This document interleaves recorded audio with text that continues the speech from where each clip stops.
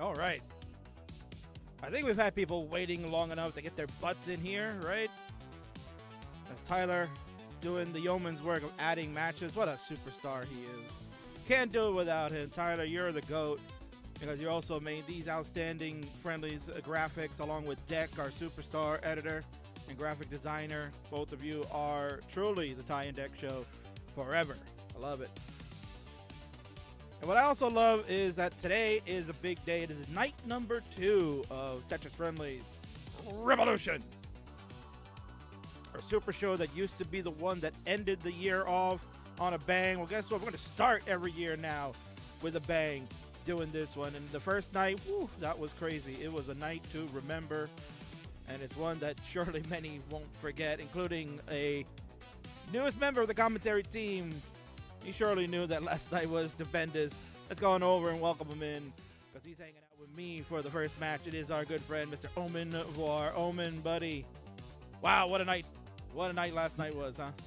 Yeah, and if you missed out, it's worth going back and watching the VOD for. In fact, I had to miss a little part of it for dinner plans, and I came back and watched it, and then the ladder match, and then the last match, and they were all fantastic. That ladder match, man, crazy. I guess it's kind of spoiler already because you can kind of see who the champion is, but right. The celebration for that one was also as insane as the match itself. So like it was awesome. It was. And I mean, again, it also kind of stresses why having cameras on for players is so good because you see those live reactions and the enthusiasm they have. You can't miss out of it. So yeah, of course, folks, it is the king of the restreams along with Omen Var, your newest host of the Monday Night Mayhem. He's a Monday Night Mayhem. I'm a Friday Night Fighter, and together we're bringing you this awesome super show. It's going to be spectacular. So we're talking about night number 1. Saw some changes happening. We saw new tag team champions as the Orange Mice defeated the over 1 year reigning tag team champions of Cleanup Crew. I don't think that's the last we're going to see of that matchup, Omen. I think that's a rivalry that's going to continue into this year. You know, no shock that Dan, Mice, and Ian are all in that bubble again. Add Ampu to the mix, who was a former Twitch TV champion. That's going to be sizzling hot. I can see that happening again. And yeah, you mentioned the ladder match. First time ever. That was just insane to watch. The drama at the end, right? Not knowing, was it enough? Did Hazel get enough of the score? Won by just less than 2,000 points. Insane. Yeah, it was definitely a heck of a night.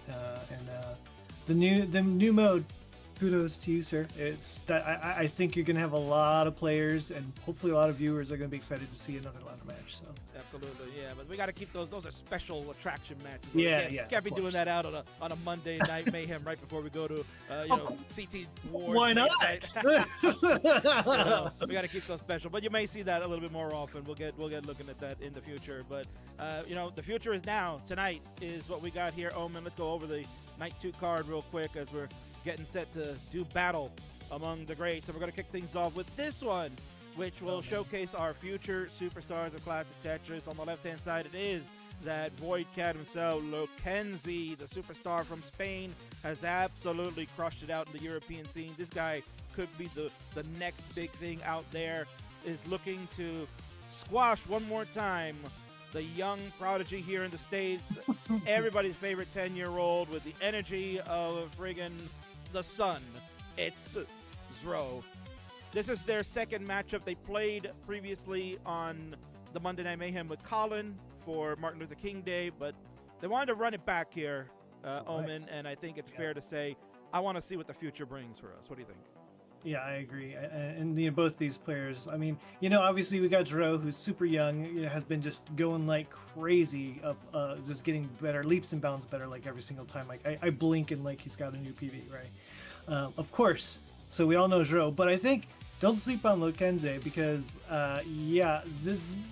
he's also extremely young, just not as young as Dro, so maybe it doesn't get quite the attention, but has also just been rocketing up. Was in TNP winning, against Marts in like a community tier 5 like 7 months ago, and has now been 2-time Masters player. Got to the top 16 in Masters in I think it was January, and like has won Iberia, has just like gone absolutely crazy. So I think if this trajectory continues, you could be looking at a pair of like CTWC top 8 players or something this summer, and we're getting a preview of what that's going to be like today.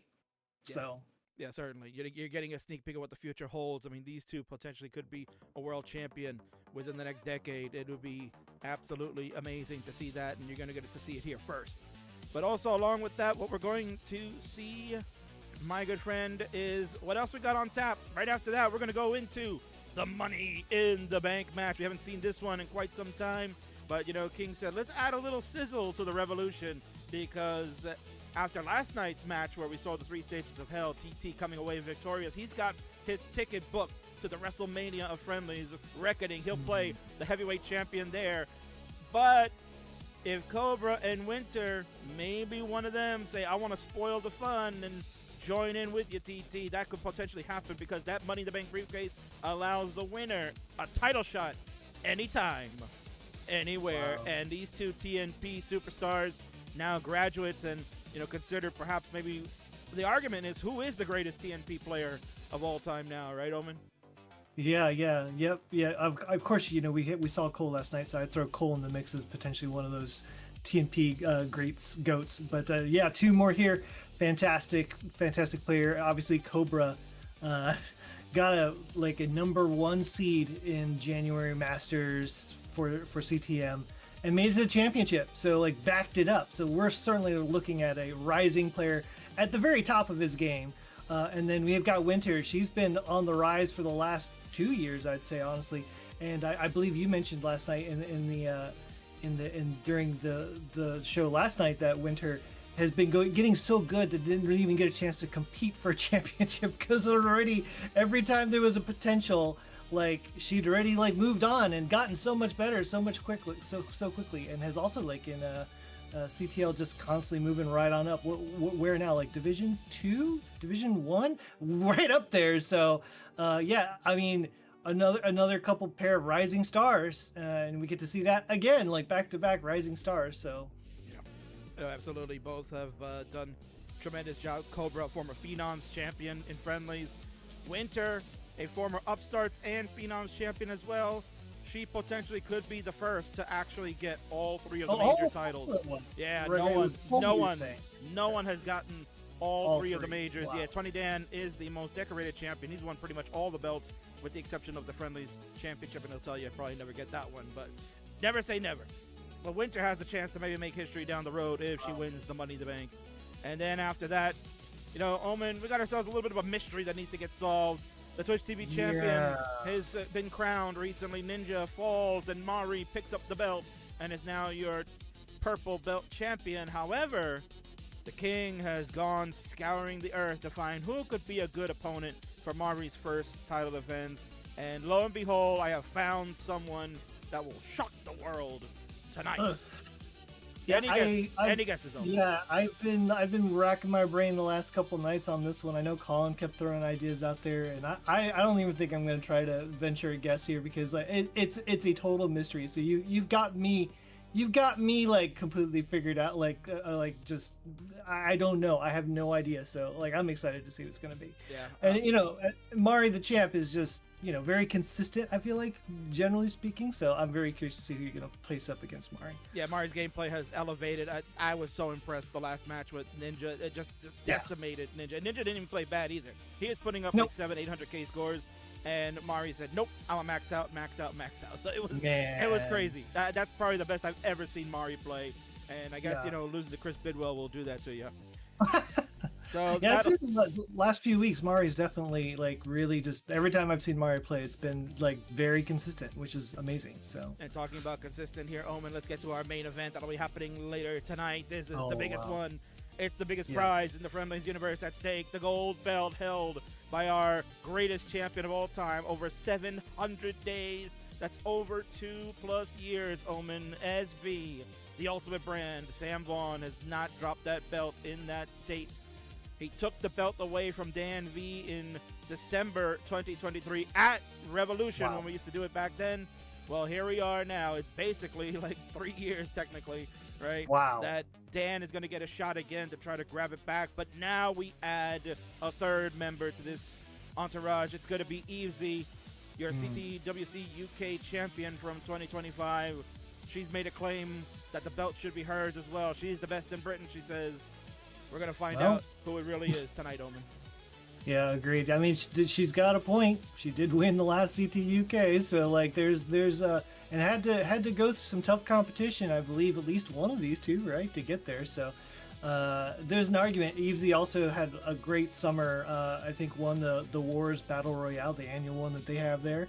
Didn't win, but got to the finals and played very well there as well. So has just been on fire, especially I think like the latter half of 2025. So argument there to definitely belong with the at least the three best in the UK. So always exciting to see Sam Vaughn and Dan V competing against each other. Like whenever I see them competing against each other, I tune in because it's always going to be fireworks. So see all three of them, yeah, that's going to be something special. It will be something special, and yes, Evesy has the 2 wins over both of them at that event at CTWC UK. Wow. She beat Dan in the top 8 and SV in the final, so she's got that on her side. Also, she did win the UK Red Bull Tetris event to get the chance to go to Dubai, so she did that. After CTWC 2025, Easy was probably the hottest player on the planet. Just wins all day long. So let's see if her 2026 can kick off in that manner by defeating SV and grabbing the belt. Man, oh man, Omen, this is going to be a special night. This is Tetris Friendlies Revolution. We're about to kick things off. Let's go to our opening video. Let's take a look at some info on the players, videos that they've made, and then let's get to the match. No more delay. As Ian Keith likes to say, it's almost time to play. Let's go on over and do our stuff, and we'll be right back.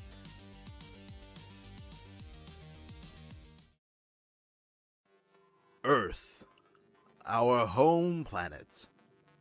It revolves around the sun fully after 365 days each year. We know this. We expect this. We celebrate this. We evolve from this. The revolutions our world takes impact time.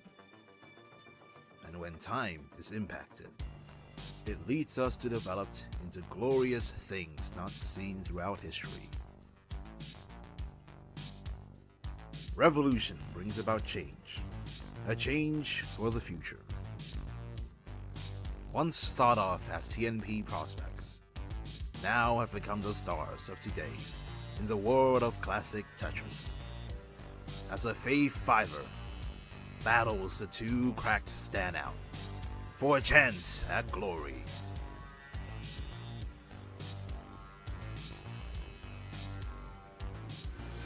The future is now, as the young gun from Spain goes head-to-head with the youngest max-outer in the world for the bragging rights of who is the future of our sport. A newly crowned champion takes on a contender to the title, but are they really prepared for what is to come?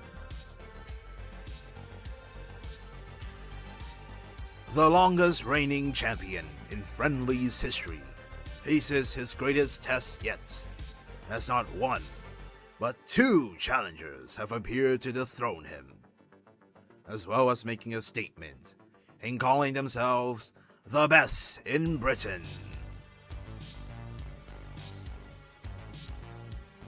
The change begins tonight on Tetris Friendlies Revolution.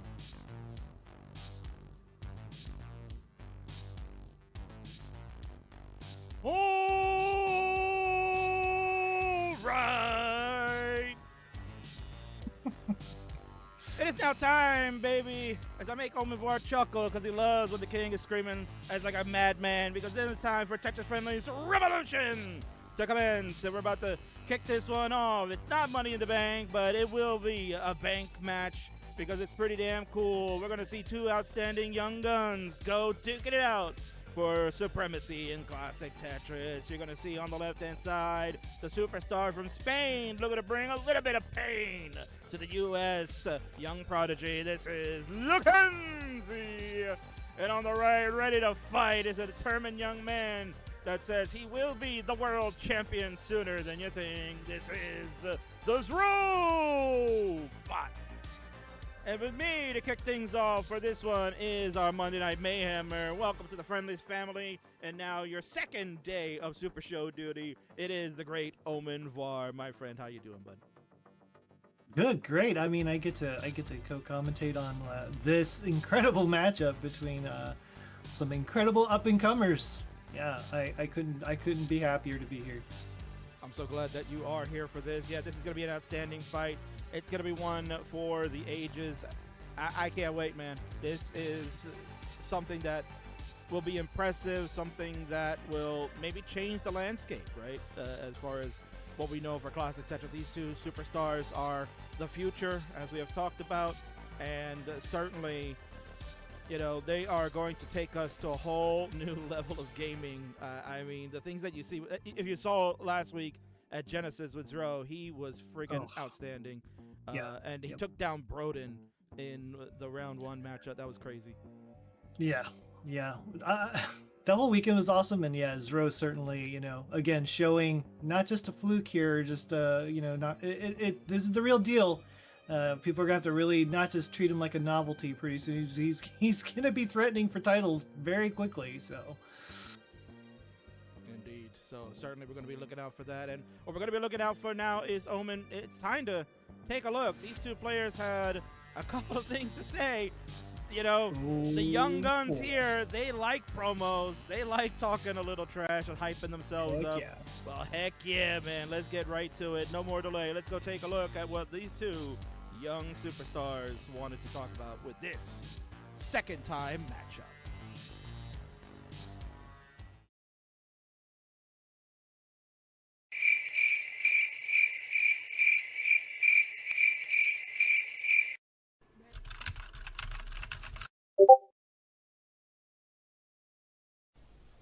Oh wow, that Zrobot guy sure has been the center of attention lately, but I'm sure I can challenge him.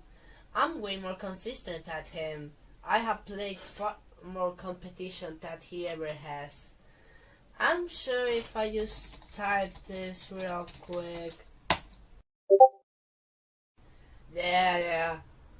He will see who's better. I'm gonna train hard. And I'm gonna get to 1.3 before him, yeah.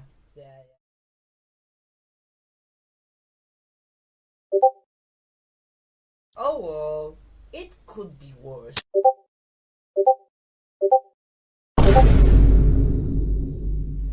Oh, well, I guess there's really nothing I can do anymore. Every top player is scared of Zrobot. He is mastering this game at a rate that has never been seen before. So, I guess all hope is lost. There's nothing I can do anymore. It's not over yet.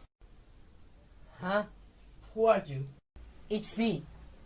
The boy Cat Happy. Zrobot may be younger. He may have more free time. He may have more potential, but I have seen what you're capable of, and I believe in you. So I will gift you with the blessing of the boy.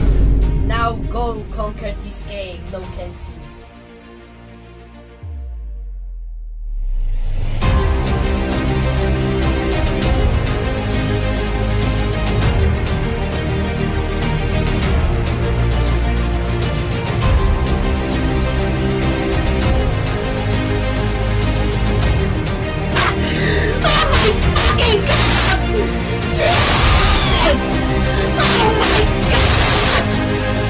Set up aggressive D56. There it is! D98! Come on! That's a new PB! Come on, where's the piece here? EO1, that's a 1.4! You better prepare, Zrobot, because I, Lucenzi, have come here for the rematch and to defeat you again, and this time for good. I'm going to prove that I am the best new gen. I'm going to prove why 2-foot grip is the best grip ever. I'm going to prove why I'm the CTWC Iberia champion, so you better be scared of me, because I am not going to go easy on you. I got 2K Elo for a reason. I, Lucenzi, am the boy cat happy.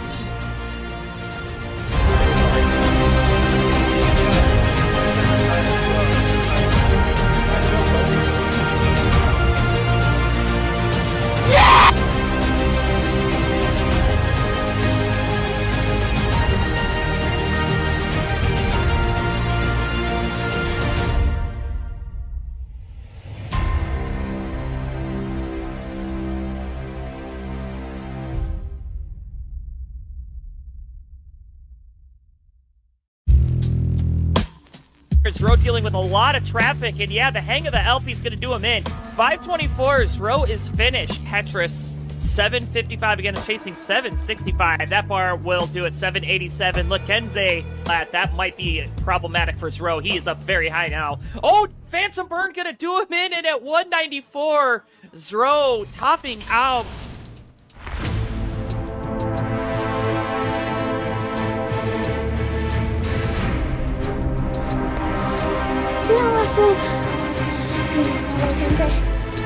I give you promise. But how did I try? Hard enough. So, I trained. And I trained. And now, I'm gonna beat you. I'll do whatever it takes.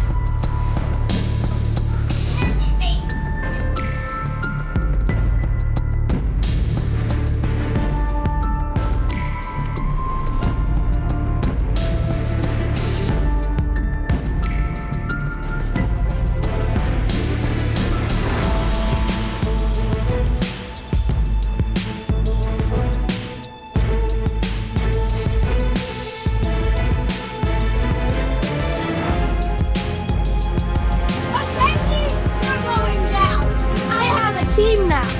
It's with the water. I get the power of rolling from the rolling waves.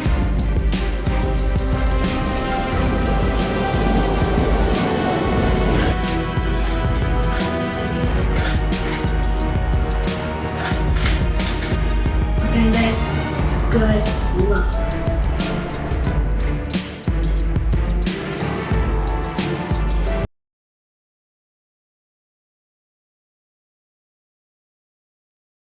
Wow. Absolutely cinema, right? An absolute cinema for both of our players here. That was tremendous to watch. I'm glad you don't have the cameras on, because I was grinning like an idiot the whole time. That was amazing. I mean, listen, that's the beauty of these super shows that we do for Friendlies, that we get to have these players bring out their personas and their characters. And like I said, man, these two are the future of classic Tetris, and their personas will shine bright for many years to come. I'm excited and looking forward to the rematch about to take place in moments. Yes. Can't wait. Can't wait. I don't have to. No, because we're going to go over the stats, and then let's get to the match. We're going to start off here with the personal best from Bose. Zro has a 1.740 million score. Lucenzi, not too long ago, got the 1.543. So right on the heels of Zro, looking for that rollover first. Maybe we see it today. Who knows? Match record, Zro in his young career, 15-22. A lot on the losing end, but that's also combined with sometimes he's playing these DAS events too, not just rolling. So he's mixing it up. Zro is really almost like a 5-tool player in that he can do a lot of different styles and be very flexible and fluid in his motion. So hence why his record is going to be a little bit on the lower end, playing all different types of players. Meanwhile, Lucenzi off to a great start. 112 wins to 79 losses there. I mean, for someone as young as him and only playing for like the past year plus, that's a tremendous record. It shows that he's really in there getting the match experience needed and basically winning. most of the time, right? He's on the plus side of that Yep. percentage. So certainly a strong opponent. ELO ranking, Zro currently at 1706, number 218 in the world. That's great for a young 10-year-old as him. And over on the right, 2003 ELO ranking, number 33 in the world is Lucenzi. Crazy. Getting close to cracking Crazy. that top 25. And certainly on the premier poll, you know, it's getting to a point that he's going to be on there more frequently. And as you see on the bottom, lifetime record, they did play in that one friendly that Coleman hosted on the Monday Night Mayhem. 1-0 to Lucenzi. He beat Zro in a sweep. Zro did not play his best that day, but you see the training montage. He's put in the work. We'll see if it pays off.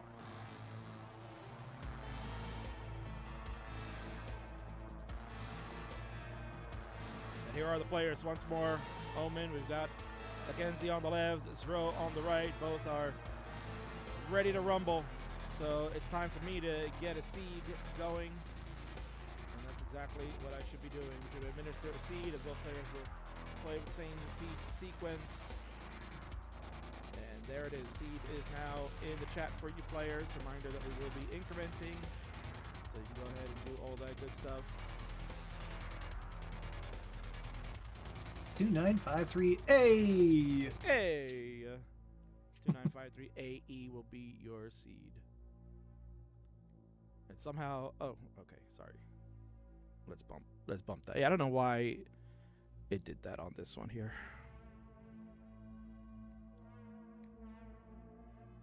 Oh, sorry, I swapped out audio source for a minute. That's why. Okay, should be a little bit better now. Should be a little bit better.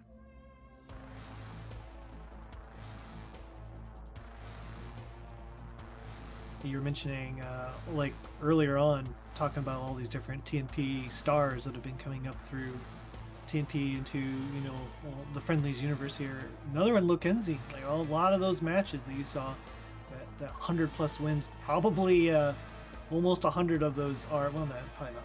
A good chunk of those are certainly from a lot of TNP days. So. Oh, definitely. And I mean, again, TNP is the training ground, right? That's where these players learn to hone their craft and do all their great things. So certainly we'll continue to see that. We got it ready from Zro. We're just waiting on Lucenzi. And we definitely would like to get this one started as soon as possible because our guests over on the right here, Omen, they got a plane to catch in a few hours. So they gotta kind of move it along here. We don't want to delay them much longer. Yeah. This is definitely a different kind of setup. It looks like they're playing from. You're saying they're hanging out with Ninja potentially. So this could be like Ninja's kitchen, maybe. Yeah. So you know we'll get into that as the match is brewing. But long story short is that they were hanging out for a few extra days. They were in Genesis, and then they took a trip down to L.A. to kind of go sightseeing and visit family, and they hanging out with Vince and Ninja and stuff like that. And then long story short is that their flight got canceled. It was bad weather coming back home to Seattle where they're from, and they ended up staying a few extra days. And yes, they're in the Ninja Palace, right? The Ninja Temple, so to speak. Casa de Ninja. Casa de Ninja, yeah. So you got my man Duke is in the background. Duke, again, thank you so much. Great video package that you guys put together. Lucenzi coming on back. Get the seed entered. Lucenzi, you know, give credit to Lucenzi too. Made his own video as well. So we got some creative people in this community. Yeah, there's the Ninja. All right. Rival players are ready to go. Omen, let's kick off night number 2 of Tetris Friendlies Revolution. Count them down, my friend. 3, 2, 1. Tetris.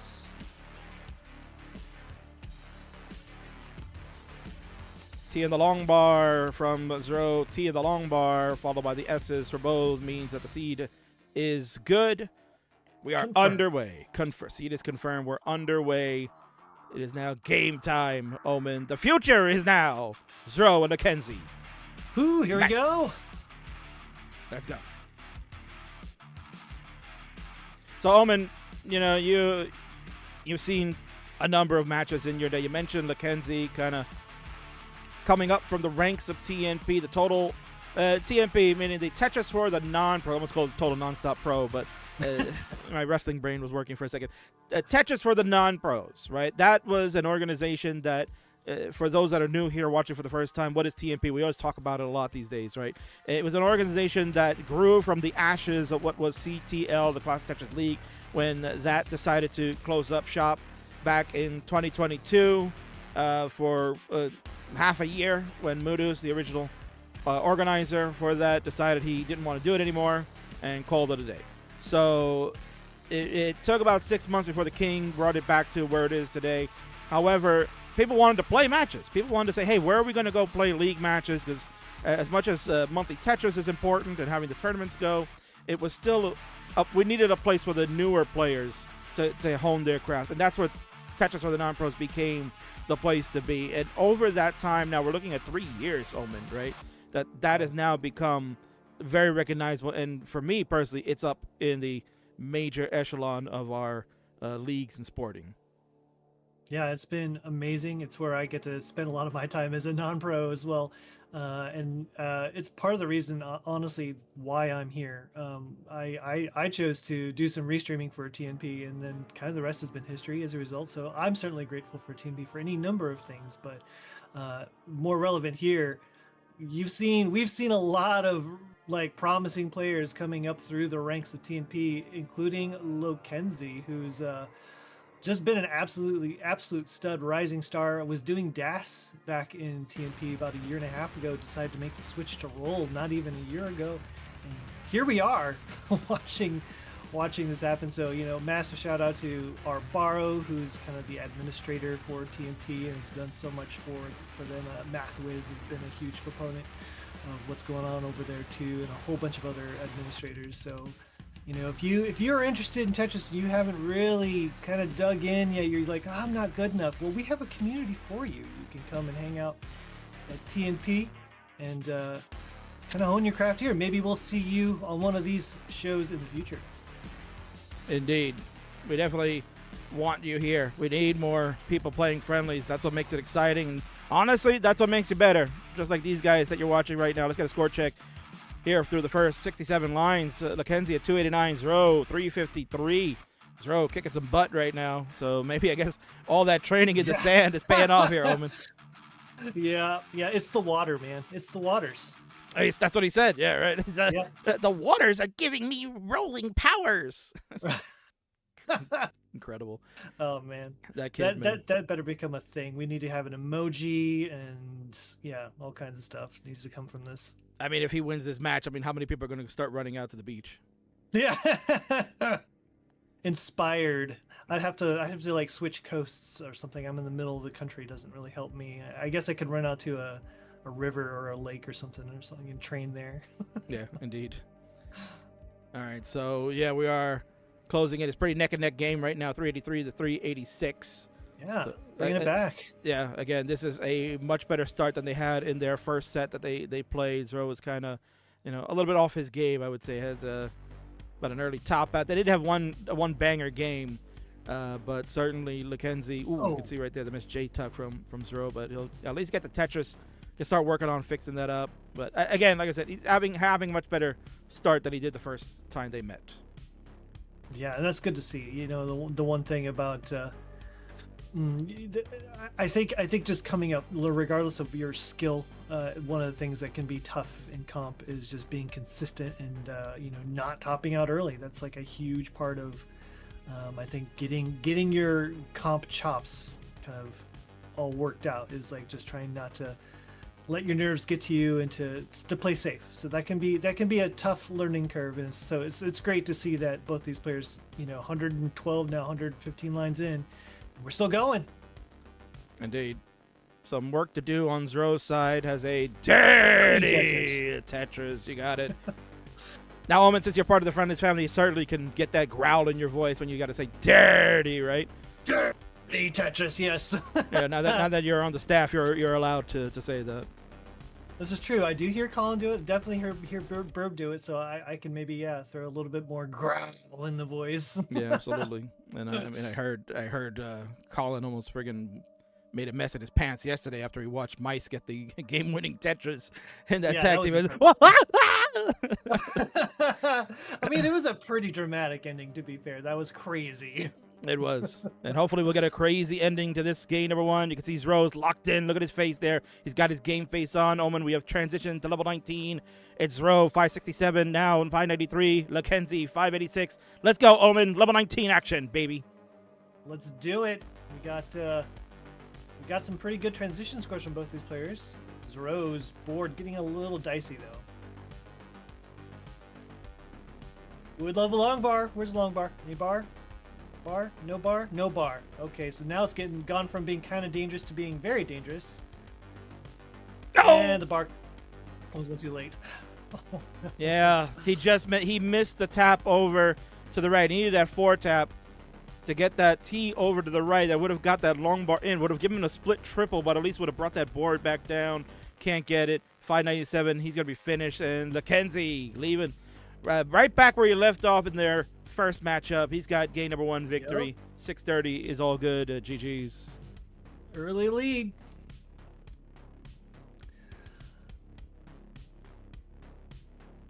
Yeah, but I did notice around the same level that Lucenzi did end up having a very similar looking board. There must have been a little bit of a drought or tricky piece sequence because they both went for center wells and had like long bar dependencies in the middle of their stack halfway up. So maybe there was a little bit of piece shenanigans going on there, but that was interesting to note.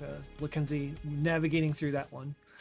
Yeah, Lucenzi confirming that was a nasty drought that happened at that juncture. So even when you're playing the same piece sequence, those boards are not really going to be similar in any vein. So, whatever the deviation is, one player is going to have the opportunity to take those skims and keep things clean. The other one may be in trouble, and that's what we saw there.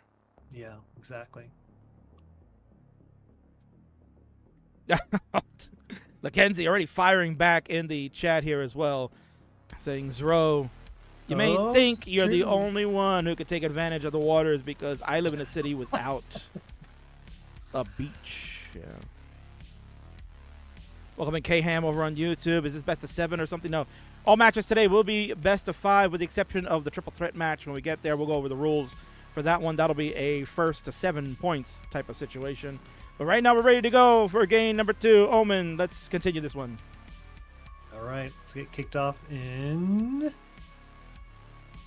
I see an exclamation point 2, but we'll go ahead and get kicked off here in 3, 2, 1.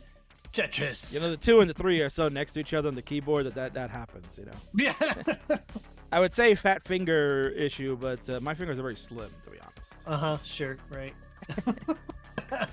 I actually, for me, the one I'm always messing up on is I do pound instead of 3 because I hold down in the shift too long. That's right, yeah. No, I'm a culprit for that, too. And what I'd like to do is shout out some people here. We got Stolen Short Sword during the promos and stuff. Came in with a raid party of 4. So hopefully you and your crew are watching this outstanding match of the future of Classic Tetris. We had James Porter following about 20 minutes ago. And then many other follows that happened yesterday, including some bits from Martz and Sanzel during last night's matchup. So thank you all, you contributors to the Classic Tetris channel. Of course, you can always help support us. You can do contributions directly to us by using the exclamation point donate option. That will send money directly to CTWC for supporting our events that we do. That always helps us in our bottom line. And of course, bits and subs are definitely welcome because when you do that here, King gets a portion of that, and maybe I'll share it with Omen. Who knows? Yes, please, sir. May I have some more? More? 101,117 says Roy with a small lead. So, Omen, while these 2 outstanding studs are getting underway, let me ask you this question. You're kind of in that wheelhouse where I'm at, older generation of a player that grew up playing games, but not really at a competitive level like this per se, right? Tell me, or at least give the audience a sense of why it's so insane to just marvel that we'll watch here with these 2 young players. Lucenzi, a young teenager. Zro, obviously we know that the prodigy, 10 years old. The things they've done in this type of game have been absurd, but just like in general as a young gamer, how crazy are we looking? Yeah, I mean, you know, you and I, we grew up in an era where maybe there was some magazines here and there that kind of like give you hints, or maybe you could call a phone number where you could get some hints on how to get better at something. But generally speaking, I'd say really you were just playing either by yourself or maybe with a friend or something like that, and you would just try to like experiment to get better at games, you know. And so, you know, being good at a game like is a different kind of a time, let's just say. And you know, being good at Tetris maybe back in the 80s or 90s, like, oh wow, if you got a 500k, maybe you were the talk of the town with all your friends or whatever. That's obviously not the case anymore with the internet, with being connected, and also with these kids like learning these games so young. Like I feel like it's just apples and oranges. You can't even compare what we were doing to what they were doing. They're just so much better. There's just so much more potential at what they can do compared to like what we were doing when we were kids trying to play these games. So it is absolutely mind-blowing watching these players, even in just like the last 5 years, watching how much the game has advanced just in 5 years. The kind of scores the players put up now, that's just kind of like ho-hum. It was kind of like making people flip out even just 5 years ago. It's incredible how fast these younger players are getting good at this game. No, absolutely. It's remarkable to see the game evolve where it is today, and it's taking us to greater heights than ever imagined. So now we are way past the halfway mark. We're getting close to the 100 lines. The Joey Parker turn is approaching. We are at 251 for Lucenzi, 389 for Zro. So in comparison at the points, you can see Zro having a really strong game again. Yeah. This one much better than the first one too. And Lucenzi maybe struggling a little bit more. Yep. Looking strong here. And that time I was chatting away about being old. Zro really putting on some heat. Although the board kind of a little bit of a mess right now. Lucenzi maybe going to set up for a left well if he could get the right pieces. Man, not working out. Yeah. Gonna have to just make some compromises. Yeah, imagine getting J droughted, right? Like a lot of people, you know, they talk about in this game, like it feels like the J is one of the, you know, most common pieces, right? That you're going to get it frequently, but when you get droughted for it, you get droughted bad for it. Yeah. Yeah, I noticed the same with my game where I actually think I'm too likely to try to set up J's, and then I get punished for it pretty badly. I need to just avoid it altogether, or at least try not to just have a better board. Yeah, there used to be a debate for a while back in the day that, you know, J dependencies were like one of the worst dependencies to make, and you know, many people were going back and forth on it, saying no, it's actually best one to do, and a lot of people have different psychology on what the stacking should be for these games, right? That's why you have coaches out there to kind of help, you know, give you that insight to say, well, you know, yes, it can be bad, but no, it's also not the worst thing to do, right? So yeah, I saw Trap Zone in chat. I wonder if they have any opinions on J dependencies and if they're good or bad or neutral. Oh, I'm sure El has quite a few thoughts on that. Yes. Yeah, for sure. Oh my goodness, look at the score from Zrobot here as we approach transition. Yeah, he's out to a good lead, 517 to 387. We are a few lines away from the 19 hitting once again, and then Zro will go in first, get a safety double. Wants that bar, no bar in sight. Keeps the well open like a pro does. Lucenzi has joined. There's the Tetris with Zro. And Lucenzi trying to be wary of that left side, but the rolls are good. Looking to survive, but can't use that bar that Zro got to score, and that's going to be a difference here, Omen, as we continue on. Yeah, this high board makes me so nervous. Lucenzi handling it like a pro, like you mentioned. Oh, terrible pieces. This is the long bar for the Tetris, though. Lucenzi still trying to get clean. Would love another bar. Okay, gets it all the way to the right. Yeah, good down. Oh my goodness. Yeah, good down stack here from Lucenzi, burning it away beautifully. Going to get the well open. Just that bar timing right now has been the problem for Lucenzi. Right. And there it is. 666 from Zrobot. Devilish score for Zro. He's on a tear right now. He wants to go to Max Out City. On stream last night, you know, Omen, I stayed up late. I was watching them. They were, as mentioned, they're at Ninja's house. So shout out to Ninja for hosting our friends and allowing them to stream this matchup. We almost had to cancel this one if things didn't work out. But everyone's been so good, and I appreciate all of their participation. It tells you how much they wanted to be here tonight, you know. So you got to imagine, like, you're playing on a different setup. You're in a different location. Exactly. That could throw things up. But Zro, he's looking so good. Yeah, this game, Zro, you wouldn't guess it just based on how this game is going for Zro. 772, level 24, 611 for Lucenzi. Also level 24, so not a bad game, but yeah, Zro's definitely turning up the heat. Sizzling hot, 805 to 617, about 183,000 points the difference. A little bit more than that anyway, but a little slow down from Zro. He's got some holes to take care of. He had a T-spin opportunity, but had to close it up right away. But he's not in any danger. Look at that. The prodigy takes care of it so simply. It looked like he's one of the best in the world with that maneuverability, and he's going to be one day. 846 to 664. Again, Omen, who knows? This could be your CTWC like 2030 finals. My God. Yeah, 2027, 2020. I doubt we'll see 2026. But, as fast as these players improve. Yeah, a lot of promise here. And just there is a lot of promise. Both these players are still alive, so there's some promise there that anything could happen, even though it's going to be a bit more work for Lucenzi if Lucenzi can stay alive. Yeah, he'll tell you that's not the pace he wants going into the 29, 774. But again, Omen, we've talked about it ad nauseum. Rollers can do amazing things. Lucenzi has a 1.5 near rollover score, so that means he knows how to play 29 in order to get to that number. So he's not out of it yet. Friendlies is also uncapped. We can go all night long if we have to. They might miss their flight in order to finish game number 2. It's crazy. Oh my goodness. So hopefully that doesn't happen, but at the same time, if it did happen for that reason, that would be an epic reason. Oh, yeah. We got almost a max here from Zrobot. There he goes. There He's got it is. the max. He was looking for a max out last night on the stream late. I don't know if he got it because I ended up throwing the towel in at some point, but if he got it, then good on him. He gets it now, but this board is not going to suffer much longer, and he's going to be done.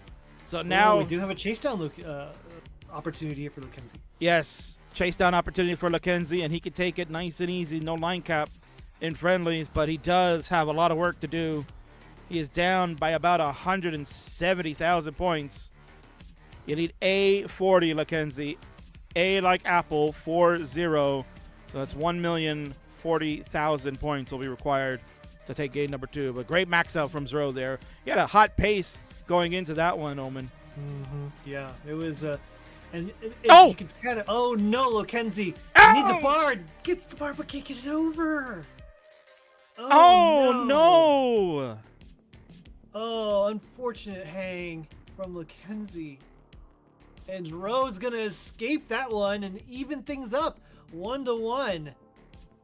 How about that, man? Zro. Wow. Zro's strong game right there really gave him the room to not have to worry too much. He had to put all the pressure on Lucenzi. Lucenzi looked like he was going to coast there, Omen. Yeah. And then stacking looking great, and that- then boom. that That's it. 29, that 29 speed gets you. That hangering long bar threw him off, and he couldn't recover. Crazy ending to that one.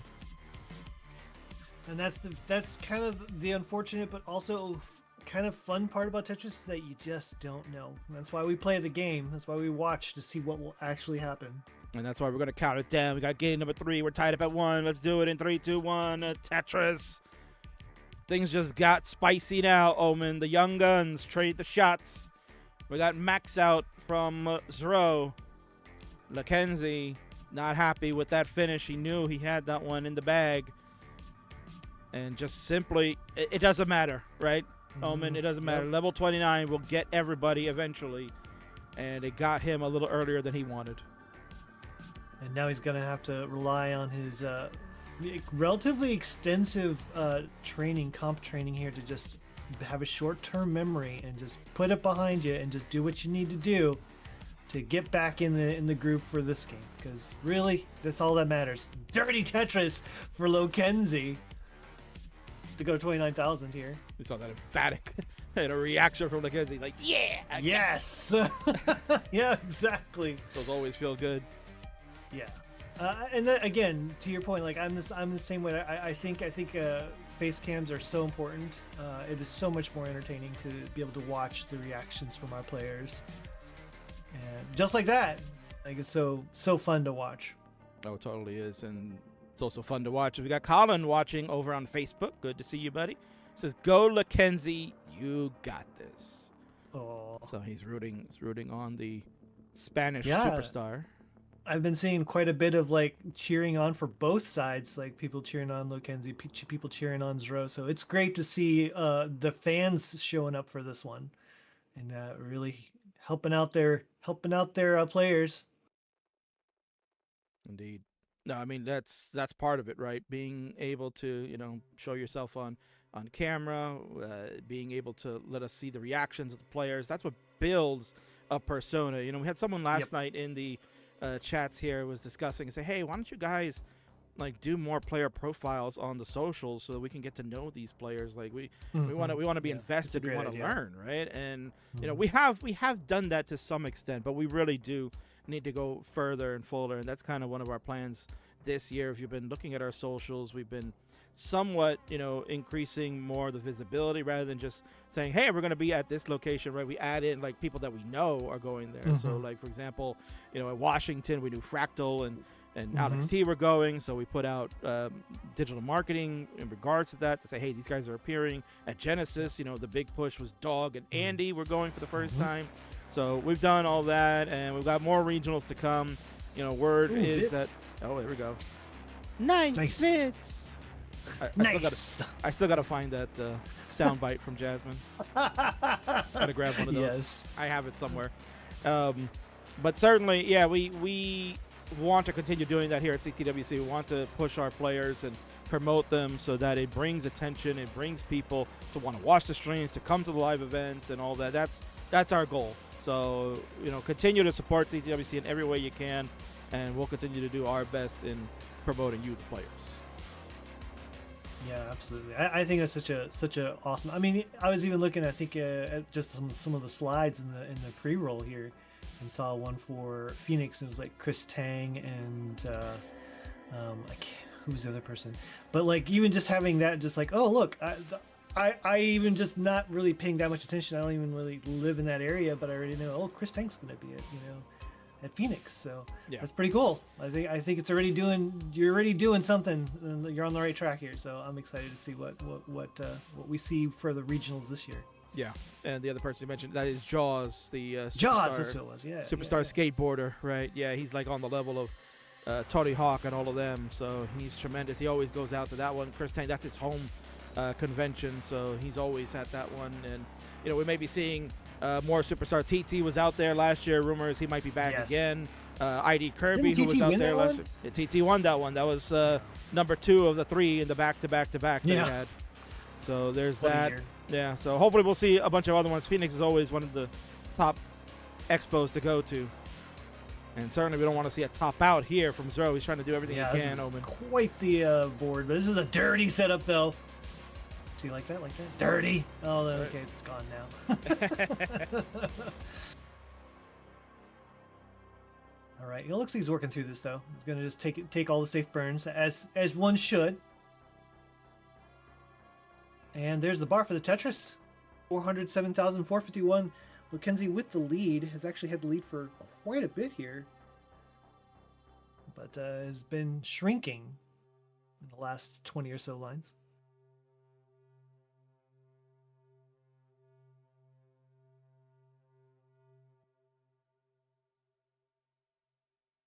There's a Tetris for Zrobot. 455. 502. Our players are approaching transition very quickly. Less than a Tetris away for Zrobot's going to have to probably burn in, and kind of high at that. Lucenzi clean at 526. 2 more lines to go. My goodness, this board. King, I don't know. This is kind of a dicey board for Zoro. Yeah, no, this is not a board you want to transition with, so he's going to have to figure it out. But again, those rolls are smooth. L comes in perfectly. Wow, beautiful. I like the adjustment he made with the long bar. He was thinking about going all the way to right because maybe he thought that well was going to open, shifted real quick, and put it in the Aki bar. Got the right pieces, keeps the well at least somewhat attainable. He's in a better spot than what he was just moments ago, and he's Tetris ready now. Just got to get that bar. Where's that bar? Got to pay him off. There it is. Money in the bank. I know that's the next match, but you know. No, I forgot to change that. Oh my god. I thought I changed it. I think you might have too. I was just making a No. reference. Don't get me. Don't get me 588. cookie. Yeah, I got you good. 589 for Lucenzi, 559 for Zrobot. So very close now. Couple lines in hand for Lucenzi though. And this board's starting to climb for Zro. Gets the bar for the Tetris. And another one. 643 now in the lead, but again, couple lines in hand for Lucenzi, waiting for the same bar. Oh, no bars coming. Gonna have to put some holes in the board here for Lucenzi. There it is, finally. Tetris 67. Now behind a little bit though. Oh no, King. Zro's got a little bit of a mess at the top, but gets the bar. Yeah, he missed the tap over for the Z, so he kind of just ended up dead dropping, but everything else worked out for him. He stayed true. He didn't freak out. He was able to keep composure. That's the most important thing. And at his age here, Omen, that's impressive. Impressive, yeah. Yeah. It shows a level of patience that you don't typically see, I would imagine, from a lot of 10-year-olds in general, let alone playing a competitive Tetris. All right, we're getting close to the end stage of this game. Number 3, players are nearing the 29 speed, which then, again, you know, they're not going to immediately be done, but certainly it'll be a matter of time to see how far they can go with their rolling prowess. 900,000 Zro looking for a back-to-back max out.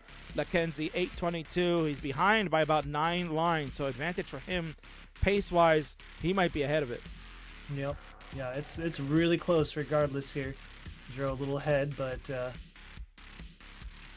obviously if there was a top out, it would be over. But you know, we do like to talk about the pace lead a little bit because these players are so good and they typically don't just randomly top out. So, ooh, Lucenzi's board though, gonna need a little help. That's a dirty setup though. Any bar? There is a bar for the Tetris, but gonna have to do a little bit more cleanup. Looks like Zro has transitioned to kill screen. Tetris max out. A55 for Zro. 904 for Lucenzi. Gonna go one more Tetris maybe. Could get to the high 900s by the time kill screen arrives. Yeah, so we'll be behind on the transition. Didn't get the max out. Got that Tetris 981 as we're into level 29. Zro on 31, excuse me. And here we go, Omen. It is who can outlast who. The duel begins on the 29 speed. Which of our young superstars will come away with the victory and take the 2-1 lead? Yeah, right. Yeah, this is some impressive play from both players, but Zro with a pretty commanding lead at this stage of the game, I would imagine. Gonna have to. I think Lucenzi's gonna have to be patient and wow, see what happens here. Wow. Zro got Lucenzi's board. Zro got that bar all the way to the left. He was like 3 rows up. Lucenzi's going to be done at A19. And look at that Zro. Level 34. D33. He's still popping. Wow, what a game. From I mean, honestly, getting a max, Lucenzi getting a max is great. But this game right here from Zro is, this got some potential to be something special. And you said that there's no line cap on this, right? So like we could see potentially something really special out of Zro. They could, yeah. Zro has a 1.7 million PB score. He's at F15, so that's a 1.5 already.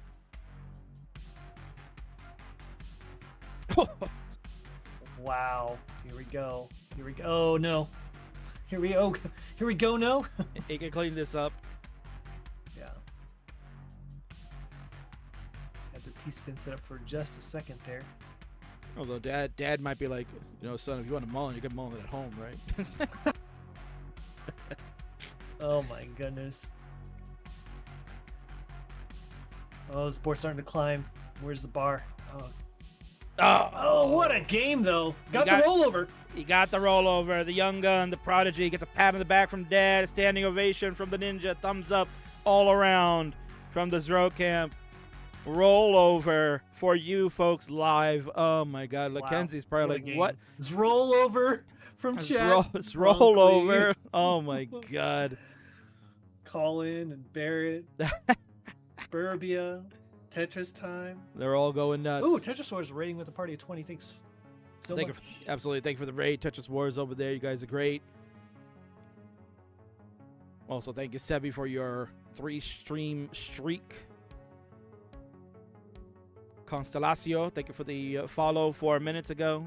So a lot of good stuff coming in. This is a big match to open our Friendlies Revolution Super Show. This one is getting the crowd around here. They want to see the future of classic Tetris, and they're not being disappointed yet, Omen. Oh, no. Wow, what a match this has been. Yeah, it has been very, very high quality Tetris for sure. I think game number 1 maybe a little under expectation, but boy, 2 and 3 have been fantastic. And yes, I heard earlier today, so we're getting over the raid for Moors, but also Toasters Championship is going on today. Big news, GD defeating Crab Rangoon, a roller, in one of the matches. That's a spoiler alert. I'm sure that'll be talked about throughout the world of Classic Tetris. But we're going to talk about game number 4, Omen. This is a pivotal one. Can Lucenzi tie it up, or will Zro head on the plane with a victory? Let's go. In 3, 2, 1, Tetris. And the Toasters Open is complete, so they got it done. Oh, But congratulations to whoever the winner was. GD seems to have had a great day. Yeah. He's saying that if he had played like he did yesterday, then he would have been the Upstarts champion. He played good. He played decent yesterday. He played pretty Yeah, he decent. yeah. It is wild to me though, the kind of swings in kind of, at least for me, I can't speak for anyone else, but for me, like, I can play like great one day and terrible the next day, or vice versa.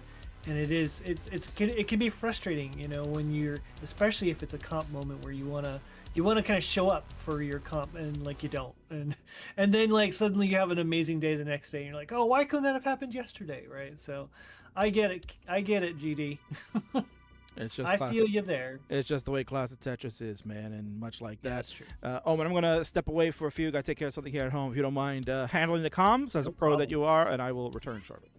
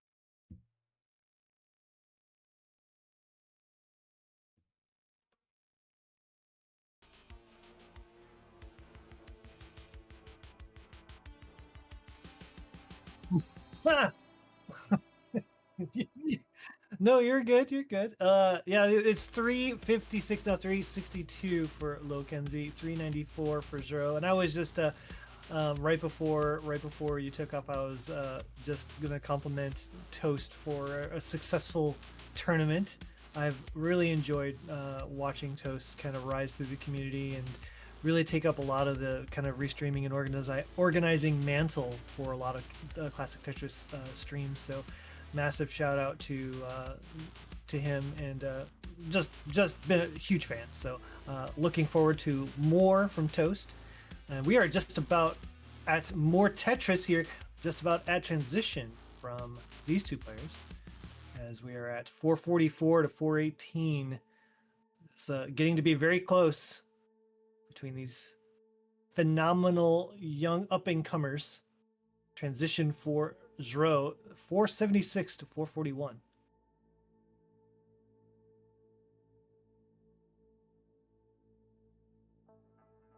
Zro actually quite a bit in the future right now. 501 level 20, 465 for Lucenzi. One more Tetris or a few more burns would be transition for Lucenzi.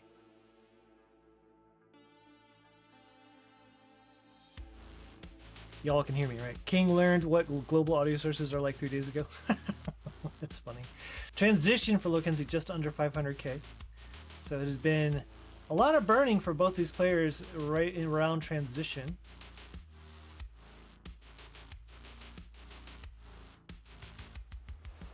And there's a Tetris for Zro. Oh, I don't know if that was an intentional hang of that square, if that was a tuck setup. Either way, it worked out beautifully for Zro. You know, these genius Tetris players, they know more than I do, so it's hard for me to know for sure if that was intentional or not. But either way, it worked out. Tetris 623 for Zrobot. 551 for Lucenzi, looking to try to bring this one back. In fact, has to stay in this match and keep his unblemished record versus Zrobot alive. Currently 1-0. This is the rematch between these two. Zro at 714, Lucenzi at 634.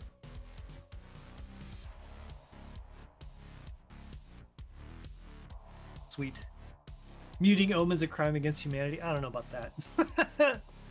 But, you know, if I'm going to give compliments, I certainly prefer the people that I'm complimenting to hear it. So, yay for being back. 672, level 23 for Lucenzi, now going up to 705. There's your Toastress. Speaking of Toast, Toastress being if you give a score update and someone scores a Tetris, that's a Toastress. He laid claim to it or something. So anyways, it's kind of fun. 737, 845 Zero, level 26. So almost 20 lines ahead. So Lucenzi might actually have the pace lead here. And Zro in a bit of a cleanup mode, so this could be the opportunity Lucenzi's been looking for to try to catch up. 772 to 883. Dirty setup for Lucenzi, and gets it. 800,000 into 198 lines. 885 for Zro. Now 888 at 220 lines. About approaching kill screen now. Zro's way ahead.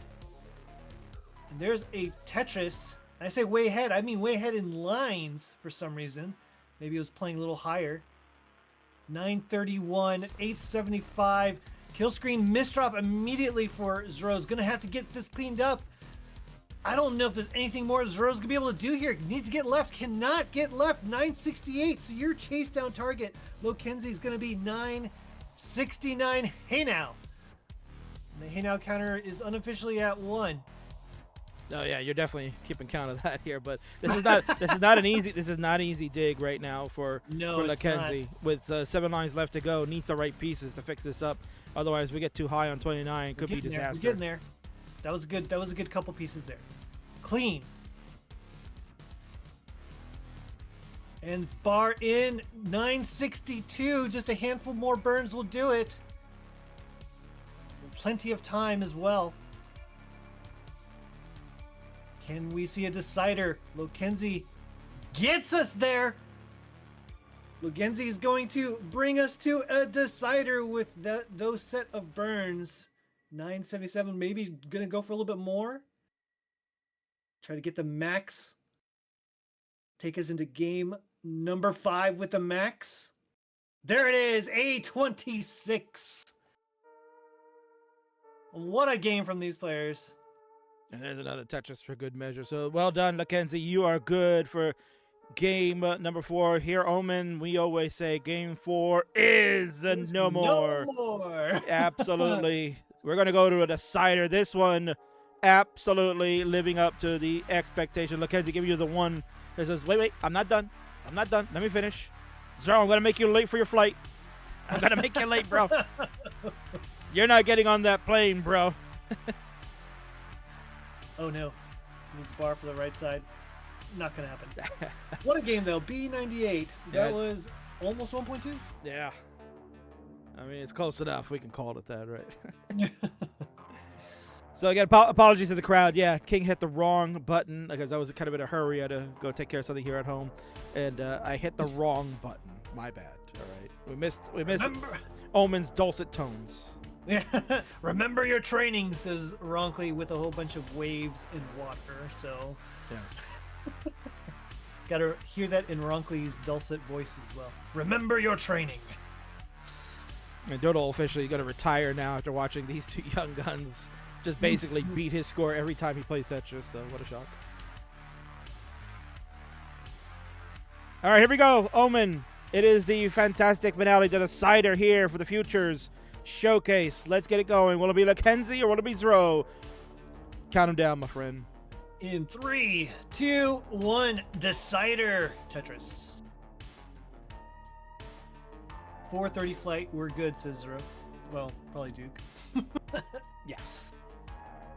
But, you know, it would be a piece of, like, if it were me, like, honestly, I would have canceled this match. Like, bro, yeah. I don't want to stress out trying to get to the airport and all this stuff. But that's the great thing about this robot family, man, Duke and, you know, Rylan and Susanna, the whole lot. You know, they love being involved in this community. They love being a part of it. They're hanging out with Tetris. They're hanging out with Vince this week. They were hanging out to see, obviously, had ninjas going around there. And they stayed up so late. They were up till midnight, their local time last night. Wow. Maybe even a little further. Actually, a little past that, too, because they were doing, like, this, like, 19 dash start challenge that they were playing. Wow. And it was a lot of fun, like, watching it on stream. They're having a good time. And Zro was being a character. But it just tells you how much they care and how much this meant. And, you know, it's like, Duke, man, I see you guys are on vacation to worry about making a promo. He's like, no, we love doing them. I'm going to make one. Don't you worry. Awesome. And you saw that masterpiece he put together. It was great. Yeah. The promos have been great, and we love having Duke and Zro and their entire family part of the community. It has been absolute pleasure to watch. You know, not just Zro, but like Duke and the family, just how involved they are. You know, it's always heartwarming to see when families really back the players. You know, that's not a guarantee. You know, so it's great to see when parents are parents and family in general are supportive of this hobby that we all love. Right. And I remember, you know, emceeing at CTWC 2 years ago where we acknowledged all the family members, you know, to stand up and show that, you know, you're here in support of, you know, the people that you're rooting for and the family members that you're watching. Yes. Right. And there was like half the crowd, more than half the crowd all stood up because beautiful. It was great to see. Yeah. So what's great to see is that Zro has a lead. It's 216 to 178. This is the decider of the Future Showcase. Coming up next, folks, our next matchup.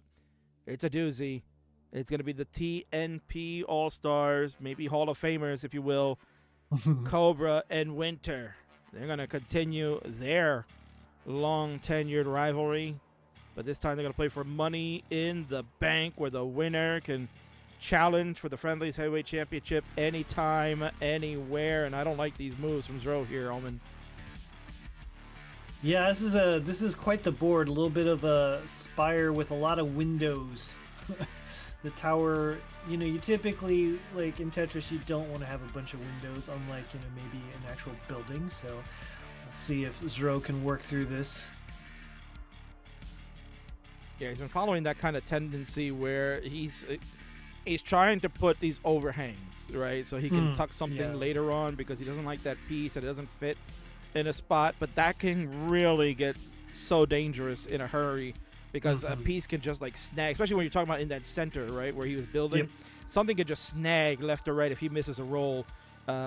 It's so dangerous. But right now he's got the board at least flat enough that he can get this dirty. There you go, Omen. You said it with me. And we'll follow it one more. Why not? Dirty Tetris. Tetris. He did it For again. Zro. He's 3 rows up from the bottom. He's at 328. Lucenzi at 262. Not been able to cut into that lead either. It's been kind of just flailing around at the same score difference. Yeah, it's been a challenging board for both players. Lucenzi's, I think, done a better job managing the board state, but still hasn't, like, efficiency-wise, been able to take advantage. Because all these dirty Tetrises, honestly, from Zro. Has a chance now, though. No bar? Goodness gracious, what is going on with the bar here? It's missing. T-spin set up. And gets it. Still waiting on this bar for both players. There's one for Zro just to get that double. Tetris for Lucenzi. Finally. 344, 373. It's about a 1 Tetris difference. Zro going to continue to play up 3 rows from the bottom. He's got about 17 lines left to go. So you got to wonder, Omen, does he think about just continue to stick with this until he gets to 19 and then maybe clear it up? The or same thing. do we clear it up? Like, obviously, like you and I as DAS players are already itching. Like, I need to clear this out. I Gotta need to get clear this down. out. Yes. And it looks like Zro's going to go ahead and finally do it. Bring this board back down. Yeah, it's 2 more of a- lines to transition as well, so just in time. Yeah, and if he wants to get this, dusty Tetris off row 1, that is more attainable than trying to play 3 high where a mistake can be easily made. Exactly. Take another skim. Ooh. Although, my God, what is going on here? Oh, no. Tetris to go in to transition. Okay, needs another bar here. Okay, gonna just take the burn. And there's another dusty. How? That was so nerve-wracking. It was. And, there was a placement that he made that was absolutely brilliant. Some people would have thought maybe it was a misdrop. He kind of made a placement with an S that kind of like left an overhang that allowed him to get the L to burn on the right, to burn that triple away and fix. It was such a brilliant placement. Really, really well done. That it, and honestly, to first, at the naked eye, you'd think it's a misdrop, but it was calculated. And look at him. He's benefited from just that one maneuver. It's 5:38. Lucenzi has chased and is now at 5:19. This is neck and neck for the 5th and final game. Omen War. Let's go. Yeah, this is getting pretty intense and spicy, just the way we like our deciders. And yeah, it looks like both players having to work through a little bit of traffic. Looks like Lucenzi's going to get this board back under control, but at what cost? Currently at 536, 631 right now for Zro, though ahead in the line count by about 15, so it's a little bit closer than it might seem. This has been miles above from their first encounter. Oh my goodness. This yeah. has been such Quality a banger. Tetris. This is what you expected to see when you heard these two were going to lock up for the second time. Well, the first time and now the second time is much better. So rarity there, Omen, that you get the sequel better than the original. Yeah, it just goes to show you they really are promising players, right? Because they just have improved even just that short bit since they last played. And Zro being aggressive, he gets to get the Oh my dirty gosh. Tetris. He set up for that on purpose instead of burning away and get this board back in order. He wants aggression. He wants ruthless Doing it again. aggression. Doing it again. What, bro? Oh my goodness, there it is. Dirty Tetris for Zro, bro. Brobot. Zro, bro? Is that going to be a new thing now? Yeah. Oh, there's another one. How many dirties have we seen this game from Zrobot? I don't even know. It's more than the hey now counter, I'll tell you that much. But Yeah. certainly, it's been important that he's done that, Omen. Now that he's clean at the bottom, that allowed him to keep this lead over Lucenzi. But the line difference is so huge right now. Lucenzi advantage. Lucenzi in trouble too. Got the wrong piece. Side. Yeah, such terrible pieces. Okay. Oh, didn't get the flip in time. Oh no, not like this. No. Oh man, Omen. That tells you, Tetris in a nutshell. Lucenzi needed a J to clear that mess out. That would have fixed everything. The game gave him the L instead, and it leads to the L in this match. Lucenzi done at 764 on level 26. And the Zro Taraj. Yeah, that's why I'm a pro, Omen. That's what you get. That's why you get paid the big bucks. Yeah, that's why I'm on this channel. Oh my. And there you go, 960. I was gonna say Zro push down. Another max out for Zro here, Omen. In all 3 victories, he's got 3 max outs. Wow. What a trend there. GG's. But what a match though from both players. Like, it was just a high quality match all around. So I'm sure Lucenzi, gonna kick himself a bit here, but played well. And there's a bunch of Void Cats. There you go. Void Cat happy for everyone. Hell yeah. Congratulations, Ro. What a match. You are, in fact, the future of Tetris. All right, we're looking like we're going to go for maybe a Mullen here, possibly. Oh, Void Cat is definitely happy. As it should be. That was a fantastic match from both parties. Very entertaining. And now I guess we get to watch Zro try to get a PB.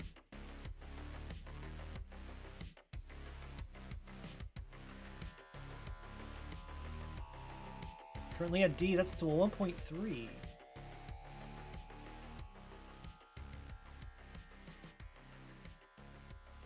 Yeah, I've been this game kind of was just well, I say that now as he tops out. I was gonna say one of the things that was kind of incredible about watching this game here from Zro was just the resiliency, the ability to survive through adversity and being patient. So I was, just very, very impressive win. Congratulations to you, Zro. The future is your oyster. What does that even mean? I don't understand that phrase. The future is yours. I know that phrase. So that is. Yeah, there you go. That's not. The world is your oyster, right? That's the phrase. And so, yeah. I can't twist it around, but even the world being your oyster doesn't make sense to me. It's lost on me too. But congratulations, there it is, Zro Clan in the house, hosted by the Ninja of Ninjas. There you go. You got Rylan over there, the man Duke, legendary superstar dad, and then the waves. They're all doing the waves. Oh my God, it's the waters. It's the power of the waters, man. Stay hydrated. Congratulations, Zro. What a tremendous win on your very first Super Show. And I got a feeling this won't be the last of Super Shows you'll be on. Tremendous.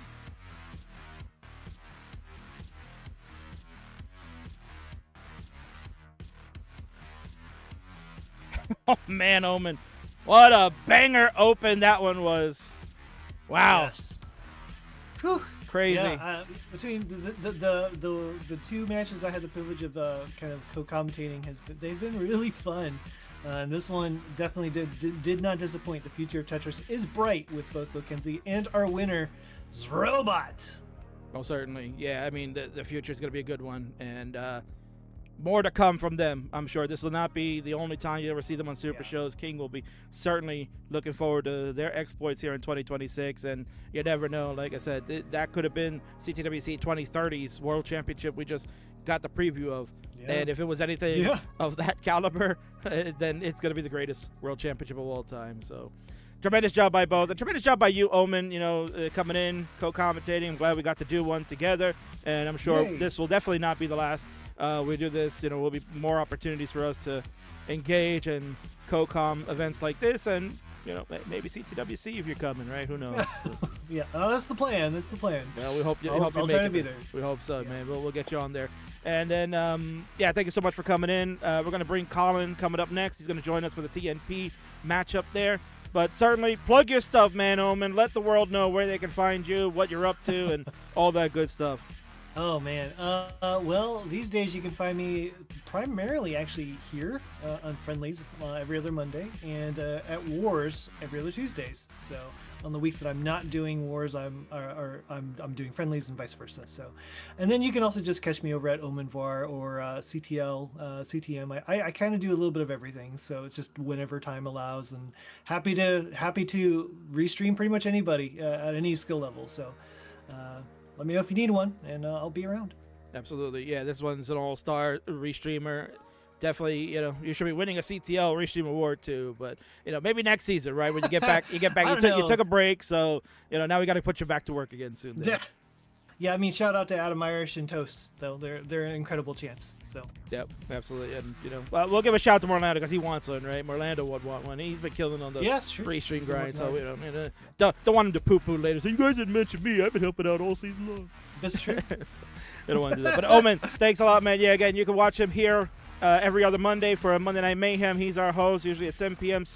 Eastern. That is midnight UTC, 6 p.m. Central in his home time zone there. And then, as mentioned, you can watch him on TTV/OmenVar for the usual restreams over there. And then over at TTV/Tetris Wars when he's hosting, usually on Tuesdays, I think that is, right, Omen? Mm-hmm. Every other Tuesday, something Got like it. that. Yeah, so thank you so much, buddy, and we'll see you around. All right, peace. GG's. GG's indeed. There you go, folks. That was the end. That was match number 1. Oh my God, that one went all 5 rounds, and that was like a boxing fight. That one was back and forth. That was tremendous. I mean, wow. Couldn't get any better than that, dude. That was without question one for the ages, and I'm looking forward to getting to the next one. We got 3 more to go, if you can friggin' believe it. We got 3 more to go, so let's go on over and take a look at what the next one is going to be. It's this one. We're going to Money in the Bank, baby, where these 2 TNP legends are going to duke it out. Now they're Friendlies warriors. They've been battling it out for ages in a number of various things, but they've only played once here in the Friendlies universe. It was a long time ago when both were tappers. Now they're high-skilled rollers, and they're going to take their game to the next level. This is the Money in the Bank match. The winner will get the briefcase and hold on to it to cash in for a chance at the Friendlies Heavyweight Championship anytime, any place. So watch out for that. It's coming soon. And this match is coming up. We're going to take a quick ad break, and then we'll bring in my friend Colin, and we'll get to the good stuff. BRB.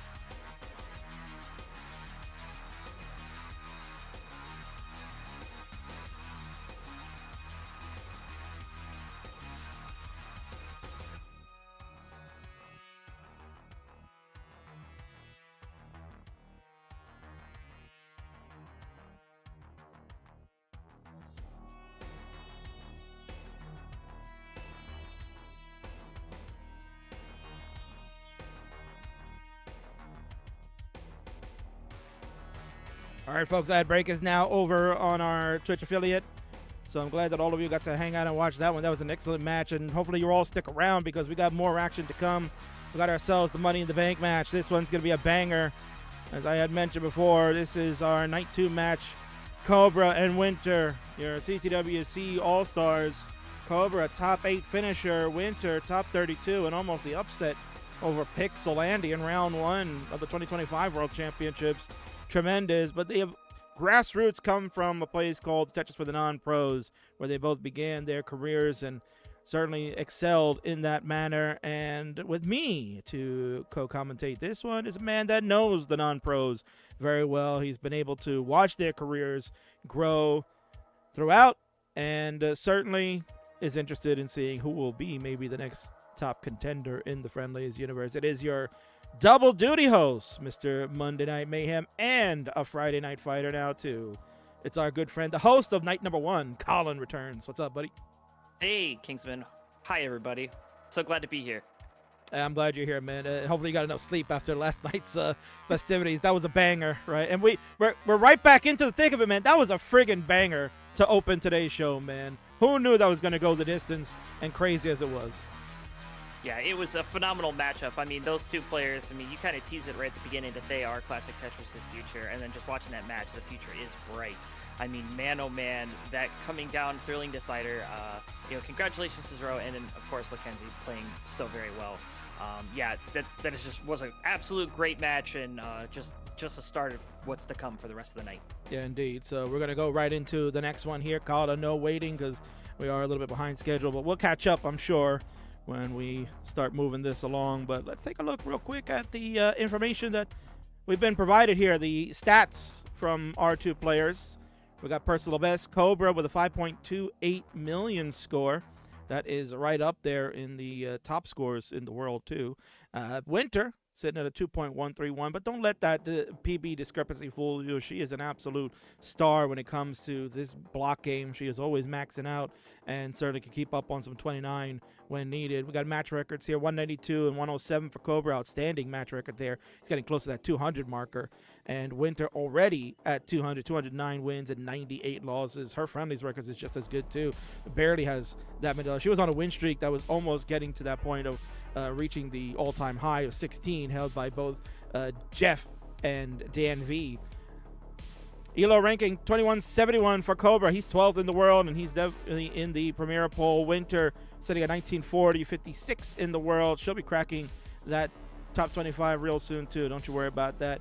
And Cobra, a 3-0 lifetime record, and as mentioned here, they have played once on Friendlies back in 2024. So that was when Winter was at her peak in the tapping realm. Cobra mentioning that I only dabbled in it for a little bit. Maybe he was dassing at that time, who knows? But I know somewhere there was a Cobra tap dash arc. Okay, don't question me on that. I was there for it. Yeah, I do remember that as well. In fact, I called him out in the chat for it. I'm like, yes, you did. That's a bold-faced lie. That's right. And we got Cobra warming up on Crunch, and Winter working on those taps, I guess. I forgot what that training module is called, but it's just number of taps, yeah. Thank you. Yeah. All right, so let's get this one going. This is for the Money in the Bank. Winner will get the title shot at their choosing. Tap quantity. Thank you. All right, players, this will be your seed coming in. We are going to be playing with FDABEE. That is FD for Fire Department, because this match is going to get hot. AB for an abacus that Ampu uses to make the ELO numbers. Double E for extra exciting, which is what this match is going to be, Colin. Absolutely. You had briefly mentioned the almost a little rivalry of Cobra and Winter. I think the last time I saw those two play each other was in CTL, just recently. I think maybe about a month ago. So let's see if Winter tries to go out.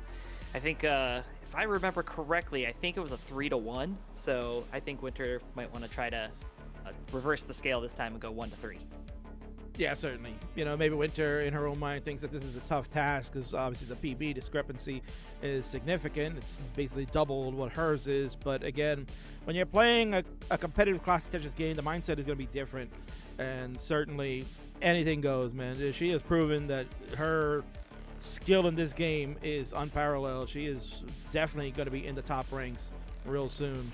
Again, like I said, I was there. I was sort of witnessing off to the side the match between her and Pixelandi, and that one went to a decider that nobody thought was going to happen. That came down to the wire that he had to pull it out, so certainly... Yeah, it was a reverse sweep, actually. She was up 2-0 against Andy. Yeah.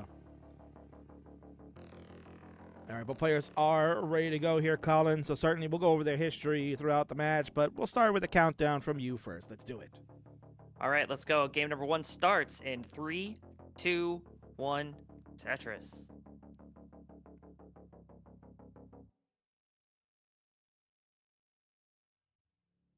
Players are off to the races. Level 18 start. So here we go. Money in the Bank has begun. We haven't done a Money in the Bank in a very long time, Colin. It was a concept that I did like to do every year at a Super Show. That was kind of giving an opportunity to players to get the chance to play for a title. And I kind of soured on it after the infamous match that we did at Rivals number 3, I believe it was. Maybe it was Rivals 4. I can't remember. It was one of those. But the infamous Cole versus Doodle match that we did a Money in the Bank for. And, I had hyped it up really well because those two, were friends. And they had a rivalry going on at that time. And I was like, man, this is going to be a good one. And that one was probably one of the worst Super Show matches I have ever called. That one pooped the bed so bad with the early top outs. It ended up, I think it went to a decider because they had 4 early top outs at the last game. Yeah. The last game was halfway decent. So I was like, never again we are doing this match. That was terrible. But I have faith in these. So now, Doodle and Cole, much like Cobra and Winter, TNP players when they first began. So, Colin, for those that are new, maybe not familiar, why don't you give us a little bit of history from both these players? Yeah, absolutely. So both Cobra and Winter, when they first started, man, they started down at the bottom tier, just like everybody else pretty much does right when they first start. They were playing in TNP Bronze.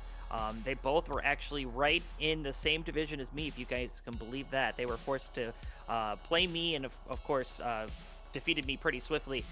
Cobra, as a dasser, played very, very well and achieved a max out not too long after beating me. In fact, he got it a couple days after Grand Designs got his first max out. So took Cobra about 6 months, took GD about 6 years.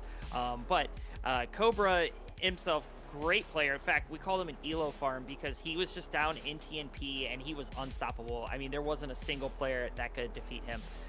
And it's still pretty much true. If you look at his ELO ranking that we covered during the pre-match, he has a phenomenal ELO score, which is his ranking. He's 12th in the world, and certainly time in, time again is always playing so well in all of the high events for Tetris, including the Masters event, as well as CTL. And on the flip side, you do have Winter.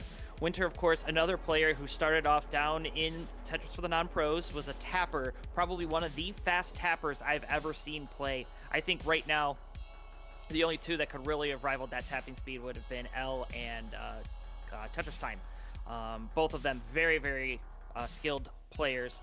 But Winter, at any route, he basically had to go against me and kept me from promoting to TNP Silver because she swept me. I just needed to take one stinking game and I couldn't even do it. She was so good.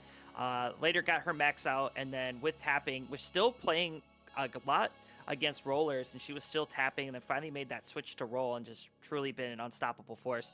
She's been in a couple of high-level matches, and looking forward to seeing what she does here tonight against Cobra, trying to avenge her 3-0 record that currently favors Cobra. Indeed. Thank you, producer Mari, for reminding me. Yes, gotta reset the scores here from the last game. Did not do that. Yes, it's 0-0. We're not in decider yet, for those that were wondering. No, we're just getting underway. And thank you, Colin. Yeah, that's a good sense of the tale of both our players that's led to, their rise in the Friendlies fame here. They're both heavyweights in the division, both opportunities to try to get the championship. Cobra has had a championship shot. He played SV at our Revolution show in 2024, and unfortunately did not come away with victory. But certainly had a hard-fought battle there. Winter, meanwhile, has been a champion of the Phenoms and the Upstarts division, and looking to try to become the first ever Friendlies player to win all three of the major titles, we call them. Our secondary titles of the Twitch TV champion and tag team championships that were born much later on after Friendlies had certainly been well underway and established. But I really think those three are our big three titles. Oh, yeah, absolutely. And just a quick score check for our players. So we've crossed already 100 lines through 18, 426 for Cobra. Or 429, excuse me, 353 for Wintera.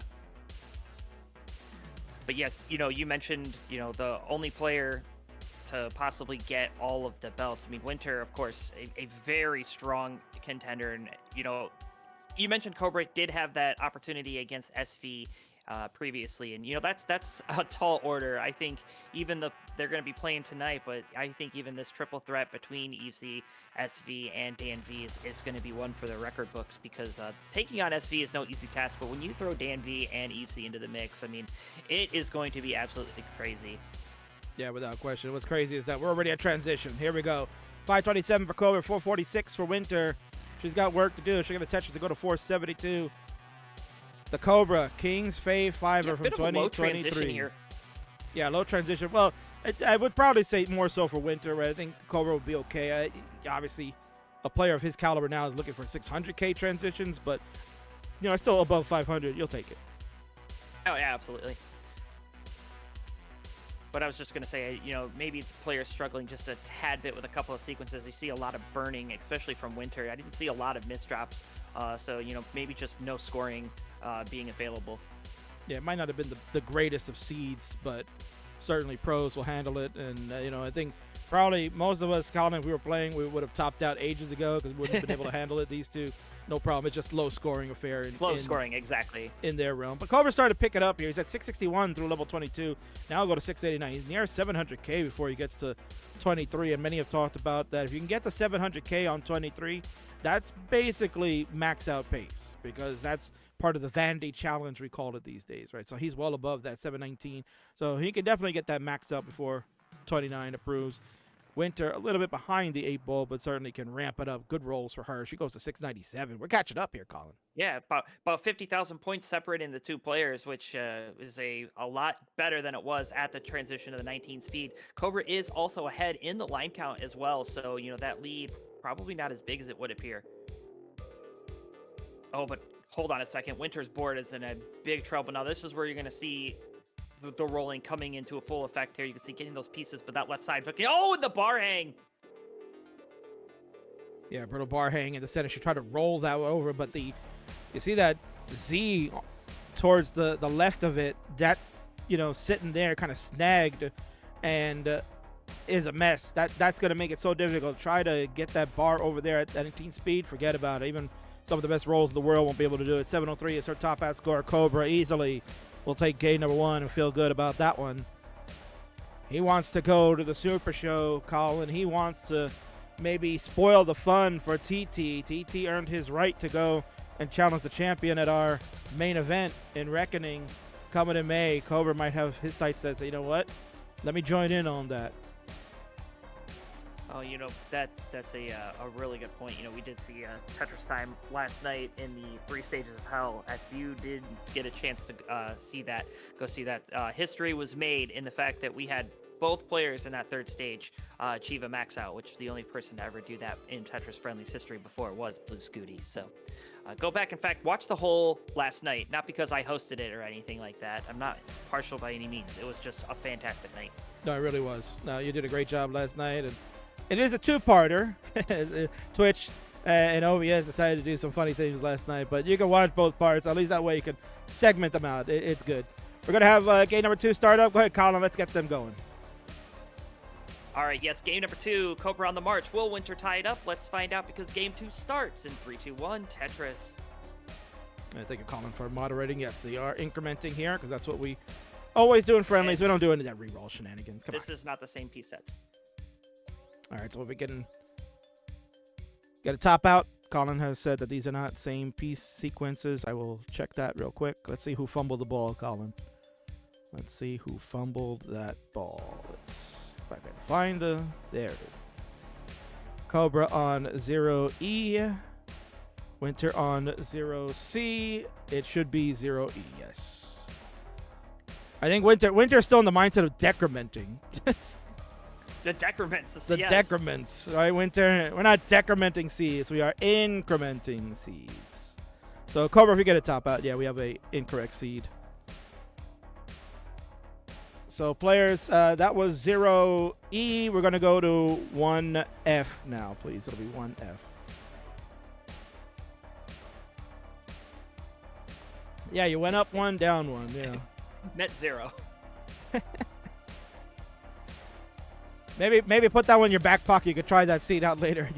You find out you get 5 million on it. That would be sad. A, Looks B. like they're both ready. Yeah, clearly the alphabet goes A, D, C, B, E, F, G. Yeah, indeed. All right, Colin, take 2 for this matchup. Go ahead and do it. Yeah, let's go again. This is game number 2. Cobra on the march. Will Winter tie things up? Let's find out because game 2 starts in 3, 2, 1. Tetris. Toast wants to know who here is old enough to remember Net Zero. Sadly, I am, yes. Me too. Was it even a good ISP? We don't even know. A couple years in telecom, so. Was it even a good ISP? Who knows? It was. Yeah, it was not one of the premier ones, but you know, if you were in a pinch, it's a lot better than AOL. Well, that's good to know. All right, Colin, I'm going to step away for a moment, if you don't mind, to take over the comms. Thank you. I'll make sure that I mute the right source this time.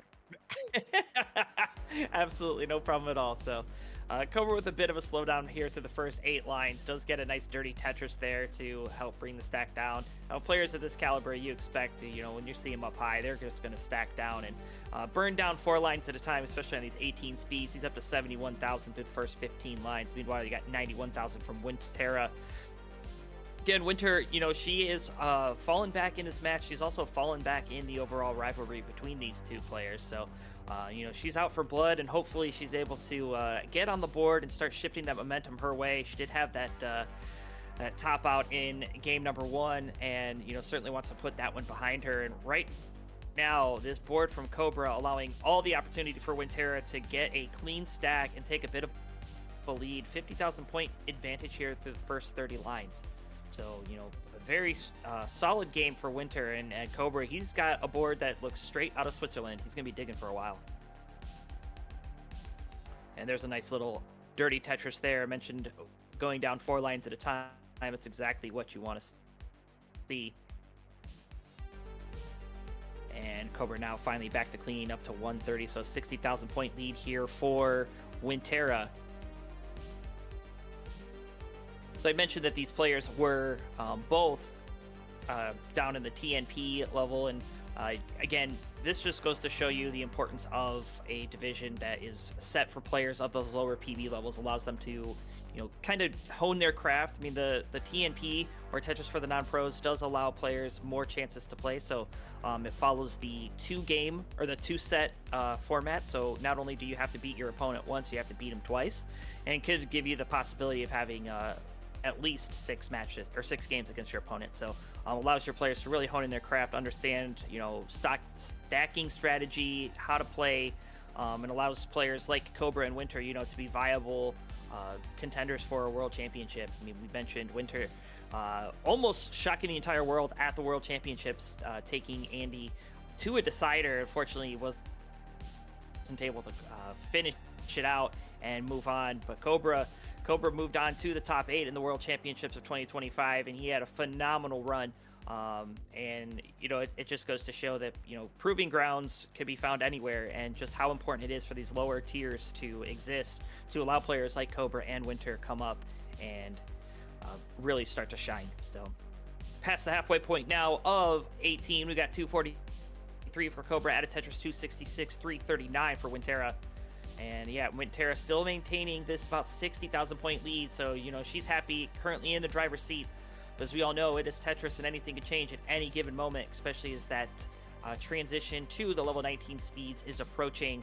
We are about 50 or so lines away from that, depending on which player you're looking at right now. So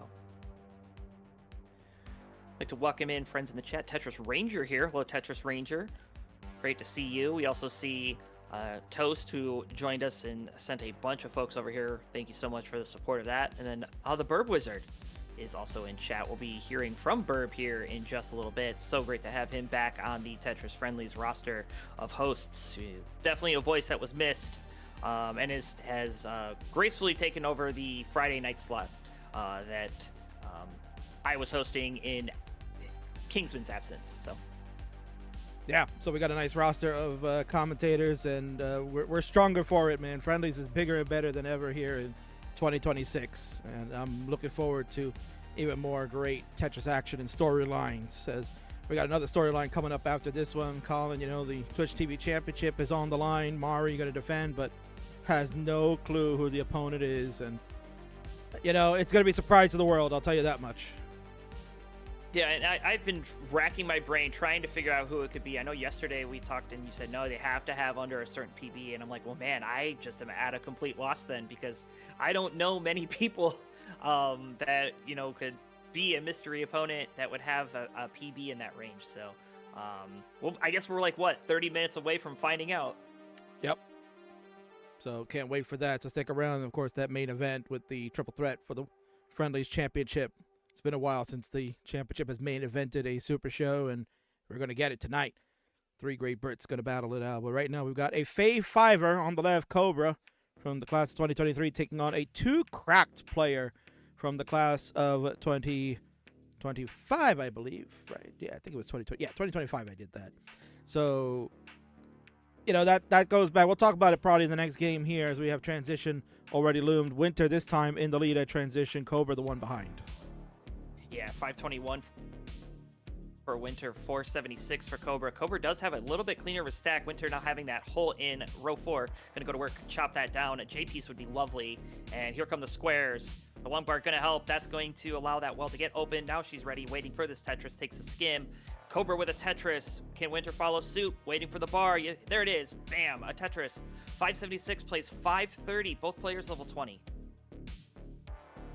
This is basically the match we've expected here, Colin, that this would be back and forth and going to be exciting. We're seeing their rolling technique. You're seeing the prowess that they have, the command that they ensue with it. You know, Winter not happy with the P sequence coming in, but she's managing it well. You know, she's keeping that stack nice and low, being able to just take those burns at the moment. That lead allows her to kind of just spend the time getting the board acclimated, ready, and there, you know, going to go with the long bar. I think either she didn't see that it was Tetris ready, or maybe I misread the board, but nonetheless, a bar does come, Colin, eventually. 668 to Cobra's 642. He's hot on the heels. Yeah, you know, he has brought this back in now with just on her tails. It's actually just taken the lead, 671 now, so has brought this back. You know, those couple of burns, Cobra just playing super efficient, was able to capitalize on those quick Tetrises and take the lead. The lead snatched right back now with her through a couple of burns. But look at this, 676 to 676. We are neck and neck. I don't think we could get any closer than that. No, that was like less than 200 point separation. Both are trying to wait for this bar to come. There we go. Winter gets it. 712 for her. And here comes Cobra's. He'll go to 718. Colin, this one is a neck and neck one. And, you know, I could hear the crowd, Colin. You know, we got on Friendlies. We got great sounds. We got great audio. I could hear the crowd starting to really vibe with it. They're feeling it, man. Are they thinking that this match might be quite awesome? If I can find the stinking button. I can't find the button. Stupid Stream Tech. This is awesome. Yeah, I can't find. It must not be that awesome. I guess not. What's awesome there, though, is Cobra got that Tetris now going to go to work. That hole in row 3, or row 2, excuse me, going to cause a couple of burns, so he's going to be burning a little bit, losing some pace. 811 plays 857. Winterra now back in the driver's seat here. I found it. My bad. I forgot. There we go.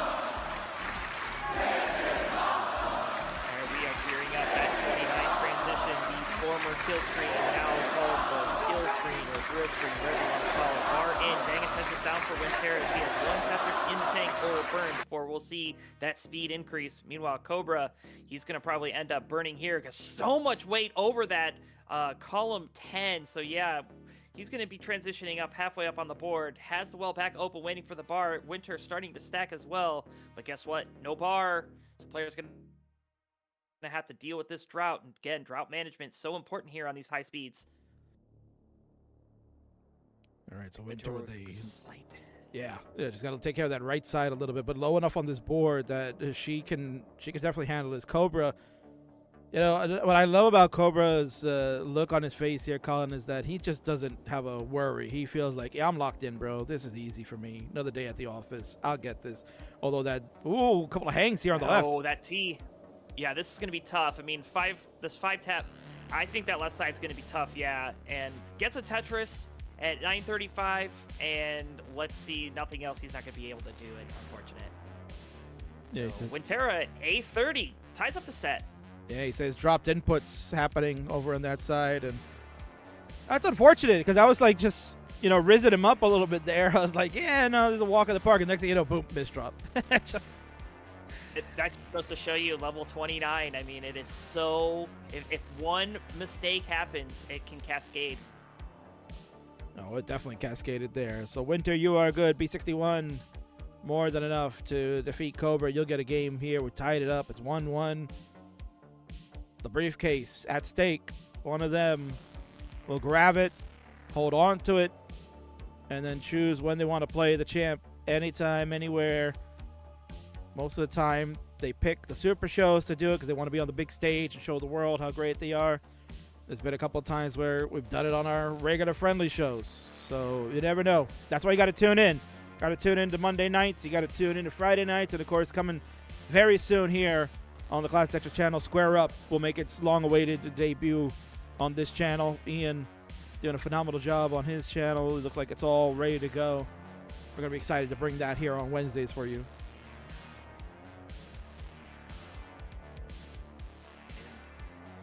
Winter gonna say, okay, I'm done mullining now at C49, 1.2, almost 5. GG. Of course, Cobra's like, I have another match, please. What match is he playing? I don't know. Where is he playing? He's playing like CTVW.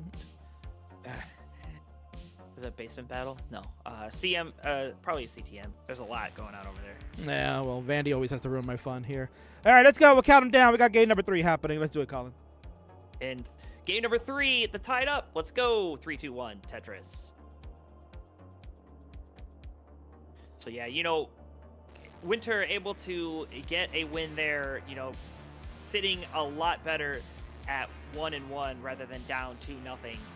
So Winter in the driver's seat. Let's see if she's able to keep the gas going here and take the advantage over Cobra. Meanwhile, Cobra has to just put that previous game aside and really just make sure that he's doing exactly what he needs to do to secure the victory today. So bit of a awkward start here. In fact, Cobra going to set up for a dirty one, but guess what? Bar coming way too late. Oh, he's up so high. Again, is rolling. The roll's getting over, but have to be precise here. And yes, it's just going to burn it down. Says, you know what? I played with fire. I got out unburned. Let's just take the clean one. Bar in. There's the Tetris. 56,000 at 21. And Winterra kind of in the same spot. You know, maybe both players had an issue with that piece sequence because she hasn't even surpassed the 40,000 point mark yet. We're about to get there in just a moment for this right piece could show up. We're looking for an L. Well, now we get to that long bar. We mentioned how fast Winter's rolls and taps could be, so gets that with ease, but then that Z flat, I mean, no real good spot for it. Perhaps putting it in the center of the stack is definitely a choice, but may work out here as she's getting the right pieces, filling out the left and the right to start the alternating burn shells to work their way down. Yeah, really nice last-second adjustment for Winter to address the placement. She's got to be careful of that tower that was starting to brew, but the long bar will kind of help. We're still in dig mode here. Another split double for Winter, nearly getting out of this. Does have the well open in case the bar does come. Uses the L to fix. And that board is looking much better now, Colin, but still no board. There it is, finally. There it is. After 50 lines, the second Tetris is scored. And we got a You third kind of one. see she's shaking her head. Yeah. I mean, that's what more can you do, right? You just got to laugh it up at that point. Yeah, but certainly what is no laughing matter is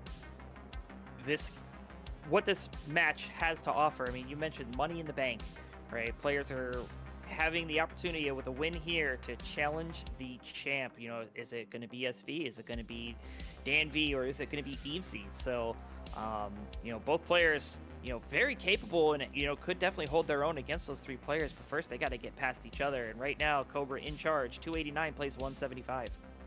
Yeah, and historically speaking, what's funny is that since obviously this is a very heavily pro wrestling themed show that we do, obviously we take all those ideas and incorporate them into Tetris in some form or fashion.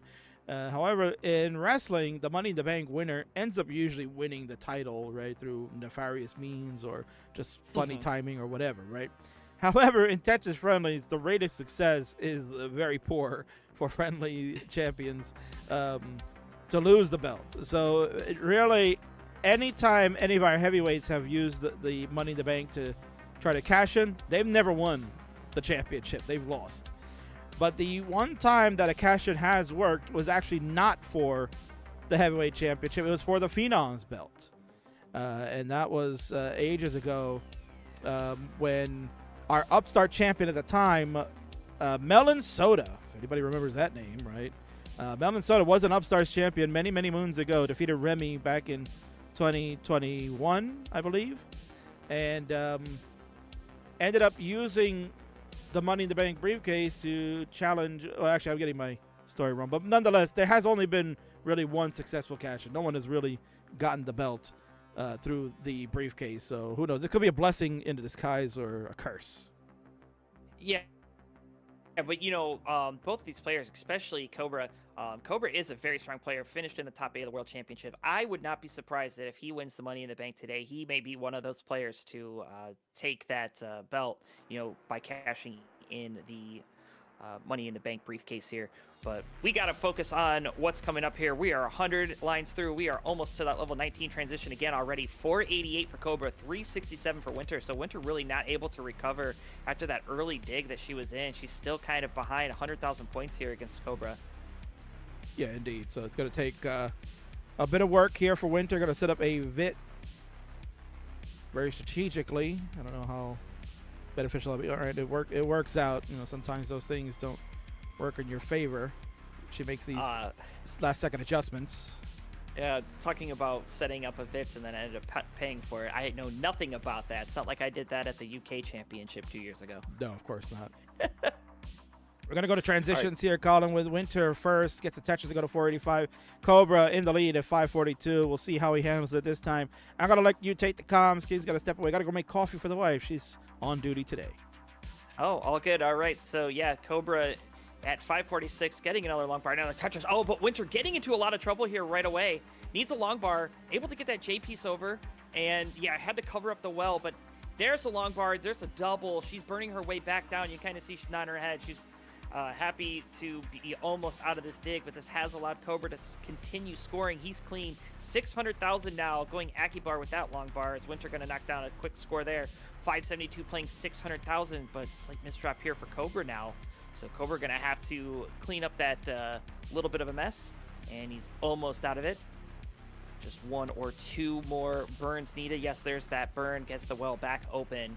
So there's the Tetris there, 635 playing 577. Winter starting to cut into that lead maybe a bit. Has brought this back with a Tetris now. But then Cobra able to score, and Wintera going to have to do some burning now. So really good solve there. Just needs another bar, and it's going to show up there. As now Cobra running into that same situation. So both players maybe stumbling a bit on that piece sequence. And that square not getting all the way over. But this is fixable with another square. But guess what? No square's coming. And then Wintera makes the adjustment the wrong way, but makes a good one there for the L piece. And she's back to a scoring position. She's at 651, has brought this now within 50,000 points as Cobra, waiting for this long bar, is clean, ready, takes a skim, takes a triple at 710 now. But yeah, there's still no bar. Finally shows 740. There's the bar for Winterra, but gonna hang it column 9 and get another one to go into column 10 for the Tetris. So look at this. We are now separated by a Tetris. However, Winterra is ahead in lines by 8, so Cobra's still maintaining the pace advantage. Y'all know what I'm going to say. Pace don't mean nothing if you can't score the points. So bar in, bang down to Tetris. Cobra saying 834, give me some more. And at 749, Winterra had that T-spin opportunity, but not going to wait around for the P. Knows the level 29 speed is approaching. We'll be seeing that in less than 20 lines. So Cobra set up, nice triple down the center. Is L dependent. Going to use the eyepiece to fill that dependency, and another eyepiece comes before you can get into Tetris readiness.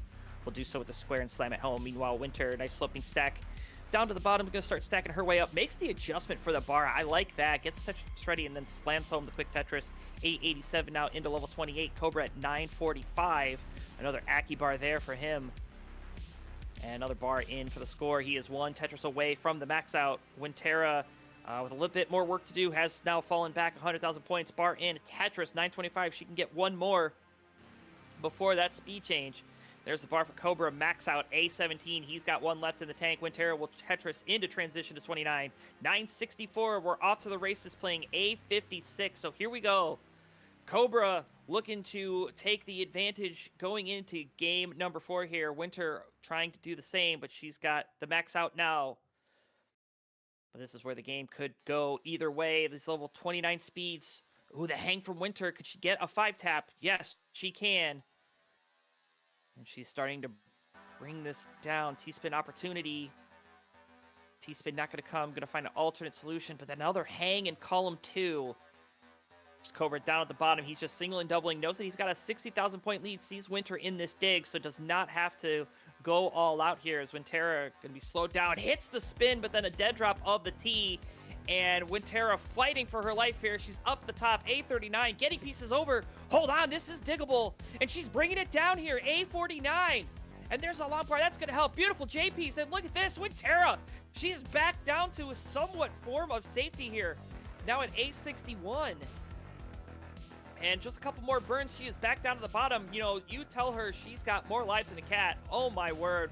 Great survival there from Winterra. However, Cobra is still clean stacking. Bar in Tetris. B71 plays A76, but the fight not out of Winterra yet. She's still trying her very, very best here. A86 playing B76. And now Cobra with a bit of a slowdown as well. Winterra is clean, starting to stack up for the Tetris. You kind of see her laughing there. She's like, I can't believe I survived that. Bar in for Cobra. That's going to help. Beautiful T. And now both players, you know, both kind of now getting singles and doubles, kind of outweighting. Again, this is no cap, so players can go for as much time as they want. They do not have to worry about the game coming to an abrupt end at 39. And we are already at 37. It's 1.2 million for Cobra.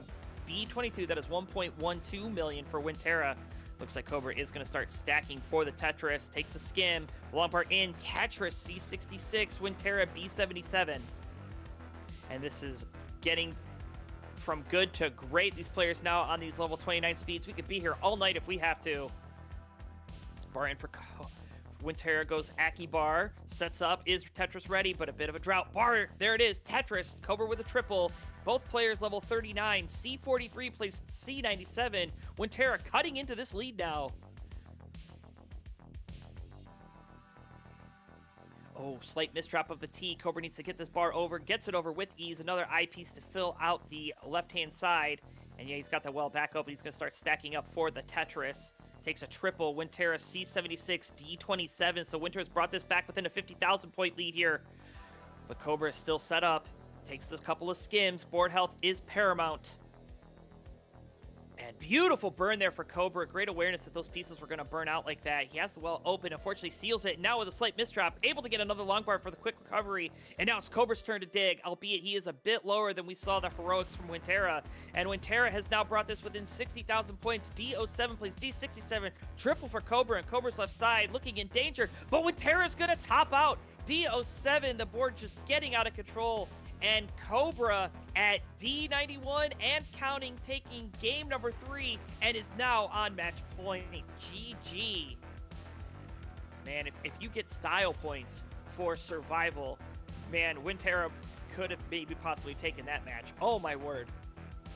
Yeah, unfortunately, score speaks in this version of Classic Tetris. No styles here. E11 beats D07. What a game that one was, Colin. I got to hear that great commentary of yours, and the winter dig seems like that's a clip moment. Yeah, clip that one and ship that one up because that is going to be a memory of the night for sure. I mean, we've had, even yesterday night, we've had some crazy digs. So, you know, nothing more exhilarating than watching players scramble up at the top and then bring their board down to safety. And that was game number 3, Trap Zone. We are 2-1 at the moment. Cobra with the lead. So Cobra on match point, looking to try to get that briefcase solidified as he wants to make sure he wraps it up. He's got STM over on the other channel coming up. He's got to go through some crunches. Cobra saying he can hope to come to Toronto. That's right. There is a Montreal regional coming up, is there not?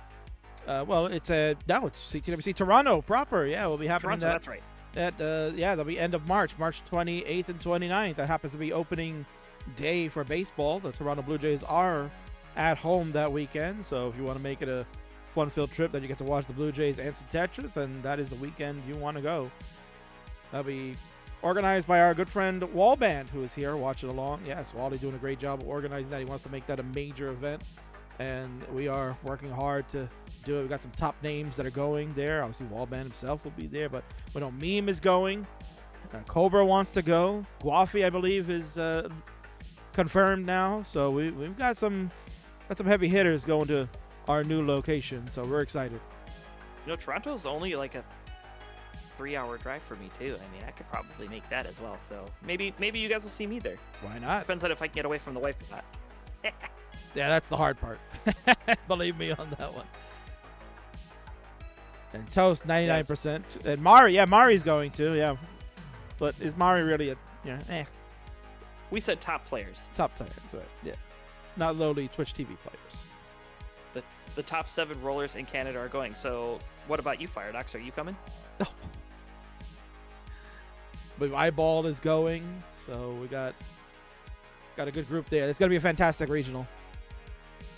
Mari's crying over here. Mari's gonna be crying out a little bit because we are nearing the reveal of their opponent.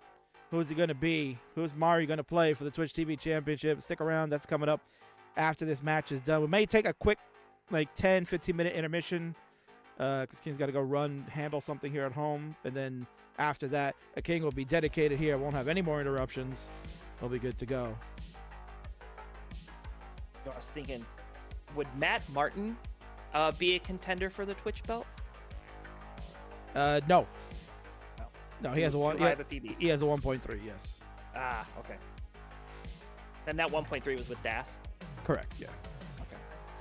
All right, here we go. Ready's from both players. That means let's go. We got game number 4. Cobra on the crunch. He wants to wrap it up. Let's go, Colin. Yeah, here we go. Pivotal game number 4. We'll see. Does Cobra win or Winter force a decider? 3, 2, 1. Let's go. Long bar T and the L are the pieces that have opened this one up. We are underway. Cobra 1 win away from getting the belt. Winter 1 game away from trying to make this into the decider and get us 2 for 2 for the night. Again, Colin, so far, these matches, excellent. I love these super shows. They always bring the best out of the players. Yeah, they do. Minus the one from yesterday where Tyler just kind of did Tyler things. But I'll tell you what, though, what he lacked in the gameplay, he made up for with style points with his promo. So we'll give him the pass, I suppose. I was gonna say, yeah, who could beat that promo he had yesterday? Another banger from the GOAT of diss tracks. Yeah, I heard he will be releasing an LP here soon with all of his diss tracks. So, as he should. If he does, he'll become a very, very rich man. He will. And Cobra looking to be a rich man to get out of this dig. Oh, the hold board on a is second. Spicy AF. Oh, that was crucial 5-tap, but able to get that over. Cobra gaming right now. He is trying to figure out how to get out of this mess. He needs the right pieces. He's getting these singles here, Colin, but yeah, there we go. Good J is going to come help. We'll love one more J. Another J would be great. Yeah. Ooh, I think he thought that was a 4-wide hole and adjusted at the last second. Wow. Gets Tremendous the well wherewithal. open with the T. There's the bar and the Tetris. Wow. Great survival there from Cobra. That's why he's a top 8 finisher at the World Championships, Colin. You know, a bit of a surprise, some might have said, right? You know, some people didn't think that he was going to get that far. You know, top 16 definitely was within his range, but I think he had a matchup that worked best for him, that was even Steven. He ended up getting DMJ in the top 16 round, and that one benefited him in that, you know, DMJ more of a live event player, not really playing on the online circuit, so maybe, you know, not getting enough reps in, versus Cobra's playing like in everything. And certainly that worked out in his favor. He ended up beating DMJ and taking that top 8 spot, and, you know, continues his run as a top tier player. He's been in the Premier poll, you know, many times over. I always vote for him, you know, definitely in the top, you know, 12 of my list every time. I think he's just really that good now. Oh yeah, and I mean, he's played in the Masters event over on Classic Tetris Monthly, you know, a handful of times. You know, he's beaten some pretty big names over there. I know that he's actually almost defeated Eyeball too. Like, he had to go through like the whole Canadian echelon over in the Masters event, because he had Wallbant first, then he had to go take on Eyeball. Unfortunately, went to a decider, but wasn't able to close that out. But I think that was a very good finish. Went out in round 3. Yeah, and I think last month is where he ended up making his first run to the final. Defeated Sidnev. Not only once, but he did it twice. You know, he's done that before, and he ended up placing Scooty in the final of the Masters. So it's been a great run for Cobra. He has excelled from when I first saw him playing.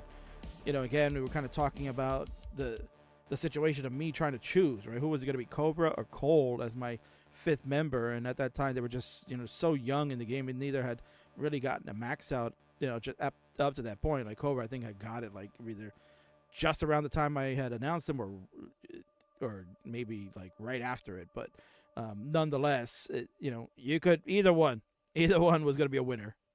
Yeah, and I mean, they still continue that rivalry, Cobra and Cold Bucket. I mean, it's always a pleasure watching those two, and the fact that they like playing each other too, I think, just speaks volumes. That, yeah, they've kind of been rivals, but they you know, they're also friends, and that's really what makes Tetris such a great esport for us, is that, you know, the players, while in a competitive setting, are still cheering on and staying friends at the end of the game. So you know, it's awesome to see that, you know, both of them just being as skilled they are. But currently, look at this score here: 464 playing 464 for just a minute. We were all tied up, and we're tied up again, 487 apiece. Yeah, again, this is a matchup that you could see at the World Championship take place in the top 16 round. I mean, these two players just electric, outstanding. I think this year's World Championship, if both end up going again, it's just going to be spicy like no other. And obviously with talk of qualifications maybe changing up a little bit, there certainly could be a lot of interesting matchups that you see throughout the top 48 bracket. So this is going to be a year of Tetris, and one that will certainly take us to a whole new level as the years to come. Yeah, I think we said that every year, like, this is going to be the best CTWC ever, this is going to be the best World Championship ever, and then sure enough, like, it always just outdoes itself. So meanwhile, we've got transition 545 for Cobra, 581 for Winterra. So Winterra with the small advantage here, although digging up high on the board, and she's out of that one clean, waiting for this bar. And then there's long bar, there's the Tetris, 611 playing 595. That's a beautiful J. And those rolls from Cobra, so clean. I swear those pieces get so sticky the higher up they are, though. Yeah, Winter now setting a couple delayed burns. Unfortunately, has to keep putting a piece over column 10. Has the well back open. There's the Lombard. There's the Tetris. Cobra going to slam one down of his own. 638. Add another one. Go to 665, playing 647. So Cobra has taken the lead, but Winter going to take it right back. Wow, what an exciting game this is turning into, Colin. Again, another awesome one. Woo, man, this is absolutely spicy. Winter needs this one to keep the party going. Doesn't want to go down 3-1. Doesn't want to have Cobra get these bragging rights, get the shot. Winter's like, if I win the championship, I want to learn DAS just for the fun of it. So you got to ask, and for the Money in the Bank, when they're able to turn it in, imagine just for story's sake that the heavyweight champ is in 3 stages of hell, just gets done playing for an hour and a half, and then in comes the winner of this match with their Money in the Bank briefcase saying, I want the shot now. Yeah, absolutely. That's the glory of what this belt means and what the briefcase can do for you if you want it, right? And we haven't seen anything crazy like that, but certainly that could be on the horizon at any given moment. We could see players being cheeky and saying, let me snipe my shot here. Let's do it after a champion has gone through a grueling war. Then you got to go right back into it. Yeah, meanwhile, Cobra now at 884 has fallen a little bit more behind here. 922 for Winterra. So Winterra in the driver's seat, exactly where she wants to be to force a decider. Meanwhile, Cobra looking to try to get this done, and it's going to come down to 29 play. We are less than 30 lines away from that. There's a Tetris, 991 for Winterra, one more for the max out, and Cobra will follow suit with another Tetris and get a max out as well if the bar shows. There's the bar, Tetris, one more will give him the max out. There it is. A19 playing A58, Winterra still in charge. And a Tetris, both players now level 28. So gearing up. Both players want to make sure they enter in level 29 with a clean board. Stashing those squares over to the left is Cobra. And Winterra maybe wants to get a little bit more weight on that left. There we go. And Cobra gonna burn into transition A63. And here we go. Winterra B17. Those bars taking a long time to show up. Cobra very dependent here, needs the right pieces to come. A85, B26, Cobra with a triple. Winterra with a triple as well. Both players keeping it low, kind of outweighting each other. Winter is set up for a column 9 Tetris, takes a double. B04 playing B70 now. Oh, that slight hang here for Cobra. Oh, this is where things get kind of dicey for Cobra, where he starts to falter, and this is what's happening, Colin! Top out at B10, so we have yet, for the night, our second decider. Winterra at B95 is good, and gonna make Cobra late for the crunch match.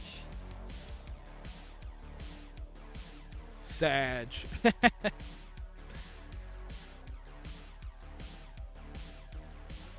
But you know what, Colin? Not for nothing, but game 4 is no more.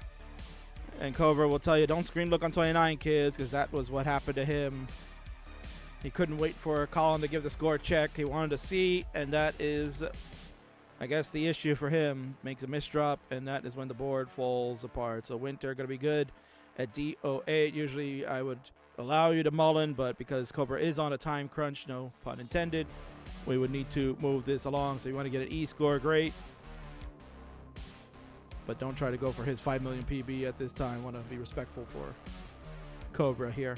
But we're going to give you your point. So let's go ahead and do that. So we are tied 2-2.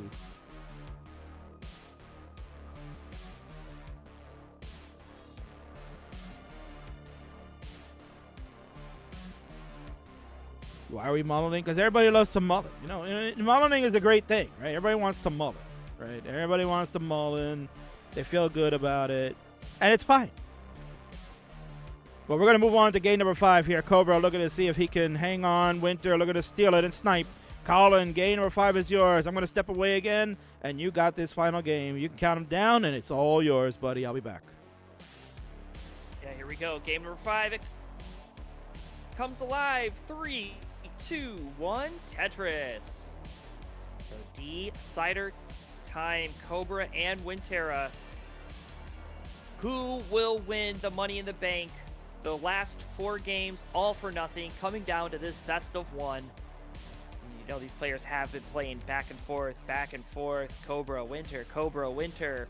Well, let's go to see who takes this game number 5. Both players on the board with the Tetris, and both are clean and ready for another. And both will knock it down. So far, so good. Cobra with the 4 pushdown points. I don't know if that'll ever be surpassable. We'll have to see. Kind of waiting for a J piece, and it's not coming for Cobra.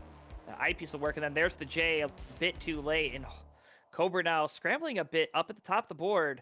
Meanwhile, Winterra is taking those burns nice and clean. Oh, and Cobra set up. The Tetris from Cobra. Oh my word. 10 rows up, and there's a clean one to boot. 98,000 apiece. Cobra got out of that one with flair. Now it seems that we do have a pushdown war. These players, the 32 pushdown points for Winterra. So I'm not encouraging our players to push down. Don't ruin your game, but just know that pushdown points could mean the difference of a tie and being a loser. So just pointing that out. Nice little spin there for Cobra, center of the stack. That's going to be a beautiful tee laid flat. And yeah, that board just coming right to clean. Another bar in, another Tetris, allowing Cobra to take a 1 Tetris lead here, as Winterra having to do a bit of cleanup. Bar in, there's the triple, and then another double. And we'll set up for a dirty Tetris of her own. Not quite as high, so not quite as loud. 179 plays 215. 50 lines in the books.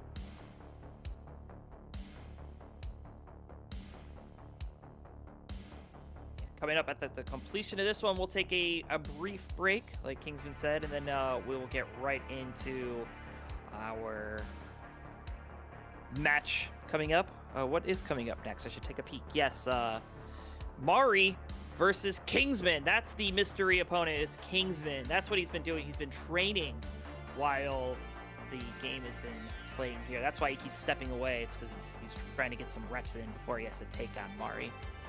No. But yeah, we can actually just end that match from right there. Perfect. So yes, Mari will be taking on somebody for the Twitch TV Championship. And then after that one, we will conclude the night with our main event, the Battle of Britain, where 3 UK All-Stars will square off for the ultimate prize in Tetris Friendlies, the coveted heavyweight belt. We got EFC, SV, and Dan V. It's a lot of V's. We also have here is a lot of points, 361 through 79 here for Cobra, 251 for Winterra, so 100,000 point deficit. Winter going with this left well. Cobra with the traditional right, Tetris for both. And Winterra now setting up the delayed vertical eye tuck. And there is the tuck. Now needs another long bar for the Tetris. And it's going to show, look at this, back-to-back bars for back-to-back Tetrises. 320,000 plays 429. We love V here, says Violet. So there you go. Violet, our still champion for the Phenoms division. She was able to retain the belt against Tyler Tetris. Just Violet, it's just a shame that you didn't have a promo, because that would have been fire if you could have had a clapback. But you let your gameplay do the talking, which I respect. Bar in Tetris for Winter, and that long bar going to fill in that dependency. 391 playing 521. So yeah, Cobra on the march right here, gearing up for that level 19 transition. Going to slam home another quick Tetris there. Go to 544. Flove. Yes, SV. Welcome in the champ, the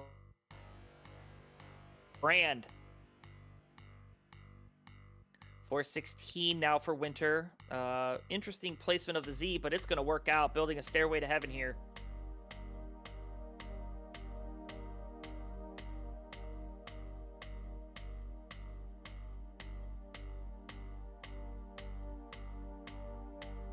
And well. Look who it is. Dan V in the chat as well. We've pretty much got... Oh, what a Vitz. Now, that was completely unnecessary, Winter. You could have gotten a Skim and a Tetris, and yet you made a Vitz. And now you're going to burn into level 19. So, no style points here. There's a triple. There's the Tetris. 500,000 playing 671. And Classic Vomps is here as well. Welcome in, Vince, the CEO.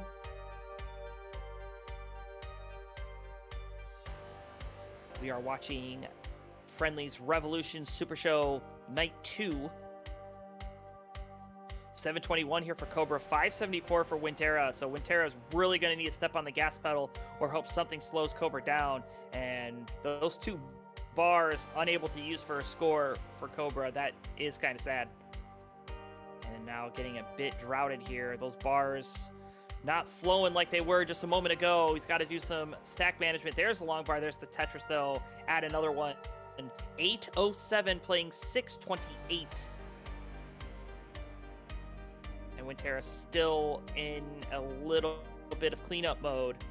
Should be able to get out of this one, but it's still eating away on so much pace. Cobra going to slam home another quick Tetris. He's going to look to try to get that max out before level 28 this time. And so far, so good on level 23 at 866,000. That is a pretty dang good score, if you ask me.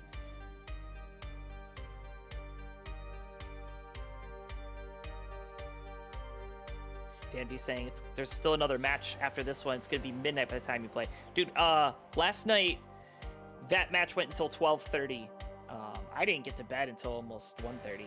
It was a long night. But at least it's Saturday, right? Get to recover tomorrow. Bar in Tetris. Cobra 8 lines short of a max out here on level 25. There it is. 821, level 25. 711, the well's not open.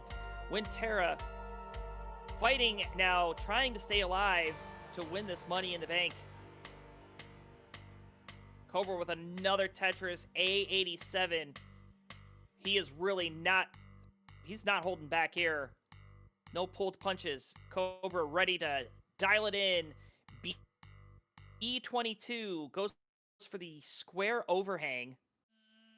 But no square. Does he go for a spin? He does. There's a long bar and goes column 8 with it. I think that was a missed roll. But gonna snap that one back. Aki bar in Tetris. B62. Tetris for Wintera, 826. So 200,000 point lead here for Cobra. But Cobra is also ahead in the lines. But Cobra is applying this pressure to Wintera, knowing that a higher score doesn't matter what level I'm on. You're going to have to chase that score down. So B96, waiting for the Tetris. It's not coming. No bar. Taking burns. Has 1 line to give. And is going to burn into transition at CO8, halfway up the board. Needs an L. L piece is going to come. Gets the well open. Wintera at 901. There's a Tetris for Cobra. Into level 20 now at C53. Winter will transition with the next Tetris. Takes a triple bar in Tetris. 949 plays C54, so off we run. Level 29. Cobra's got the level, or the row through, or column 3, excuse me. Gets a C96 playing 960, so Cobra's still in the driver's seat here on the 29 speeds. Now Wintera having to do a little bit of a cleanup. 964 has not hit the max out yet. Cobra now with a D on the screen that is 1.3 million. And Wintera's board starting to climb here. Needs some help over the left. Gets the J, but hangs it. Hang of the J. Can she do it into the bar? That's going to do it. And Cobra at D58 is your money in the bank champion. Taking game number 5. Gonna survive. And he is going to get a piece of the prize to take on the heavyweight champion whenever he wants. GG's. Thrilling end to this set.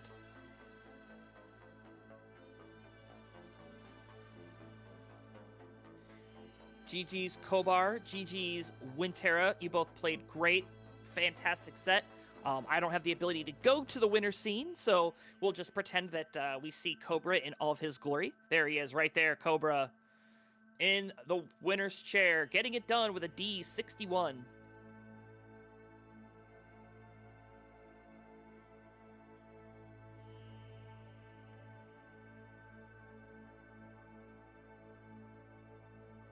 Yeah, he certainly did get it done. Man, I made it back in time, Colin. Unbelievable.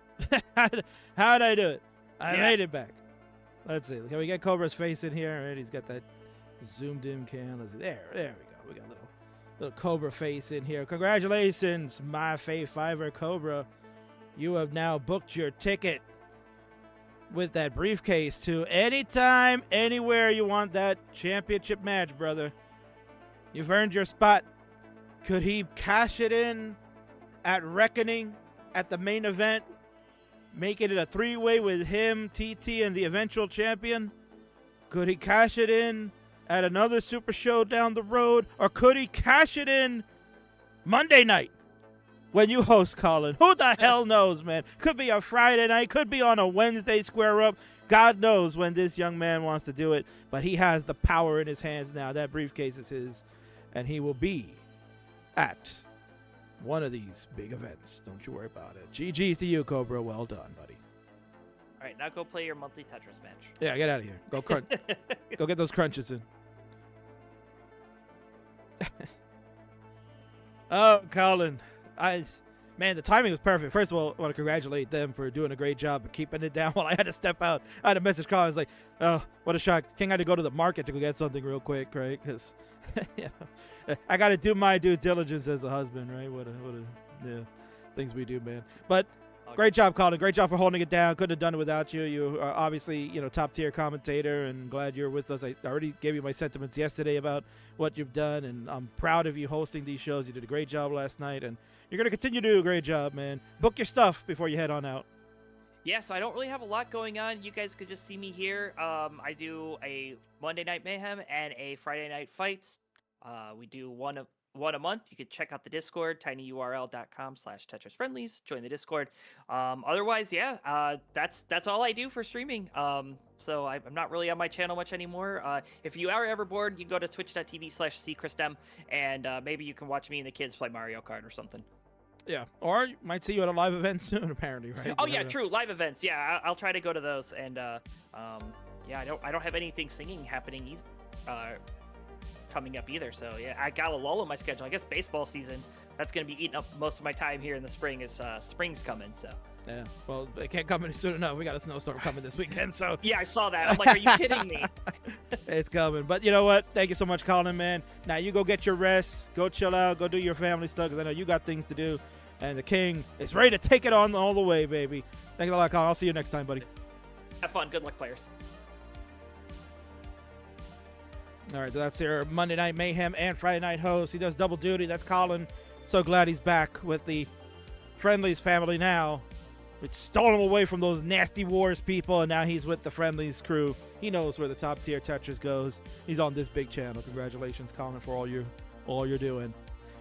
Folks, King said he needed a break, but I think I already took my break. We might just jump into the next one because we are super late. We're supposed to start the main event now. It ain't happening. We're going to go right into this next matchup that's coming up next. It's the mystery that you've all been waiting to resolve. Who is the opponent that will take on the Twitch TV champion, Mari? Who's it going to be, baby? Guesses in the chat. Go ahead and do it. Go ahead and do it. Remember, the threshold for a Twitch TV championship match is that players need to be under a 1.2 personal best score. So anybody with 1.199999 can participate. But who could it be? Could it be the King? Could Colin have already put it out there that it's me? Will I be the one to challenge Mari? I would love to beat up Mari. Beating up Mari is a fun thing to do. If Chris Bidwell can do it, so can you. But it's not going to be me. It's not going to be my host with me, Perp Wizard. He's coming in shortly. It's not going to be him. He's on the shelf, so we'll talk about that. But who could it be? Who could it be? The icon of classic Tetris, says Vamps. Oof, could it be Mr. Genesis? I don't even know, man. Could be a lot of different people. But you're going to find out. First, we're going to take our 3-minute ad break. to run through those things. And then we will come back with Burb. We'll get his guesses, and then we'll reveal the opponent. Stick around. We'll be right back shortly.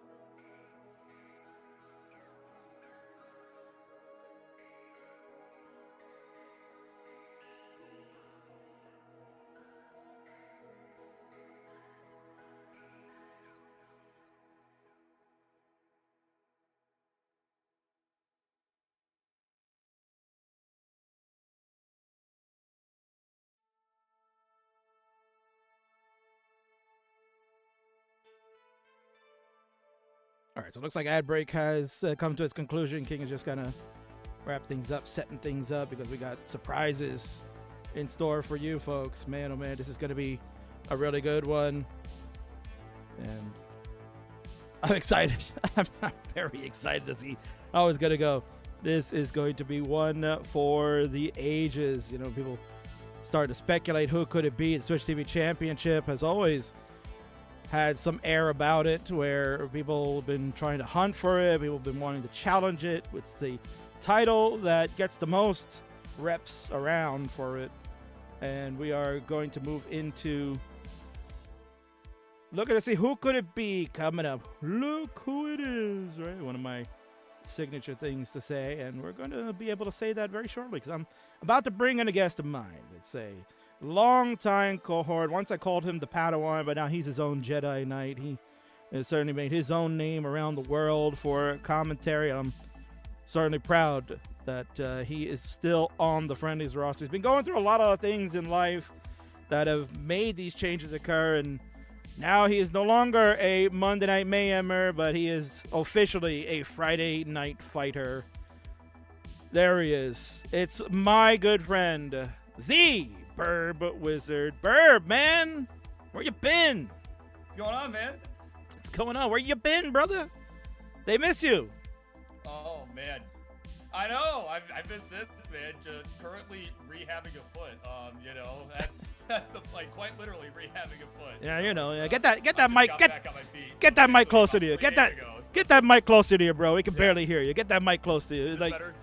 Mark, you gotta be eating. Like, yeah, you gotta eat the mic, like Bidwell says. Do I gotta eat the mic? Is that what's gonna happen? Yeah, something like that. You gotta eat that mic, bro. But no, listen, man. People have missed you. Yeah, you know, you're on the road to recovery right now. You broke your ankle, and I know that's taken away from you. But you know, again, at least we got you. We got you. You're here tonight. You're gonna join me for these two matches, and it's a big surprise, just like the good old days we used to do, right? We're like, oh, who's it gonna be tonight? Oh, it's a surprise. We haven't done that in a long time with these booked matches, but now it's the time we get to do it.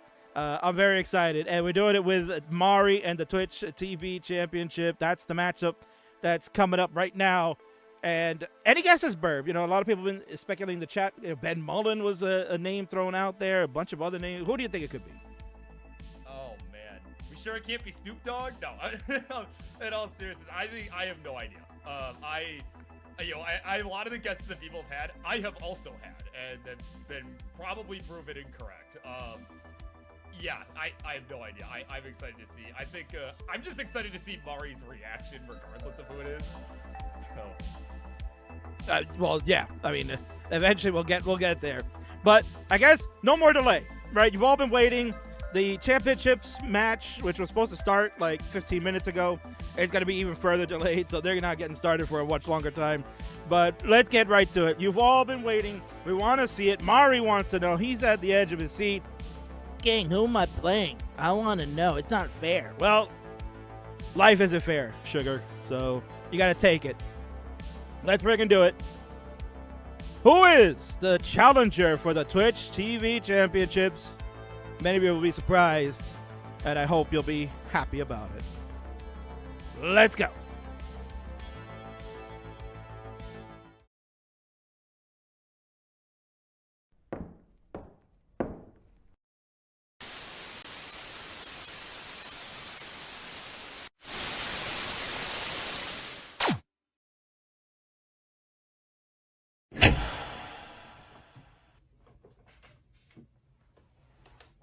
Guess who's back?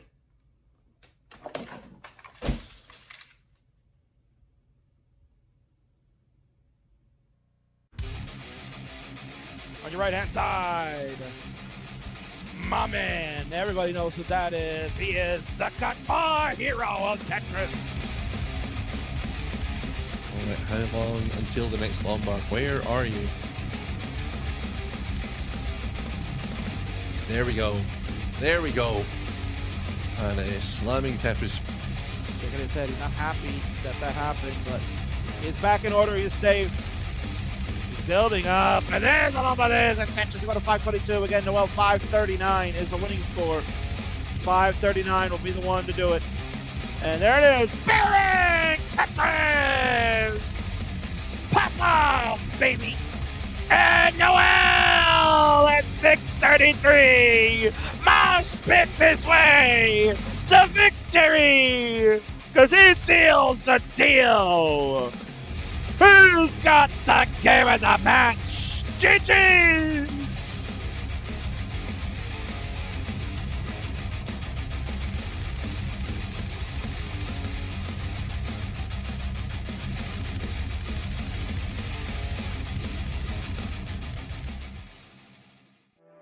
Whoa, Burb! What a reveal! Oh my god! Oh man, now you folks didn't get a chance to see it, but Mari's reaction was priceless. Burb mentioned it. You can go check that out. Oh my god, I'm sure Mari will clip that and put it in the CTWG shorts or something. That was tremendous. But yes, Burb, he's back. It's crazy. Noel, the guitar hero of classic Tetris. We haven't seen him since CTWC 2024 in the bronze bracket. People thought he was gone. It's history. It's over. But no. When the king was looking for someone to challenge for this belt, oh man, did I go through my Rolodex and say, ooh, this would be fun. I made the call. And he answered. There it is. Guitar hero Noel. Oh my god. It's crazy. This is going to be a wild match, Burb. You know Noel so well. Oh, dude. As soon as I saw the back of his head, I'm like, oh my god. I never would have thought. That's insane. Definitely goated pull. Goated pull. Okay. It was cool, man. It was so cool. So what else is goated is that? Let's go take a look at their personal best stats. Here they are. It's plain and simple. Your Twitch TV champion has a 1.184 million score, just under that threshold. And what I was told, it almost PB'd and almost got over that 1.2, so we'd have to yank that title away. But so far, we're okay. Compared to Noel's 1.121, obviously Noel hasn't been really seen too much, so that PB is sitting where it is. If it's higher than that, then it is what it is. But Noel did confirm less than 1.2, so this number is accurate. Match record 184 to 160 in favor of Mari. Noel 96 and 75 has been very much sporadic here and there. It was very heavily involved in the early years, and then has obviously waned back. But so glad to have him back. A winning record nonetheless. ELO ranking 1649, 270th in the world is Mari. 1652, ELO ranking 264 is Noel. Obviously sitting at that juncture for a long time, not playing in ELO matches. Mari is 1-0 lifetime against Noel, but who knows here, Burp? We got a brand new controller Noel just showed you in there, right? It's a nice little new guitar controller that he's been using to play, and it's going to be interesting to see, like, how much ring rust does he have? And is he going to be ready for this battle? Oh, I'm sure he'll be ready. I don't think we gotta ask that question. But man, I think this will definitely be the one for the ages. And as you mentioned, they've played each other in friendlies before. I know Noel has been kind of in the mix for title matches in the past. Was formerly no more considered for the Phenoms Championship all those freaking years ago, like 4 years ago at this point. However long ago that was, right? He's been in contention for quite some time. Is this his time? I think we're gonna find out. I'm so excited to see it. Yeah, no, I'm very excited. This is gonna be a fantastic match. It's gonna be tremendous, and it's gonna need a seed.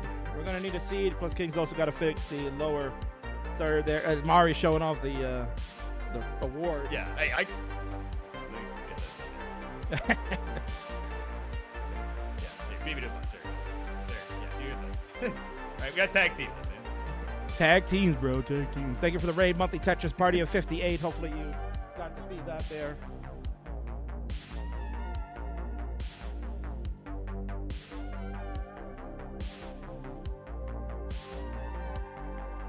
Yeah. Oh, my little fine. I can always adjust on my end, perhaps. Perhaps on the Discord. Actually, my mic volume's all the way up, so yeah. Bruh.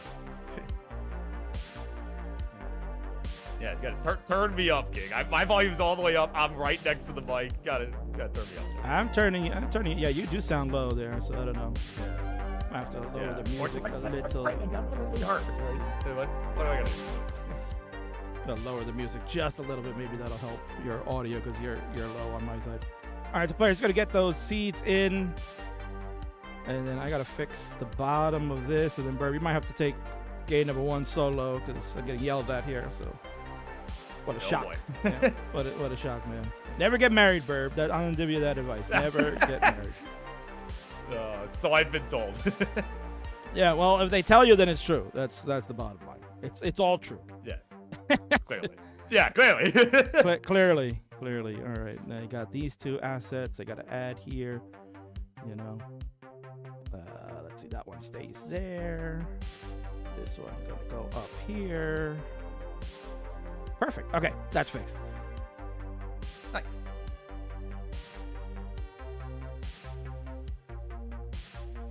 All right, so Noel, when you are ready to go, then we can go ahead and get this one started. You could use the select button on your championship cart to signal when you are ready, or you can always use the hover 3 option. We got some buffering going on this channel.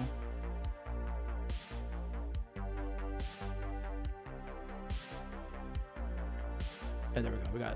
We got a signaled ready. You might have some buffering delay on the left, but it'll be okay. Burb, I'm gonna get them counted down, and then I'll step away for a few minutes, and then I will join you for the rest. But you can start them off. Go ahead and count them down for this absolute awesome match. All right, here we go. Twitch TV Championship. We're gonna get underway in 3, 2, 1. Tetris. Let's friggin' go. Pieces appear the same as we just checked, so we are good to go. Yeah, right. Hover 3. Haven't heard that in a while. Well, it's not that old. Well, I don't know. It depends. I mean, how much of an old geezer do you consider me? I know he and I are relatively close in age, right? But no, in all seriousness, here we go. The Twitch TV Championship. Mari, the current champ. Noel looking to make a triumphant statement here in his return to the Friendlies universe after quite a long time, right? I would have to check. Maybe I could check some statistics here, right, as to how long it has been. But last time I saw Noel personally would have been back at CTWC 2024, the first year that we did that out in Pasadena, California at the SoCal Gaming Expo, right? Certainly I'm excited to go back this year myself. Perhaps Noel will be seen there as well, right? Especially if he can get this title tonight, right? Certainly we'll be seeing more of him, I'm sure. But man, what a guy, right? Honestly, I was almost a little disappointed though. Not because of Noel coming back, but mostly because King, I didn't see if he included this clip. I don't think he did. The clip of him cracking an egg on his head, right? After defeating Nolan, who at the time was referred to as Eggmaster, right? He, you know, that man on the left was certainly, I mean, he's a god tier troll. He's a god tier troll, right? Was hanging out at Mari's TikTok account leading into the match. So, you know, I'm excited to see more shenanigans. And right now, what's not so what's really shenanigan-like is that I'm getting some PowerPoint action here. Next slide, please. Next slide, please. No, anyway, Noel at 105, 169. Hey, now for Mari. Oh, man. As soon as King steps away. Come on, it'll fix itself, right? Man. Maybe King is right. Maybe I should not get married. Maybe that's all I need to hear. All right, here we go. Now the stream is catching up. It's catching up. It's supposed to mustard.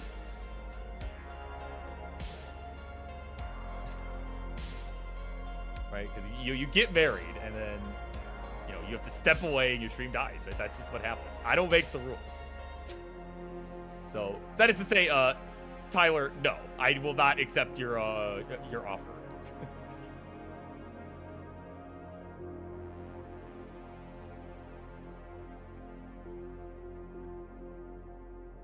Yeah, I've been told told that much is a Noel problem, but you know. Of course, that happened as soon as he stepped away. Yeah, I won't pay more taxes. Fine. Everybody's got to pay their fair share, you know. But what else we got to do is pay our fair share of score checks here. Again, this is the big title match right now, right? Certainly, like I said, everyone was guessing who was the mystery opponent going to be, right? This is unprecedented. 240 Noel, 341 for the champ. We are about 75 lines through this one. And of course, you know, we talked a lot about Noel. Obviously, a lot of hype that he is here right now in spite of the PowerPoint action. But, you know, take a look at Mari here. I mean, certainly, again, he's the current champ. Just a couple weeks back at the Friday night fights, right, that I had hosted. Actually, probably about a month back at this point. Yeah, time flies. But about a month back, he was playing the then champ Ninja of Ninjas and was able to win in pretty commanding fashion. I mean, they were going toe-to-toe and, excuse me, they were both, all the games were going all the way to the end, right? All the way to 29. You know, they were able, you know, they didn't just stayed in it, but Mari just put on an absolute clinic. And right now, so far, it's looking like more of the same as he is enjoying about 120,000 point lead.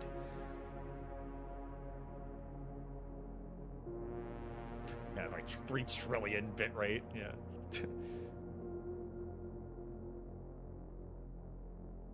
Right now, Mari at a bit of a bind up at the top. Shouldn't be too hard to handle. Yeah, there we go. Those long bars gotta get to the left side. We gotta get all cleaned up as Noel's got that Taco Bell internet. And so we're gonna, hopefully that will return shortly. But either way, Mari has been enjoying a lead for some time. And I would imagine, right, that has not changed too much. So again, we are approaching the transition.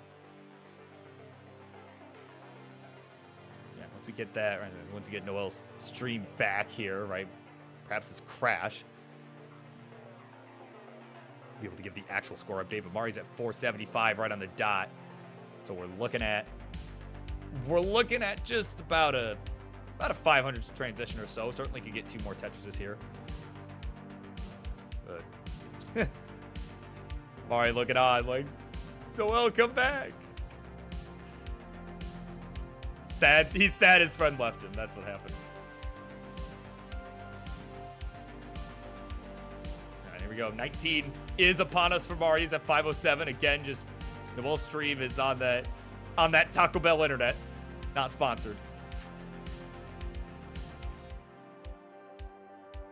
We will hopefully get that back up shortly. Hopefully once King returns, we can figure that out. Yeah, because now we need the refresh. We do need the refresh.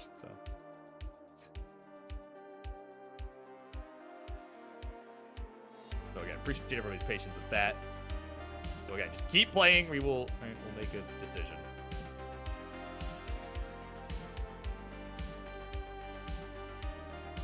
Yeah, so Mari just, I mean, gonna do the best he can here. Just put up as high a score as possible and see what happens at this point.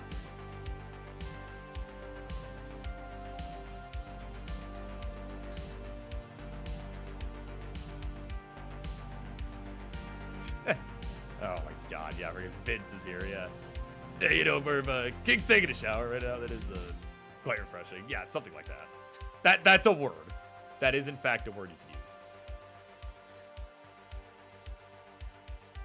So as George Washington watches on in the background behind Mari's.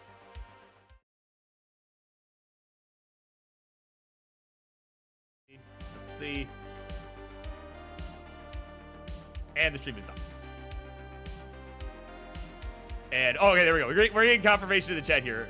His stream crashed, but he did already lose. So it's all good. So he says Mari's good. He said he had already topped out. So there you go. That's game number 1. Going to Mari. Jeez.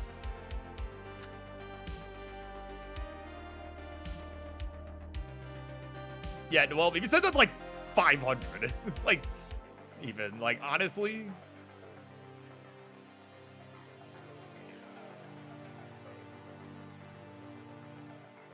Yeah, and there you go. Yeah, check the settings also. Yeah, if you're at 1080p, maybe lower that. You know, do like 720.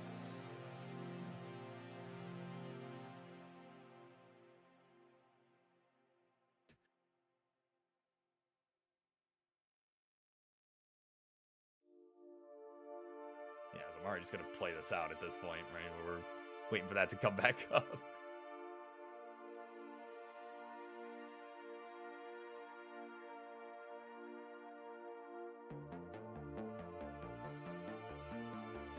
Man. Yeah, so again, appreciate everyone's patience and bear with us here, yeah, because this is unfortunately the nature of online matches at times. But sometimes it's sort of these things, they happen. They do happen. Yeah, for real. Yeah, Mari, get a 1.2 right now. Right. Oh my god, wouldn't that be something?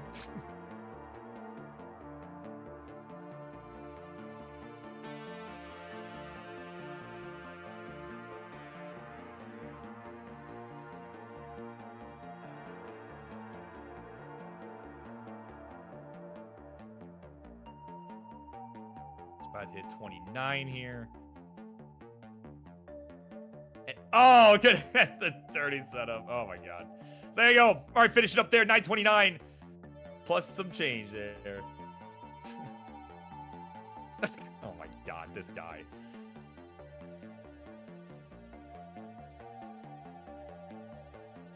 All right, so Noel. Okay, so yeah, we're gonna have to get a refresh on Noel's stream again. Looks like it is back up. Or so we are being told.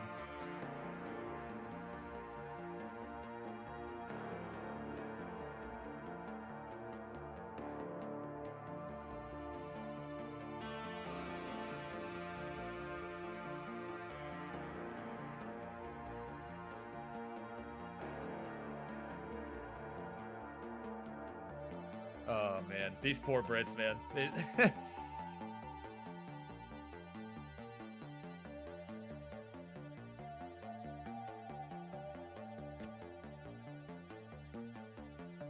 Yeah, see, there you go. Mari confirming. He's just trying to make sure he does. It's like Mari is like that that scene in Incredibles. It's that scene, you know, for those who've seen Incredibles all those years ago, right? It's like the scene in Incredibles where Dash is in the track meet, right? He goes into the track meet, and all his family's like, "Come on, oh, get second, yeah, hell yeah, get second." Like, you know, don't kill him, just get second, get second. Yeah, like that. That's what this is. That's literally what this is. With him trying to not get 1.2 million to, you know, make himself ineligible for the title. Right?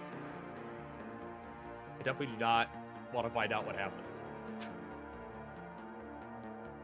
So let's see if we can get Noel's stream back up.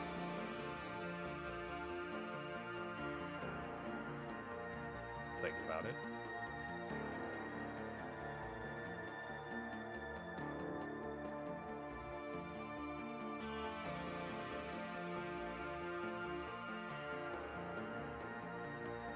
Thinking about it. Well, let's try that again. And no, it has decided no.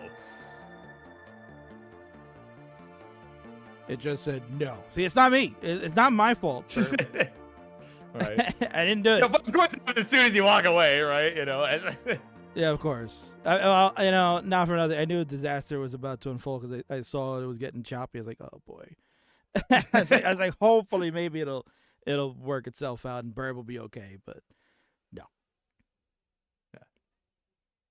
And yeah, folks, you know, the PCA for you out there, don't get married. It's bottom line, it's just trouble. All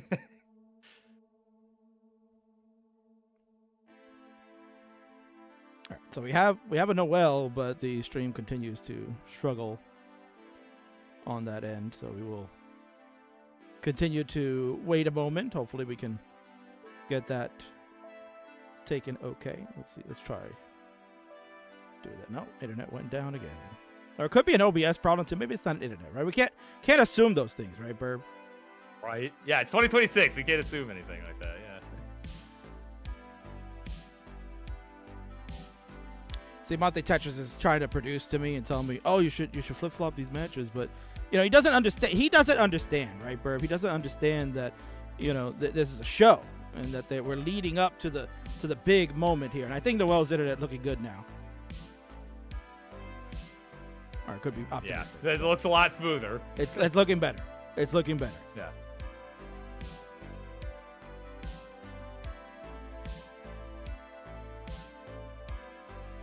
But man, Bert, how hype was that reveal, right? How hype was that reveal? Yeah, that was crazy. Oh my god. Yeah. I probably had pretty much the same reaction Mari did. I know. Mari's reaction was tremendous. So hopefully we'll get that on the TikTok. Yeah, we increment. Yes, we are incrementing. So at least Noel remembers the good old days of what we used to do. Increment, certainly. Yeah, first two, Noel. So 0A. Thank you, Mari, for being a helpful sport there. Coming up next, it will be the main event. The match you've been all waiting for, the match that those 3 British stars been looking forward to for a long time. They're warming it up. I'm sure they've been warming it up, and they're probably more than ready. But we're ready to go here for game number 2, Burb. Let's count it down. All right, here we go. 3, 2, 1, Tetris. And I'm going to change the music here because this music is going to put us to sleep. Let's put on something exciting. All right, yeah, we need the hype music, man. Yeah, let me hype this up. Hold on. All right, yeah, we gotta wake up the heavyweights. There we go. All right, those that are playing in our next match here. Yeah, because they're half asleep already. So, yeah. although not for nothing, they are a little bit degen, and they do stay up late regardless. So. No, How did you see what happened though? I was watching Mario. I see him pop off. Yeah, I know. There was something funny there. He's doing Noel things, man. You gotta love it. That. Not for nothing, Burr, but Noel's always been one of my favorites. He's been one of those characters in Classic Tetris that always is very animated, is always gonna give you all the feels and let you know what he's thinking and feeling right in the heat of battle, man. I've always loved that about him. He's tremendous, and I want to see more Noel in 2026, not gonna lie. Oh, absolutely. Yeah, it's so funny, too, because, like, when you...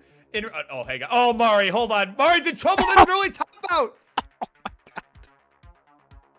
Oh, come on, man. And Noel's going to go down the middle. That might be good enough. It is. Oh, my God. Oh, my God. Mari, Burb, I'm going to have to hit the button. I haven't hit it at all in the Super Show. We're going to have to hit this button. Oh, no, I'm going to let it go, man. It's going to come out.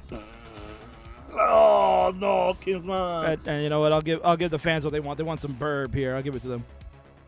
Come on, man. Come on, man. Come on, man. Oh, man. Well, maybe he's just trying to get us back on schedule, right? Yeah. See, there you go. Time-saving measures. It was calculated. Calculated, of course, right? All right, players. Well, at least it's not going to be a sweep. Noel. Oh, look at Noel. He's destroying the guitar. He's making a mess in the room already. Classic Noel. Vintage Noel, we would say in the business. Yeah. Did that chair, break? Oh, my God. It almost looked like that chair broke in half for a second there. Just because of the delay, because of the little PowerPoint action. But no, it's intact. All right, players. Go ahead and increment your seed. You can get to the next one so we can move this along. This has been quite the match. Twitch TV Championship Burb has always got funny things happening with it. Oh, it's always a matchup of all time. That's Yeah. the best way I can describe it. It is the best way you could describe it. 1B ready for Noel, so let's go ahead and get them counted down, Burb. Let's do it. Game number 3. All right, here we go with 3, 2, 1, Tetris. Game 3. About to commence. All right, so as the game gets underway, let's talk about Mari a little bit. Obviously the hype and the hoopla about Noel returning is excellent. Like, we love to see it, and we love seeing our old classic favorites return. But Mari has been tried and true over the last few years here as a Tetris warrior, has been certainly up and down in the career of highs and lows, and certainly reached those big lows at the Jonas Cup most recently, not making the gold bracket when the King did, and then going to the silver bracket thinking maybe could have a good run there, maybe make it to top 4 maybe finals, right? And then gets ousted by Chris Bidwell of all people, right? So certainly not for nothing, but for me, Burb, like, if that happened, I would just quit Tetris right away and never play this game again. But Mari is a trooper and didn't let that hold him down. They went back in, got the grind going, and here in 2026, already off to a great start. Had a great CTL season. So I think is either on the cusp of promotion or is going to be in a playoff. Is in one of those top 2 spots at the moment. The season will end next week, and we'll get that cleared up. But also the decimation of Ninja in that Friday night fight that you hosted, and just the dominance that Mari had. I never seen Mari play that good. Oh, yeah. It, again, the games went all the way to the end. Like, they went the distance, but it just, it wasn't even close. Like, you know, in the case of Ninja, it's like, what more can you do? Nothing. Yeah, really, that's the answer. Yeah. He did what he could, and at the end of the day, it wasn't enough. So Mari takes the belt, and then really Burb, that kind of got me thinking, well, who should Mari play? And I was going down the list of people that would be interested in Twitch TV Championships, and I found them all boring, to be honest with you. I was like, I was seeing it. They suck, seeing it, right?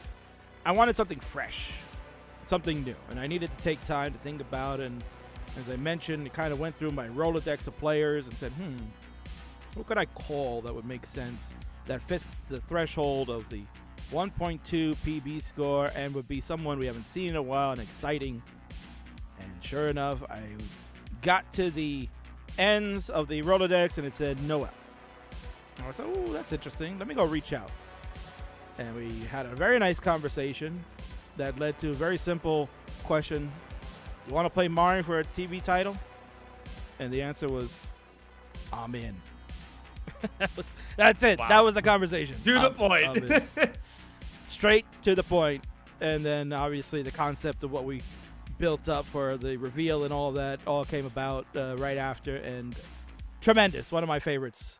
And I'm so glad Noel is back. And it's doing pretty well with this newfangled controller, 247 to 268. It's a neck-and-neck game, Bird. Oh, yeah. And, you know, and as I was starting to say before Mari topped out the last game, you know, it's so funny, like, you know, how animated Noel is.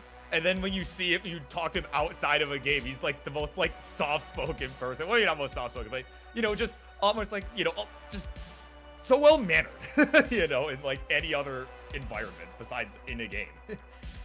Yeah, Noel is the poster boy of gamers, right? Just like enthusiasm, excitement, pure energy. Like that's what you exactly want to see from a character, and that's why again, Noel. There you go. Yeah, whooping it up. There. Whooping it up. I love it. Yeah, go get it there, Noel. Don't worry about the pause. Pauses are okay here, Friendlies. 323 for Noel. 340 for the champ, who, not for nothing, Burr has that look of. Well, now it's smiling, but before it was kind of like, this game is going longer than I thought. I didn't think Noel was going to stay alive this long. Yeah, no. Now it's just looking very much determined, right? Doesn't want to let George Washington down, who's watching in the background, you know? Right, exactly. Yeah, no, you can't let old GW down without question. But let me ask you, Bert, like, how frustrating would it be, or like how much of a mental game does it play with you, like not knowing who your opponent was going to be up until the moment that you're going to play, right?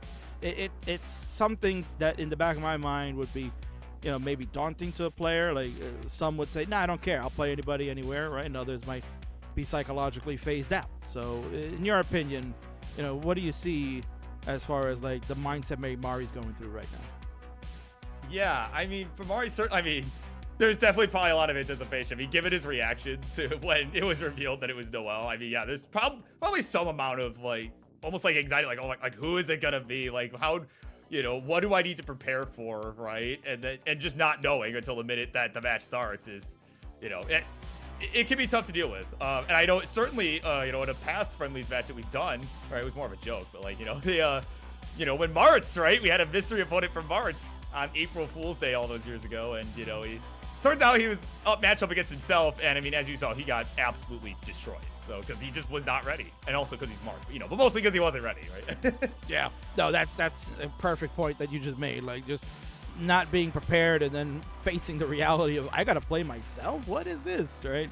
So now this is more like Mari having to play a player that you thought, bro, it's over and never see you again, and then just comes out of the woodwork, and it's challenging for your title that you just earned. This is Mari's first title defense on top of that. Yeah, I think earned the title, what, like 3-4 weeks ago? Like, it was not very long ago. Right. I know that.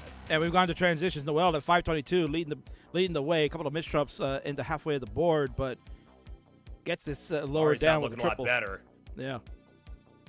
Mario 471, so Noel with about a 80,000 point lead, excuse me, because it's 555 to 472. Could do the math. Wow, we got a game here now, Burb. This one, finally, a good one.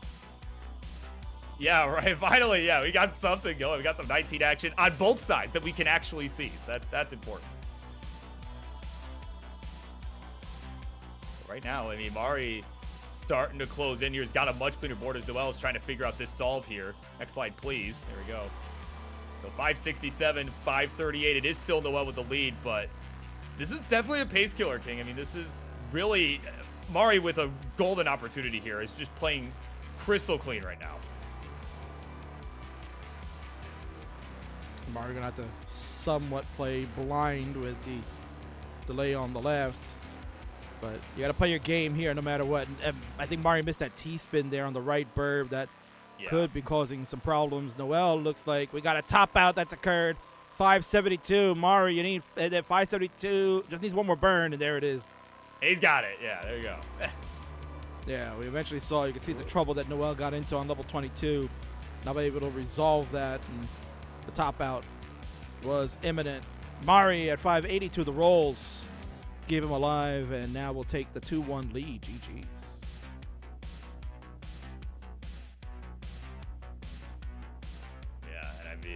It's funny. I saw Noel leave the chair. I saw like the one frame he was out of the chair, and then the next frame I saw he had topped out. So he actually dipped out right before he even topped out. You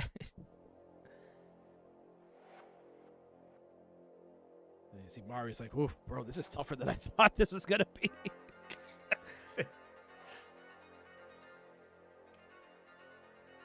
Yeah, I mean, like you said, right? That mental pressure of just not knowing what to expect. Yeah. No, definitely. All right, Noel is ready to go, and so is Mario. Let's go ahead and get right into game number 4, Burb. It's pivotal. Count them down, my friend. All right, here we go. 3, 2, 1, Tetris. The challenger on the ropes here.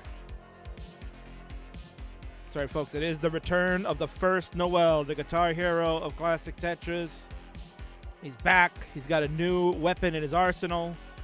He's taken on a former partner of his in the tag team known as the Adobo Assassins. I think they were like version 2.0 or something. Who knows?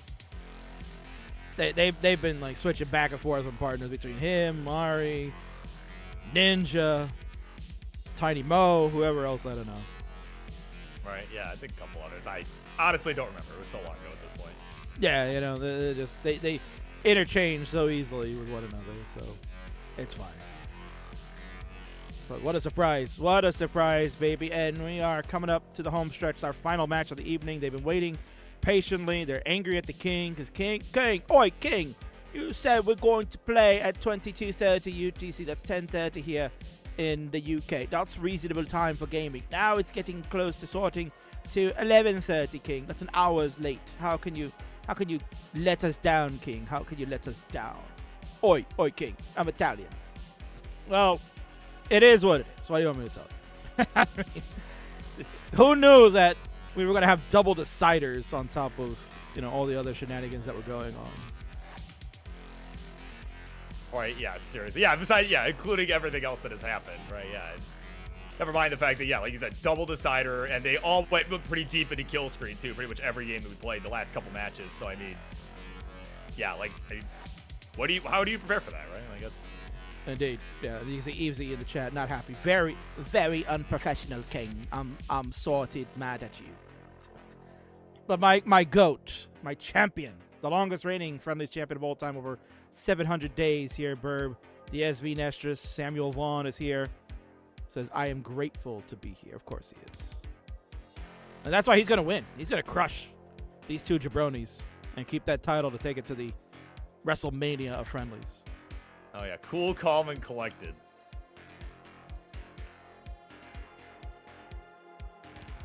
Yeah, there you go. Easy. I have had it up to here. In fact, Daniel probably went to sleep. He's not even in the chat here.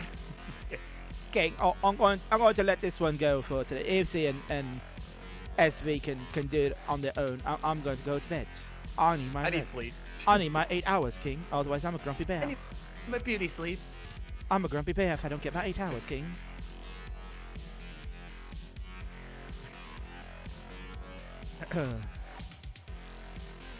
Yeah, okay. Yeah, he's gonna wake up like 3 hours from now. It's like, what happened? AMC, I think you know the answer to that already. They didn't do jack crap. The lazy bastards. Let's see if we can give Noel a quick refresh and hope for the best. See if that moves the needle along a little bit. And it did a bit, yes. A little bit. Yeah, we're moving along. We're chugging along. It's 195 for Noel, kind of high up on the board. 300,000 for Mari, the champ. Yeah, Noel kind of in a tight spot here. You know, again, is on game point for Mari, right? So he definitely needs to get out of this if he wants a chance to stay in this. If he wants to keep his title dreams alive. Oh my God. Oh my God.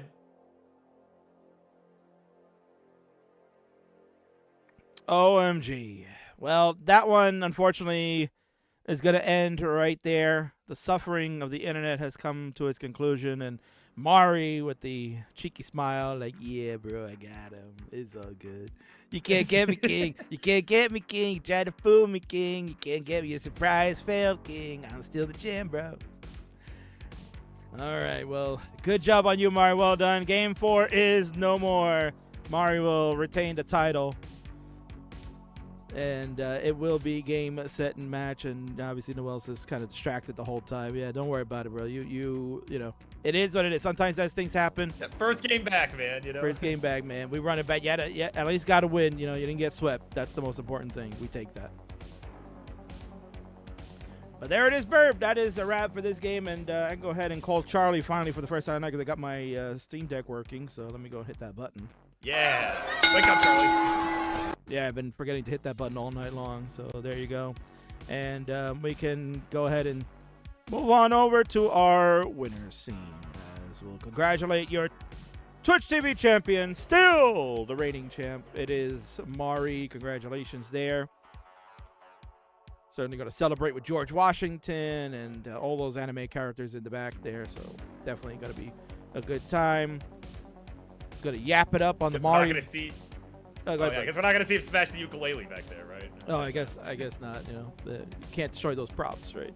But we're gonna hug whatever that Squishmallow is, and we're gonna do the Mari podcast to talk about the victory, I'm sure. So you TikTokers out there, go follow Mari or whatever the handle is. Mari, you can dump that in the channel here to promote yourself like you should, because that's one of our great YouTube editors here, Burb. But there you go. There's the ukulele smash. Oh, it's the guitar. There we go. Smashing the guitar. Ever so gently. Congratulations, Mar. I like the bass, actually. That is one bumping bass there. So look at that. Yeah, we're rocking out, baby. We're rocking out. Mari victorious. GG's. Yeah. There you go. Noel getting us back on schedule. Well, Burb, that was a match of all time, right? Call that. Yeah, you know, it's the Twitch TV Championship. That's kind of how it usually goes. That's usually how it goes, right? And usually how it goes, the King doesn't know how to organize and schedule timing, so we're about an hour behind from when the championship matches start, but who cares? They're UKs. They're used to staying up late. They know how to handle it. They're going to play, and we're going to have a banger. That's simple as that. So why not head on over to promote that slide, right? Because let's see if King does his due diligence and presses the right buttons. Maybe I can find it right there. Where the hell is it? Is this one? Right? Yeah, it should be this one. Why is it not working? Oh, because I pressed that button. Dummy. What a fool. All right, let's head on over here. Burb, I don't know how to run this stupid thing anymore. Tetris Friendlies Revolution. It's the main event. Finally. SV, your longest reigning champion. He won the belt back on December 29th, 2023. It is now February 21st. We're coming up.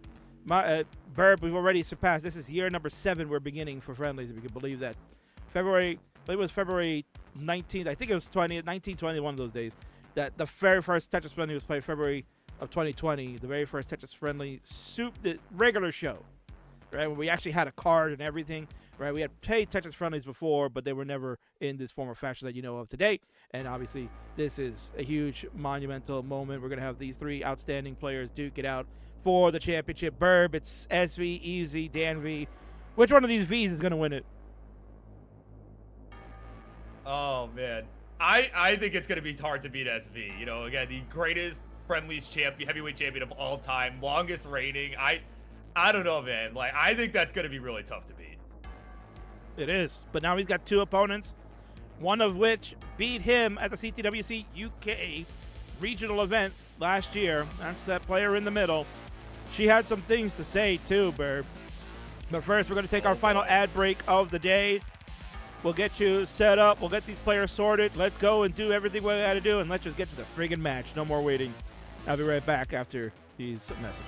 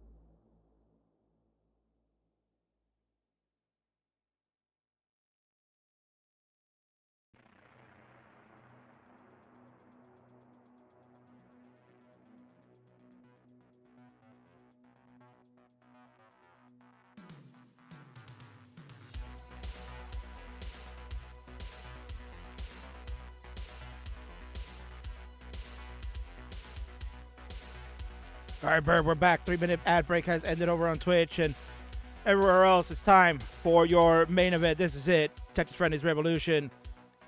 Your reigning defending champion over 2+ years, Sambon, on the left there will be challenged by two players for the best of Britain. This is what they have to offer, and certainly this is going to be exciting. Dan V, a former champion, over on the right there. Your superstar of 2025, Evesy, looking to defeat both of these jabronis one more time. She did at CTWC UK, and now it's for the highest prize in the Friendlies universe, that big gold belt. Verb, this is going to be exciting. This is going to be electric. And as I had mentioned before, we had some words here from a challenger. Evesy said, I would like to say a few things about my opponents. I don't care what they got to say. I need to get this out. I need the world to understand why I'm going to win tonight. And she cut one hell of a promo, buddy. So we're going to go ahead and take a look at that. So, folks, buckle your seatbelts. The promo, the stats, and the match. Let's go. It's time.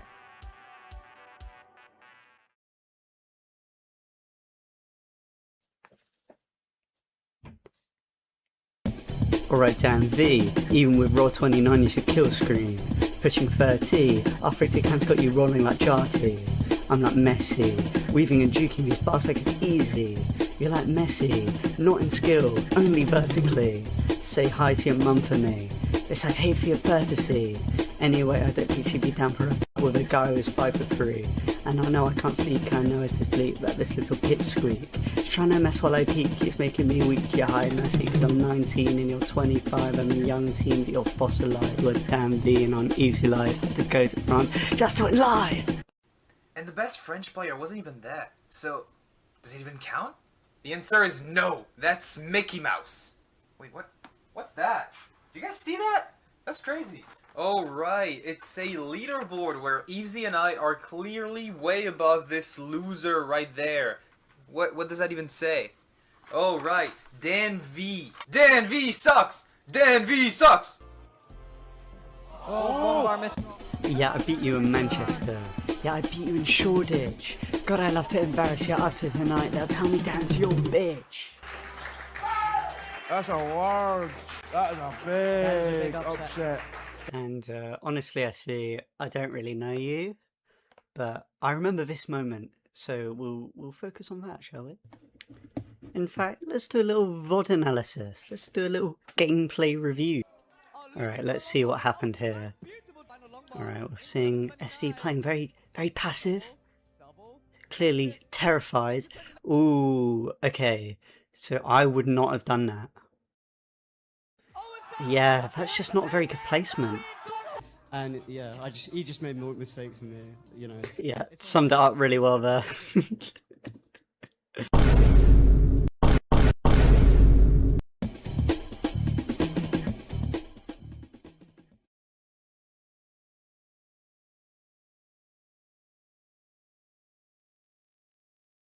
Damn, bro.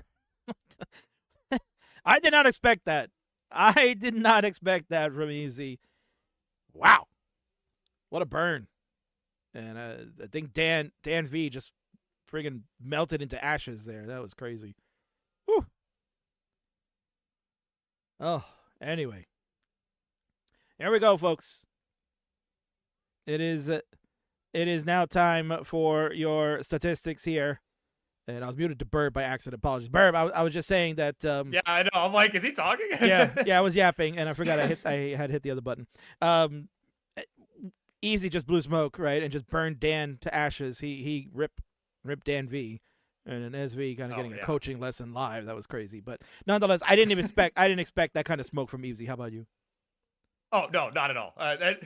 Almost, I mean, I don't know. She might have to challenge Tyler, in a diss track, right? I think given what we just saw, I think she could make a good diss track. Oh, she definitely could. And what we can definitely make good is the stats provided by Tyler. Once again, great job by you, buddy, all weekend long. These have been amazing, and thank you for upping the production level of the Friendlies universe. Burb, let's look it over real quick. Sam Vaughn, our champion over 700 days as the Friendlies man at the top of the mountain, has a 5.984 million PB score. Win-loss record is 223 and 120. That's outstanding. I mean, that's why he's the best in the Friendlies universe. Elo ranking 2180. That is number 10 in the world and is always a contender in the top 10 of the Premier poll. He's always, at least in my view, the number one guy, right? And he is a CT UK champion 2 times over. He almost made it 3 until the new challenger stepped in and took it away. So could that be something prophetic in this match? A former Friendlies champion in the middle there, Dan V, boasting a 3.835 million PB score. He's got a 301 and 154 record. That honestly is one of the best records of all time there, and certainly tip-top in a Friendlies marker. He has a number of wins. He is ranked in the top 5. I think he's sitting at number 4 in Friendlies matches played. He had a great pace going, and then he just quit. Right, so it's been a while since we've seen him here. And hopefully he can at least bump Louis Scuey out from the number 3 spot and claim his rightful place there. He has an ELO ranking of 2059. That's 22nd in the world. He also is a 2-time CT UK champion before Sam Vaughn decided to take it away. And our third competitor, the hottest player in 2025 after CTWC, without question, has went on a tear. Easy, posting a new PB of a 2.275 million. Also, I got word that she got a 3 million PB, but it was on a 29 start, so obviously it's not really counted in the PB marker, but certainly an outstanding achievement. Win-loss record is 169 and 85 on that same trend, Bourbon. These UK players, they win, man. They rarely lose. They just have outstanding records all over the place. Has a ELO ranking of 1979, which is my birth year. That tells you how old I am. It's number 44 in the world. I'm 46, so there you go. CT UK champion as well. Just won it in 2025, and now we'll look to try to become the next in line to the Friendlies championship.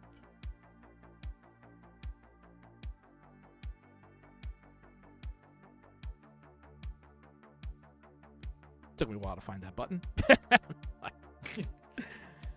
All right. There we go, Burb. And one last piece of business. It is not the Twitch TV Championship. Again, King will fix that when we get started. Don't worry about that. This is a triple threat match, which means we have some triple threat rules we got to follow. So let's go ahead and take a look at that. Here are your rules for players. They've done this before, so they're familiar. 3 players play simultaneously for the highest score. The top finisher in each round will receive 2 points. The runner-up will receive 1 point, and last place gets nothing. Match is first to 7 points, so whoever can get to 7 will be the winner, and the Friendlies champion will be crowned. So it says here, winner becomes the new Friendlies champion, but obviously as V does it, he'll just retain it. Burb, this is so exciting. Let's freaking do this, man. Oh yeah, let's get it going, man. We're waiting all week for this. They've been waiting for months. They've been waiting for months for this. Not gonna lie. And it is no cap Daniel. Come on now. What is wrong with him, Burb? Oh my god, this guy. It's like he's never played here before. No. God, what is wrong with him? Oi, King, I haven't played Friendlies in like a good year, mate. The one game I played was against Easy that you didn't even count when I beat her because your internet was shite. Remember that, King? Your internet was so shite. It wasn't internet, Dan. It was my laptop. It crapped out. So we fixed it, and now we can do this friggin' match. All right, buddy? Take it easy.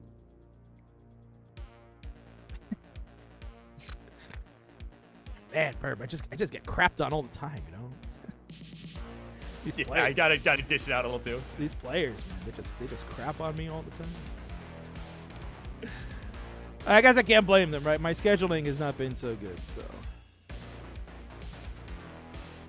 Yeah, it's like you almost gotta like add a few extra minutes for pretty much anything. It's like, well, I think it's gonna be this. I know, and I don't want to tell these players like, oh, you know, I like add like extra like 20 minutes to every match because, God forbid, like you get one that ends way too We're quick. like way ahead, yeah. And then now I gotta wait for them. Like they can wait for me. That's how it should be.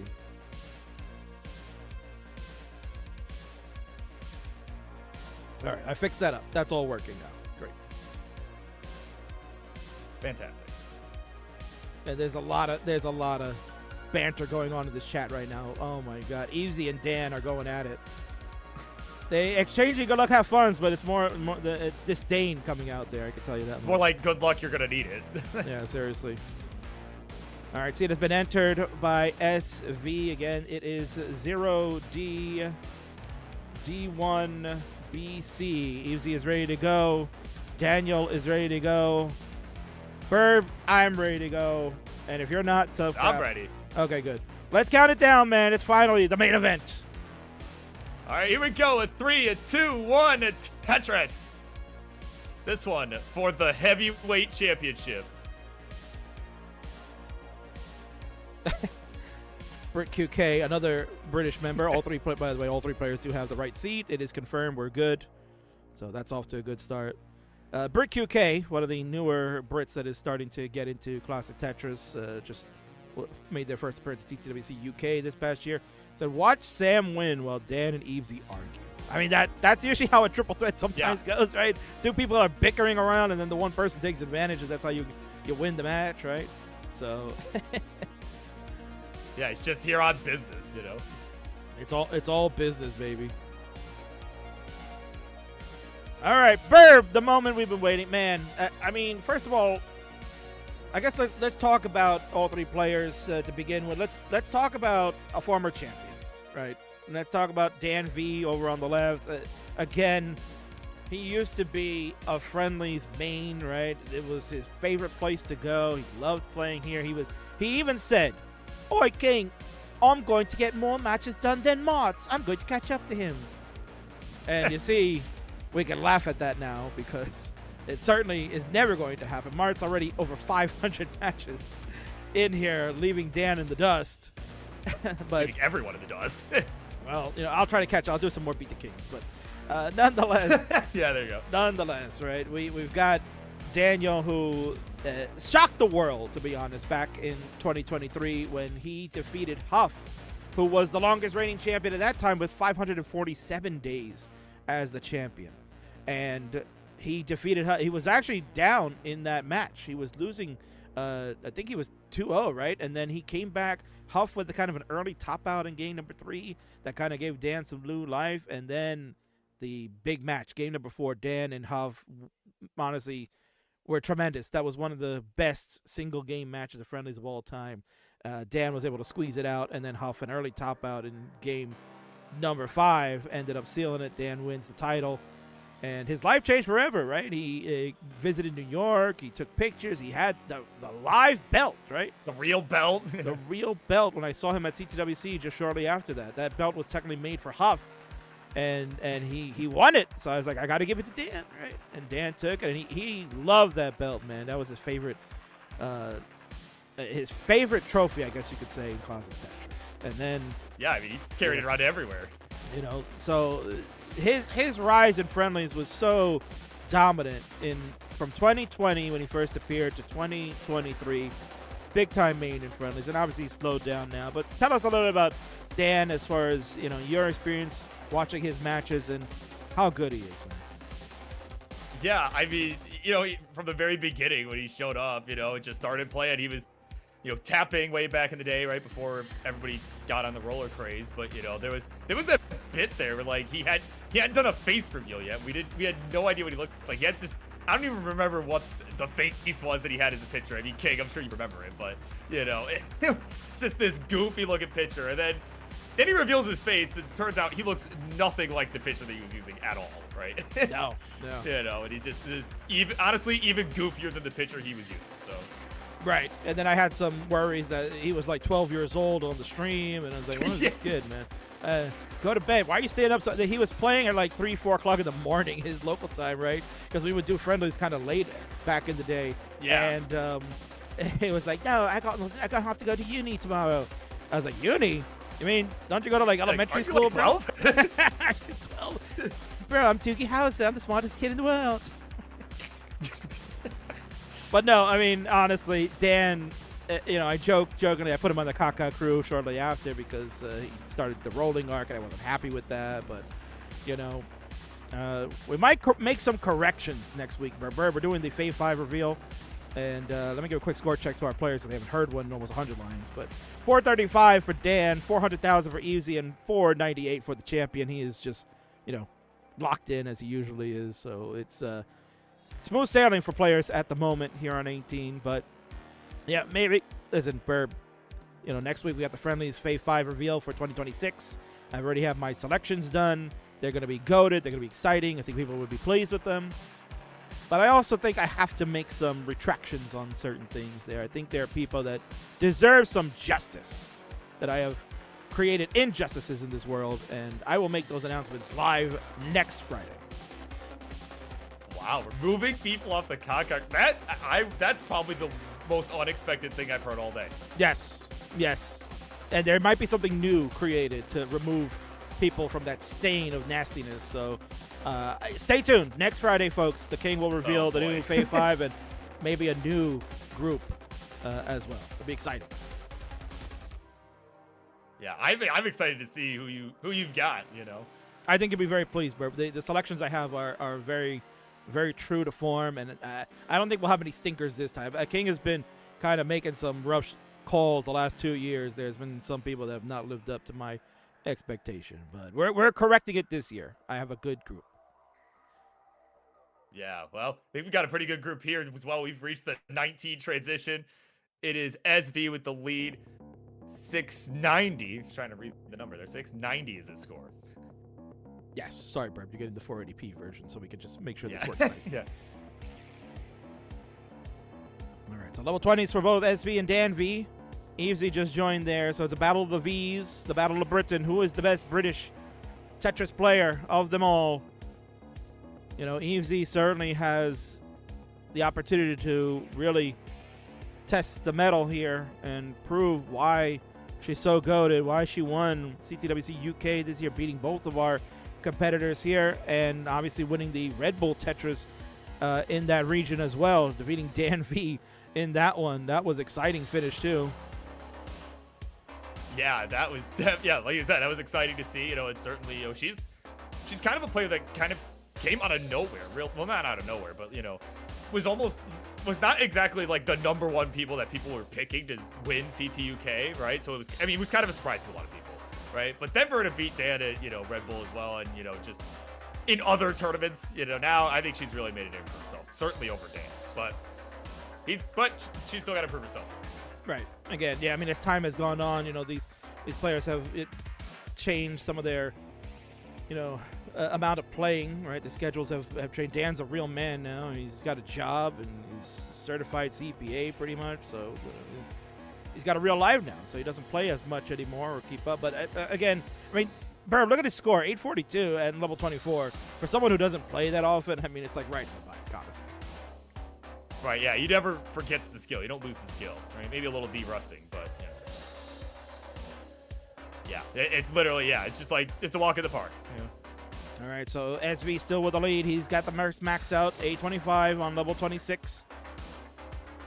The man at the top of the Friendlies mountain in control at the moment. Dan V keeping up at 944. Evesy almost about to hit 900K as well. With that, Tetris goes to 932, starting to get hot on the heels of Dan. Again, Burb, the jockeying for position. Some people wondering what, you know, even though we went over the format rules at the beginning, if you're just joining us, the first player will receive 2 points, second place will receive 1 point, and third will receive nothing. It'll be first to 7. Whoever gets 7 points first in this format of a 3-way match, we call it a triple threat, will be the winner.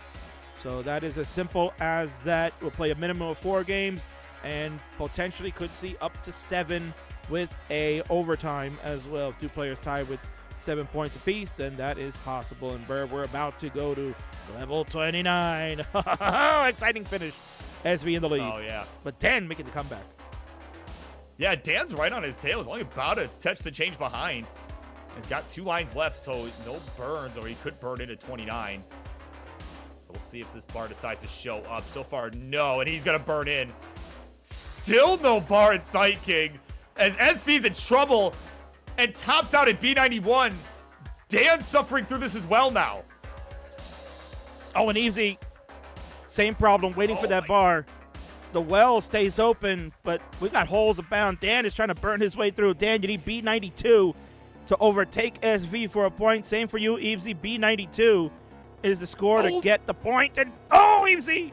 The L-hang! That L-hang is what did it. And Dan at 1.2 is going to take game number 1 in our heavyweight championship.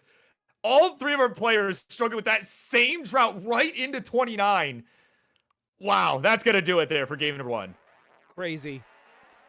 Crazy. And that's what St. P Sets offers here, Burb, right? It allows people to get the same impact of the RNG at the same time when they get to that sequence. And Dan, the one who mastered through it. Tremendous job. C26 is enough. Let's get the scores updated here, Burr. So your first one to get some points on the board is going to be Dan V. He'll get the first 2 points. Samuel coming in second with that B91 will get 1 point to at least get in the hunt. And unfortunately, Evesy, you know, Burr, apparently a Maxa gets you nothing. You get 0 points. Crazy. Yeah, right. Why am I so zoomed in, King? Why? Because that's what intense gaming is all about, man. I want to see your face. King, why am I so zoomed in? We need to see your face in 4K, Dan. That's why. Bruv. I'm so zoomed in. Honestly, that was great. That's going to be a great TikTok moment for Mari to post on our shorts all over the place. Don't you worry about that. Yeah, there you go. Bruv. Yeah, see, we're thinking of the fans. What are you doing? Jesus, Dan is getting it from everywhere. Your head is just that big. Thank you, Zen, bro. Same brain cell. Indeed. All right, all three players are ready to go. Burb, we just lock right back in. We're going to go to game number 2. Let's count them down.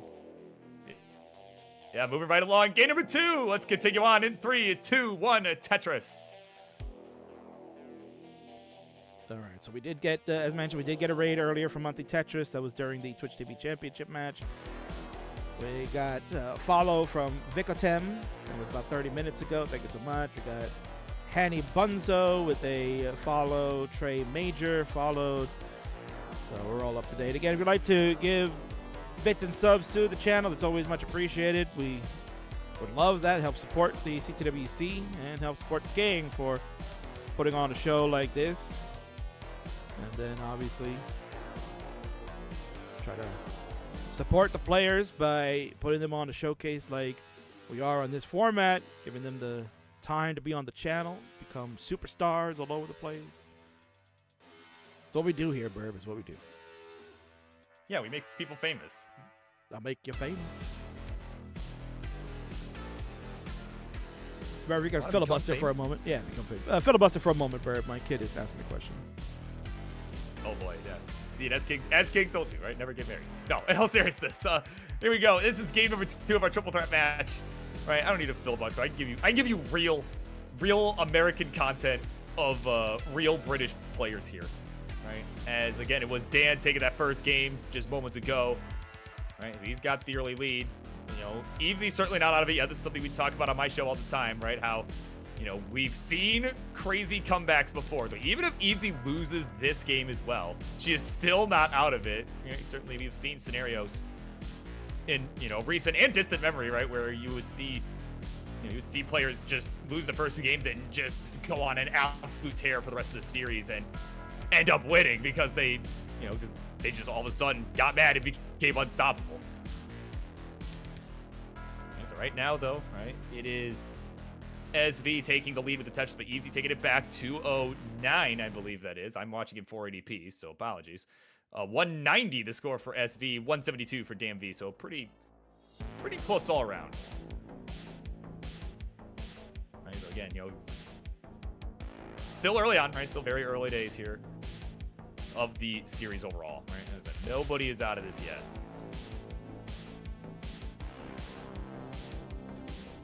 Can't believe Burb declined me for the look, man. I'm just taking King's advice. That's all I'm doing. I'm taking King's advice. And so far, that has not led me wrong yet. Did you take, what advice did I give you? Hopefully it was good. Never get married. Oh, that one? Yeah, please don't do it.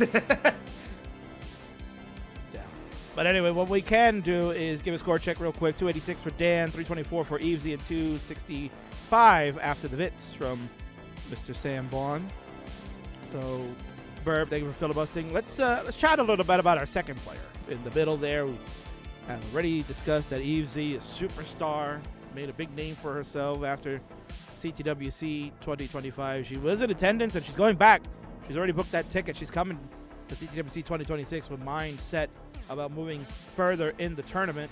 You know, unfortunately had to suffer a round 0 loss to Heps, I believe it was, this past tournament. But after that event happened, Burb, like something clicked for her, right? Something just happened that everything was working mechanically for her. She was getting these big wins, and we get to CTWC UK 2025. SB, the favorite, people thinking Sunny or Dan maybe making it to the final. Well, guess who ends up running roughshod and making it her all the way to that pivotal moment, and it's easy. Defeating Dan in a top 8 match, making her way into facing SV. I believe she beat Sunny along the way too in the semifinal. So taking down all these top stars in the UK, right? And then facing the man himself, SV. People just feel like he's got to be number 1 in the UK scene. This guy's dominant. He's always at the top of CTL. He's, you know, playing the best in the world in the Masters. He's a former Masters champion too. So like, how do you compete against that? And she blew everyone's mind away with her fantastic performance. She's just so strong, so dominant, and it was a great year for her. And now towards the end of 2025, she wanted a chance at Friendlies. She said, let me get in on this. I want to beat SV again. I want that belt. King, how do I get this belt? And so we build the story, we build the track, and here we are now, Burb. This is her moment to shine. Yeah, definitely. In this case, how did she get the belt? Well, just ask to compete, right? Gotta fight for it, but you can make storylines happen. It's certainly this one, as you said, yeah, it's been a good one. She's been on an absolute tear for the last few months, right? Probably better part of like 6 months or so. So I mean, yeah, I think she's got a really good shot here as we are approaching the transition. She does appear to have the lead based on my 480p view. She does, yes. She has the lead. 613 for Easy, 551 for Dan, and 530. Yeah, am I reading that right? What does that say? I can't read it, King. Get better laptop so you can give me 4K. I want 4K. SV's going to go to level 19. Dan will follow as well, and Easy, 640. Huge lead for her. She's off and running to the races as they go into the 19 speeds. Real quick, corrections here. Thank you, Flox, my silver champion. Maybe one day could be a heavyweight champion, too. The Phenoms champ is here correcting me that Flox lost to Heps in round 0 and Evesy lost to Hydrant in round 0 at CTWC, and Evesy beat Tuki in the semi-final. So there you go. There's your corrections. Apologies for the misinformation. Yeah, it was another H name, so it was close. It was close. Tyler's right. I could buy a better laptop, but I chose to pay him instead for his great work. Yeah, absolutely. That's, people over machines, right? Yeah, sometimes. All right. Well, these people are doing good, Burb. Let's get back to the match. 747 for Dan. He's flying and taking off, trying to catch up to Easy at 828. SV at 714. We'll get attention to go to 743. He's closing in on Dan. Those two are on level 23. Easy will be joining in another moment. There it is with that Tetris. Wow, Burb, we got something sizzling hot right now. Yeah, it's another relatively tight one. And this is kind of the game that Easy needed. Actually, not even kind of. This is the game that Easy needed, right? Being down after the first game, not having scored anything, right? This is a really good chance for her to make a statement here. If she wins this and we're able to keep Dan scoreless here, right? That basically we tie this right back up. Getting tech advice, don't buy yet. Wait till the stocks go down. I certainly will. Yeah, don't worry. I just got this repaired, so this one's gonna last for a while. Don't you worry about that. And it's working fine. Tetris for Dan, 829, Easy, 985, nearing the max out, 852. SV has overtaken Dan at the moment, but he is also on level 26. Dan will just join and take that lead right back. So it's neck and neck between Dan and SV. It's Easy that's trying to start running away with this. Already 1,018,000. Yeah, level 25 max. I mean, we kind of were just talking about it casually, but just gotta remind people of how insanely difficult that is, for at least certainly for the average person, right? But even for the best players, that's not an easy thing to do. So at crazy pace. A57 on 26. Another Tetris. Evesy crushing the competition. A93 now. And with the next score, we'll get to the B side of this album. And here it is, Tetris B31 for Evesy. This is a statement game being made, Burb. Yeah, this is absolutely, a commanding lead over even SV, who's a number of about 100,000 points behind now. Right, and now Dan will join in at 29 and at 827. So up they run, King. This is a lot cleaner of a transition to level 29 than we saw that first game. And this is exactly what they were all looking for. Certainly SV and Dan were looking for a clean transition there. Yeah. Dan gets that 5-step all the way to the left side. Needed that. That could have been disastrous for him. Now this Burb is the experience factor in Friendlies. These players are used to playing level 39 line caps in the competitive scene when you're playing in CTL or you're playing in CTM or any other tournament that's having these line caps on. In Friendlies, we have no line cap. It's an endurance test. It's how long can you go. We continue to stay tried and true to what built us. And this is going to be the race to who could outlast who. SV, the master of the line out. But that right side could get a little worse for wear, but he's burning it away, Burb. Yeah, he's just, honestly, yeah, the right side was getting pretty high up, but honestly turned out to be a good play, right? For him to be able to take pretty much any burn he wants with any piece that comes in, and yeah, as you said, he's a master at, not overcommitting to any particular setup, but really just lining it out, scaling, as they called it, right? Yes. When we first started getting into the rolling side of things. Yeah, and it's still prevalent to this day. It's just not being mentioned as often anymore. But that's exactly what they're doing. Everybody's staying it low, keeping it slow, easy at C66. Samuel at B92, and Dan at B65. So at some point here, Burb, someone, either Sam or Dan, are gonna have to make a move if they want to try to push Easy a little bit, because Easy can just coast right now. It's just like, here, guys, you want to catch up? SV is in some trouble. Oh my God. How does he do it, man? King, how does he do it? Kind of needed a J, but comes way too late. He's still in trouble here, Burr. But yes, how does he do it? He's digging it out. Oh my God, he's almost got it. Oh no! Oh, the one on the left. That's probably, yeah, no, not gonna happen. C41 almost got out of that too. That would have just needed a J. It did not show up. That was twice that he needed a specific piece and did not come in time. Long bar hanging left. That'll do it for him. He is not getting anything in this one. Yeah, that's going to be tough for the champ. C41, that's a great score again, but not going to be any points in his favor. Easy already on the D side. D58. Dan trying to keep up at C90. See, he's taking a little bit of screen check to see how much more do I got. Who's down? He sees Sam is down, and Sam won't get nothing. So Dan is going to get at least 1 point. Easy will also get on the board. If you're Sam, you actually really want Easy to take this one, but she's starting to fall out of control here too. Yeah, another long bar hang. So Dan needs about 50,000 points here. Right, needs D71. And he's clean. Certainly, I mean, at this level, yeah, he's clean. And at this phase of the game, points are worth a lot, even for the singles and doubles. So certainly he can afford some safety. Oh, Dan. Dan, you need D71. He needs 10,000 more points, Burb. Oh, my God. Can he get it? Oh, he barely got it.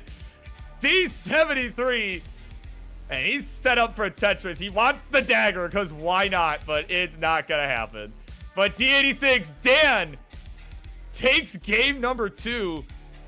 And is starting to pull away here, King. GG's. That's a big 2 points right there for him. I was about to say, like, Sam would have wanted Easy to take it, because then at least Dan would have 3, Easy with 2, and then that puts Sam back into the mix that he could stay close to Dan. But Dan's going to get those 2 points. Wow. Burb, former champion, bringing it tonight. He's looked good in these first 2 games. He'll get another 2 points, so get him to 4. Easy finally getting on the board with that second place finish. Man, D70. Burb, you only get 1 point for D70. Oh my God, what's going on? Yeah, seriously. Well, like they say, this is Tetris in 2026. Right? That's it. All right. Champ says he's gonna stop setting up randomly. He's gonna play for real now. And of course, I was just warming up, man. Yeah, and of course the Hamburglers here. Was Dan ever Friendlies champion? We've only said it like 8 times in this stream, so thanks for joining. Oh. Yes, Daniel was a Friendlies champion. He was Twitch champ. He was also a Twitch TV champion. Yeah, so he's held 2 belts. I mean, for a short time there. Original.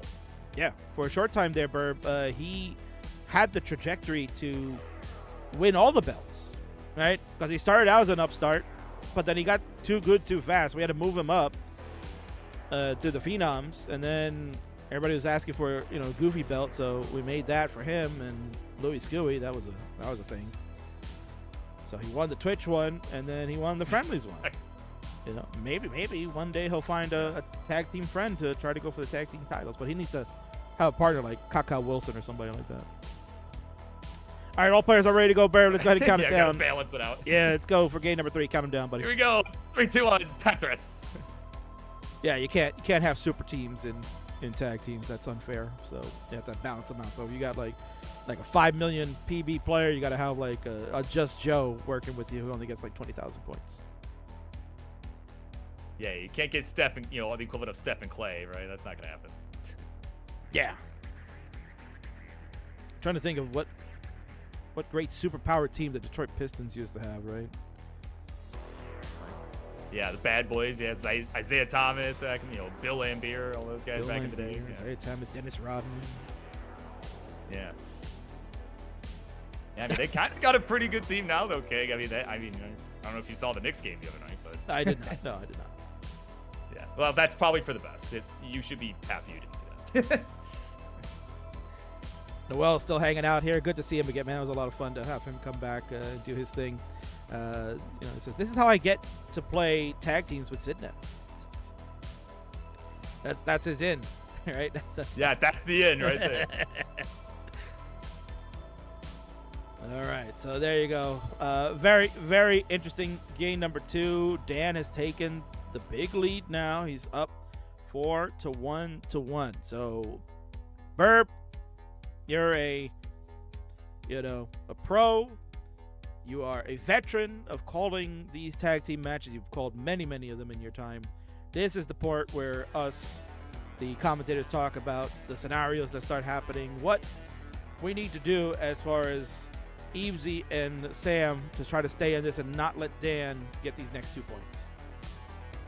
Yeah, they basically are dependent on each other, because right now Dan just needs a win, and then if he wins this, all he needs to do is get second place to win it, right? So we've got to really just avoid him getting the game point, because if he gets any amount of points, he'll be on game point.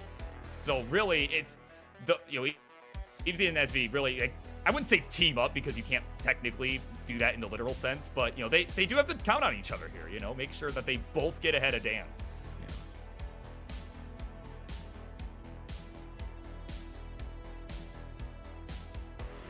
Now, though, Dan has been looking pretty strong. That 29 in particular has been really strong for him today. No, it really has. Yeah, it's been very strong. And again, maybe you usually would see these players kind of used to playing this late, but obviously with the start time being delayed by about an hour because of the double deciders we had and some tech issues. At the end of the day, it's been a lot of fun, man. It's been interesting, and they're still playing great. How could you complain when you're getting D's and E scores, right? Let's be honest. Right. Yeah, they're playing fantastic, right? It's just they all are. That's the issue. Their opponents are too. Listen, this is the witching hour. This is their prime time. They like staying up late. Let's be honest, you British T-Gens. But no, nonetheless, kudos to the whole play to stay up a little bit later to play this one. We've so far had 2 really great games, so that's without question. So let's talk about the man, the myth, the legend, the ultimate brand here. Yes. It is Sam Vaughn, known as SV in some circles. He kind of get a rebrand of himself for CTWC. He said, I want to be known, King, as Sam Vaughn. I was like, who's that? That's me, King. That's what SV stood for. I said, oh, I didn't even know that's what that meant. So SV, Sam Vaughn. Right? So he did a rebrand, and he's honestly bigger and better than ever. Over 700 days. I'll probably get you the accurate number here in a moment, Bird. But tell us how much of a champion this man has been over the last 2+ years. Yeah, for the longest time, Huff was like the champion of champions. He was your guy, man, right? He, held that belt it's well over 500 days, right?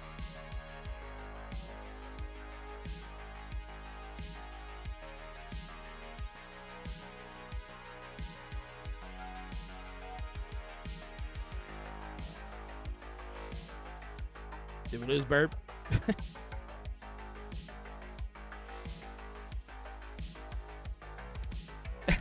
did we lose Burb? Right? He was telling a story, and then he disappeared. Uh-oh. Where are you, Burb? Where'd you go, buddy?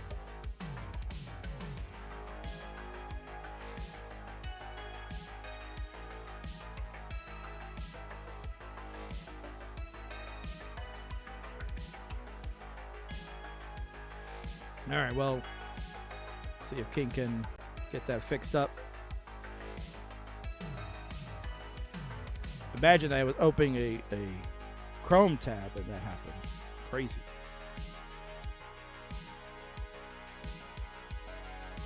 All right, SV is working there. Burby, where'd you go, man? I can't find her. Maybe my Discord went to crap here.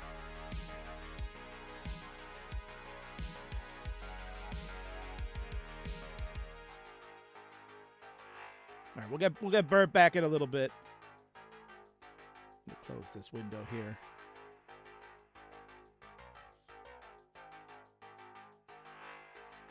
Yeah, I think it's my Discord went to crap. All right, Burb, we'll get you back in a moment. Don't you worry. We'll get you after this game number 3. King will go solo for a moment. It's 612 for Dan, 526 for Easy, and 684 for the champion. 709 now. He is back in business. He's tearing it up.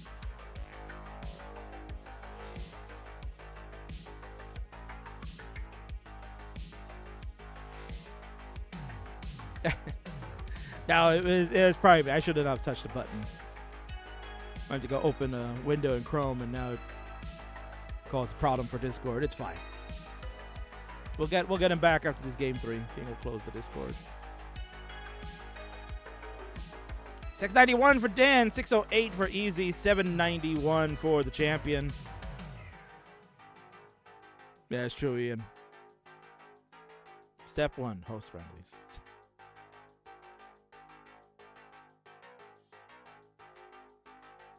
Yeah, it's okay.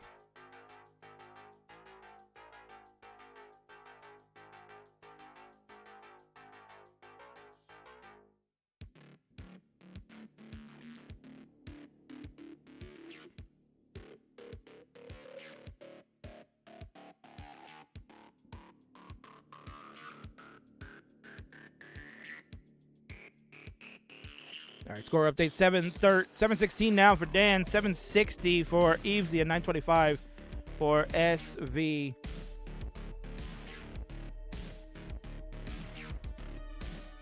So the race continues. They are battling it out.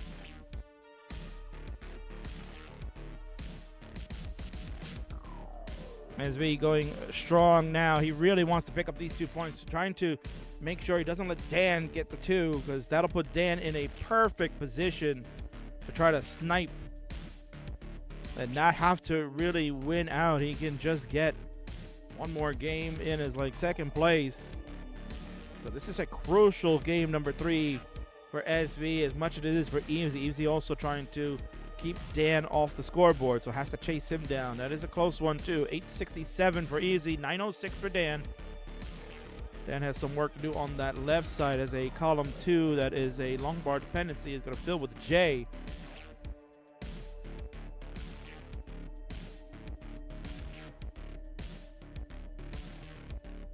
Dan at 924, Easy at 970. SV already beat 31. So now this is where your SV got to watch the aggression. Do not want to throw this one away as we go into 29. You'll definitely want to up this score. It has potential to get one more to get us into the C territory. 1.2 incoming. Easy just gets into the million points. There we go. SV finally gets the 1.2 after some play in 29. We go to 30, excuse me now. Easy now in 30. Dan just moving pieces quickly. He's at 980. He's falling behind. So exactly where Easy and the SV want Dan to be. But he's burned this all the way. Easy's going to top out. Oh, no. Easy's topped out. Couldn't figure out what happened there.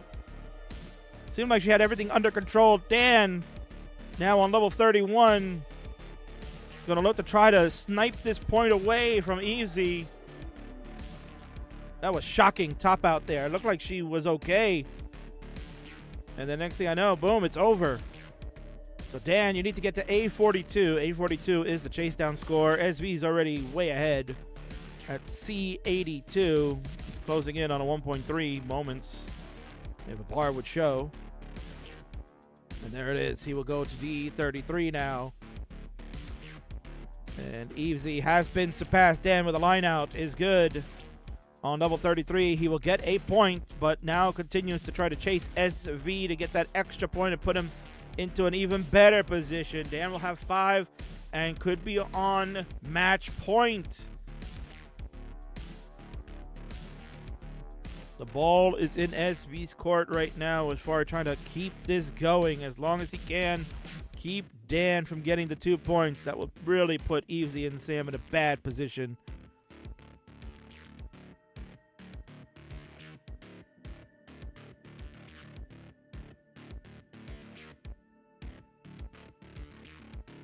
Daniel kind of high up on the board, but he's bringing it down again. Got to watch that left side.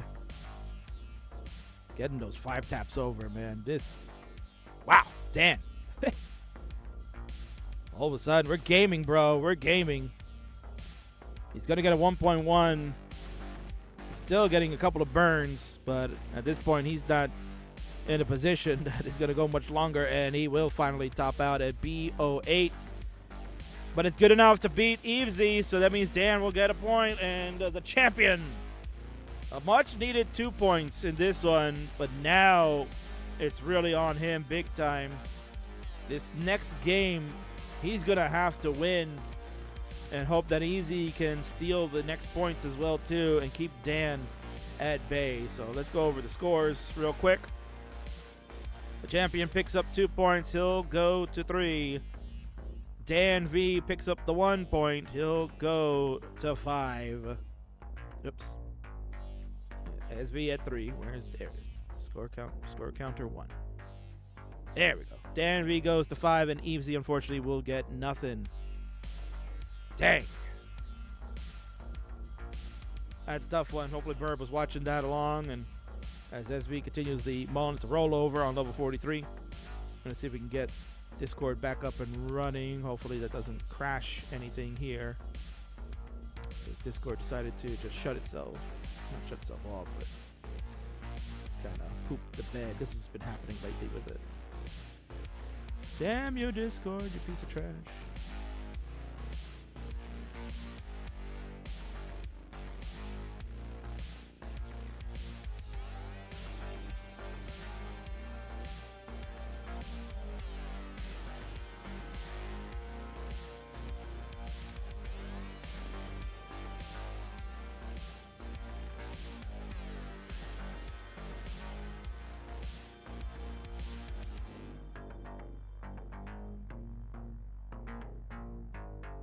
See if we can get Discord back up and running so we can get Burb back in here.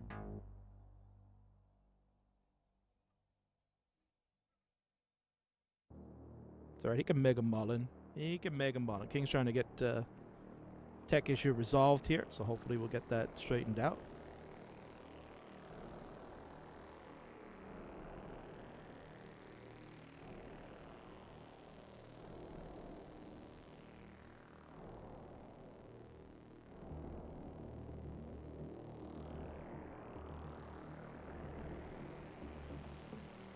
I've returned. Hey, wow. Wow. He lives. Well, I thought you died. No, yeah, I'm seeing chat come. I'm like, okay, so my internet didn't go, right? No, you were telling such a great story, and I was riveted, and I didn't hear the ending to it. I was like, what the hell happened? And sure enough, yeah, it was. I don't even remember what I was talking about. It was my Discord. Yeah, I tried to open a window in Chrome, and apparently Discord didn't like it. Yeah. Well, you'll have that, I guess. Right? That's All right, so Sam says his phone is off, and he's got his music on, so he will need a ping on the Discord if there's any early top out. Yes, you'll be notified, sir. That's fine.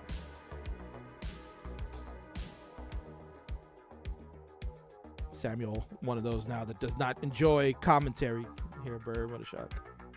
right. Yeah, can you imagine muting King and Burr? Come on now. I know. Well, what we can imagine is that we can get this one started. It is game number 4. So the scenario is there. 5-1-3, Burb. We'll talk about it once we count it down, if you please. Yeah, here we go. 3, 2, 1, Tetris. Sam will hydrate a little bit. Yeah, It's that's now, a bird. it's now getting close to 12:30 a.m. in the UK, but it's a Saturday night, Burb. Let's be honest. What were they going to be doing at this time anyway, right? Right, yeah, they get recovered. They were going to be gaming. Nice little T-spin tuck over the spuck from the champion. So, yeah, Burb, I don't even know what we're talking about. So, but glad you're back in. I don't remember.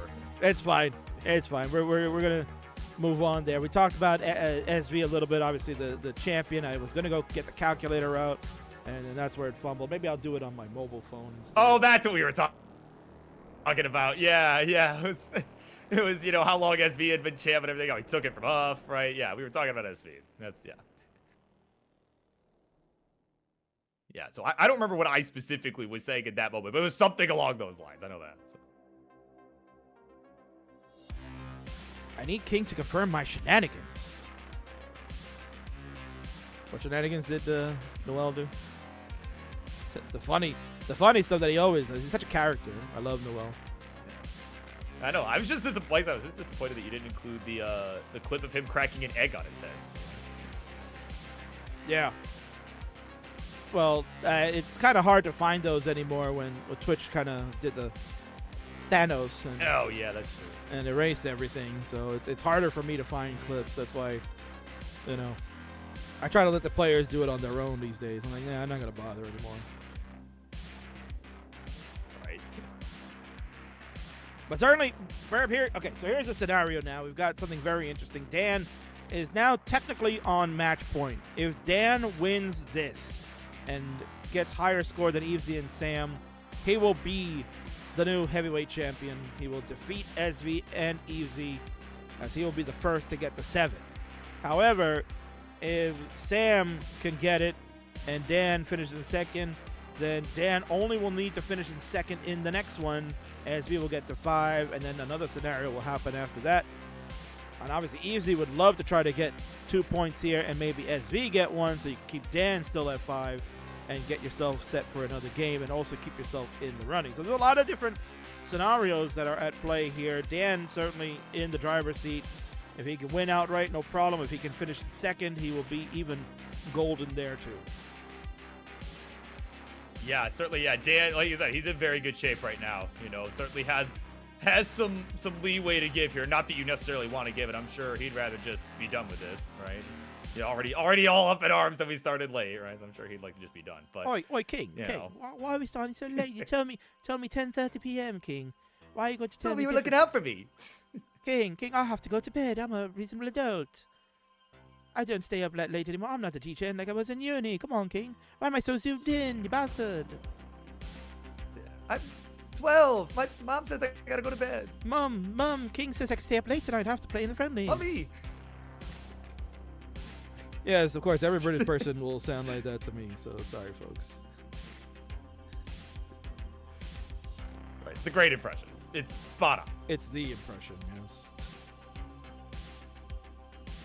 Oh, man. But yeah, no, certainly, there is some level, right, of SV and Evesy kind of needing to go, again, sort of work together, or rather depend on each other to make sure Dan is getting points here. I mean, he can, at most he can get 1, but then if he even gets 1 here and we have another game, that's when they are really going to have to lock in.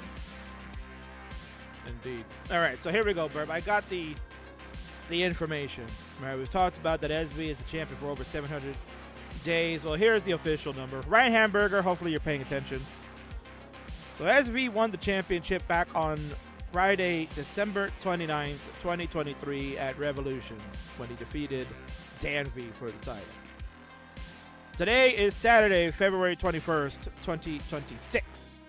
So well over 2 years. That is equal to 786 days as our reigning champion. Or if you want to look at the breakdown as such, 2 years, 1 month, 24 days. 25 months, 24 days, or alternatively, we could look at 67 million seconds, Burb, or in Oh Tetris my terms, God. 1.1 million minutes. How about that? Yeah, that's a lot of time. Yes. It's a very, very long time. It is a very long time, but it's been deserved. He's been a fantastic champion. The belt means a lot to him. He's always told me that. He says he cherishes it. It's one of his favorite trophies, you could say, that he has won in Classic Tetris, and certainly not going to go down without a fight. Yeah, no, I mean, we were kind of the same thing with Dan earlier, right? Like, they both really have, everybody that has had the real belt that we had made, right? And as you said, originally for Huff, right, before he lost it to that guy on the left, right? But, they've both really treasured it, and, I know the same will be true no matter who wins this at this point, as we do have a transition here. SV at 524, he'll add a touch to go to 548. The other two players not far behind. Yeah, this one's a lot tighter, where nobody's really run away with it yet. It's within reason.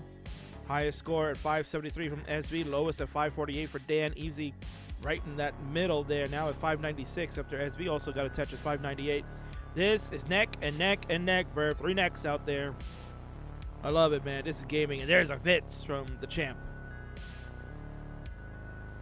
Yeah, this is gonna come down to the wire here. Again, this is game point for Dan V. If he wins this, he's gonna get that belt back, but let's see. Still lots of Tetris to be played. Again, no line cap here, as we've already seen that come into play these last few games. Enough for nothing, Bird, but Dan and SV will be seeing each other next weekend at the Austria event.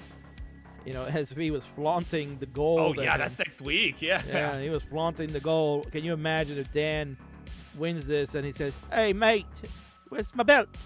You owe me the belt, you bastard." Oh, my God. How awkward would that be? Oh. Hey, that'd be peak content right there. That's what that would be. That'd be Mari content. Yuck, yuck, yuck. Yeah, absolutely. Yeah, see, this is what we do. We give content, right? We give Mari some content to work with. That's what we do here. Indeed. And they got a 2-hour flight, according to Phlox. They're going to sit next to each other. Ay, ay, ay.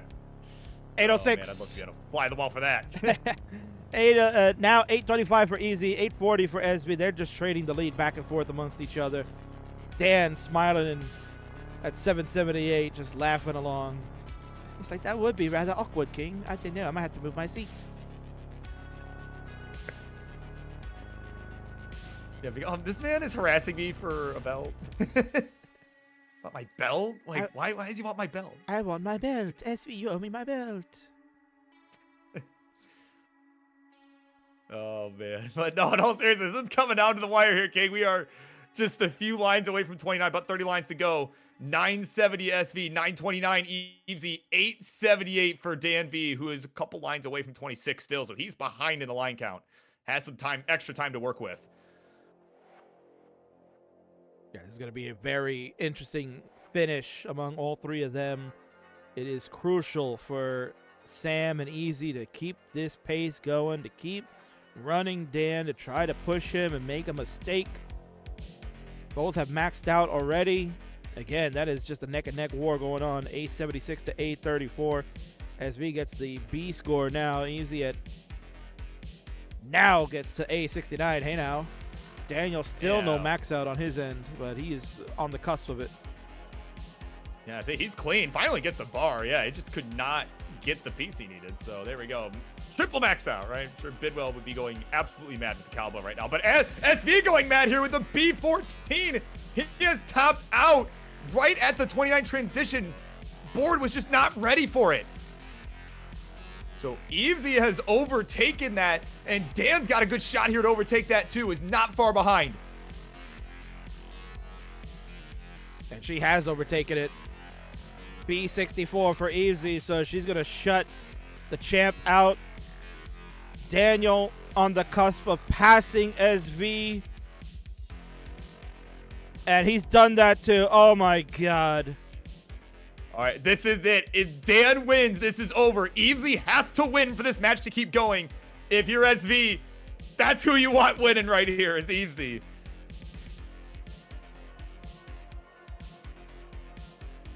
Man, does not get much more tense than this, King. No, this is very intense. CO3 to B44. Again, no line cap here. You know, I mean, these players are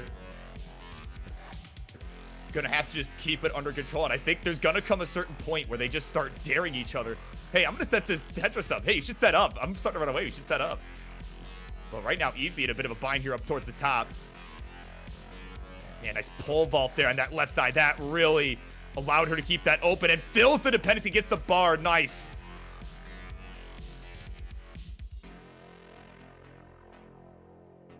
Oh, man, there we go. Yeah, starting to just drill this back down. She's still got a lead. C47 to B91. Dan is hanging in there. And, oh, wow, I don't even, okay, I can't even tell if that was an adjustment or a misdrop, but either way, he figured out that solve, and he has surpassed 1.2 million. Yeah, this is nuts. This is everything on the line. It's up to Easy. She must hold the fort, must outlast Dan. The champ sitting there can't do anything about it. That's the roughest feeling right now. He has to have Easy do it to keep the match going and give him at least one more chance. Yeah, you know, that feeling of just all you can do is sit and wait. You know, powerless here at this point. Yeah, like you said, not a good feeling. So we're at level 39, the level you'd usually see the line cap, but not here. This is Tetris Friendlies. We don't do that here. And right now it is still Easy with the lead, about an 80,000 point lead. But again, with these point values being worth so much, at a certain point, if Easy doesn't start topping out, that's kind of going to put the pressure on Dan King, right? To start setting up just like that. Tetris Dan with a D18. And this is what he kind of did to Huff when he won the title the first time. He put the pressure on Huff because Huff was in the lead. He was kind of just, scaling, coasting at that moment. And then Dan started banging Tetrises, took the lead. And Easy! Oh, no! Uh-oh, here we go, Easy Burb. just all of a sudden misdrop to the middle, but hold on, Dan. Wow. Dan, you need... that's not a good square. Dan, you need E38. E38 is the score. He will get a tremendous burn to keep this run going. E38. Oh, my God. Oh, but this board is falling apart. Oh. Not gonna get it. Oh, my God. Almost had a tremendous, heroic dig and just could not get it done. Just had a few misdrops. I think it's just about hearing that Easy had topped out. Right? As Jonas once said, that's the most distracting thing that you can do as an opponent is top out. Wow. Indeed. So let's get the scores going here. What a tremendous finish that one was. Dan had it in his grasp, and it slipped through his fingers at the end. So Easy with the E37 is going to be good. We'll pick up those 2 precious points needed to keep this match going. She's tied with Sam. They're at 3. Finishing in second is Dan, who is now absolutely in the driver's seat. He is coasting. He just needs to finish in second here, Burb, to win the match. It's on Easy and Sam. They're going to have to shut him out now, at least for the next game, to have a chance at maybe forcing a overtime. Yeah, this is, again, this is kind of like we were talking about in that last game, right, where, Dan could get away with getting second, but now, there's kind of that added pressure, okay, he can't get last place, right? There's a little bit of that mental pressure there, right? If either of them, right, if either of them lose to Dan, the match is over no matter what. So there's really a lot of pressure all the way around. Certainly, and all 3 are now officially ready to go, Burb, so we're going to count them down. This is the gainer of 5 of the triple threat.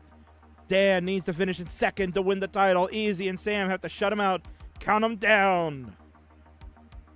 Here we go. 3, 2, 1, a tortoise.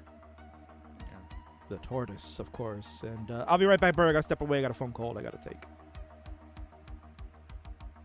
All right, yeah. See, King is a very famous man, right? He's got to take a phone call in the middle of the heavyweight championship, right? That's all right. No, he's a very busy man, right? He is putting on a show. in more places than just here, apparently. So, but either way, here we go. This is game number 5.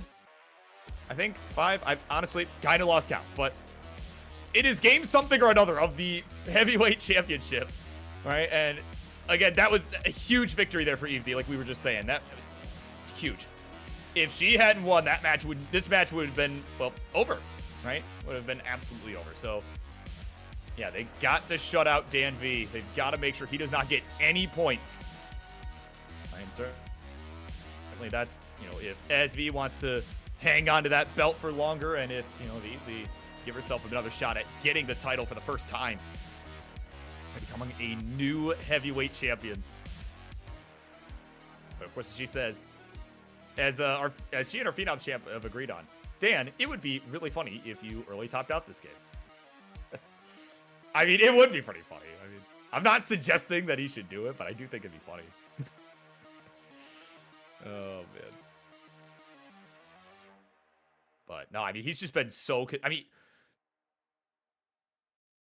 everyone's just been so consistent on that 29. It was just really unfortunate that last game with SV just kind of was trying to go a bit aggressive on that 28, right, going into the level 29, right, to try and get an extra Tetris going in to kind of put himself in a better position, but, excuse me, ended up flying a little bit too close to the sun, and unfortunately that was kind of the end of his game there. So now, like that, he and Evesy just working together here. He does have the lead right now, 193, 133 for Evesy, 151 for Dan V. We saw him just smiling it off a minute ago, because he knows this board is something. It's...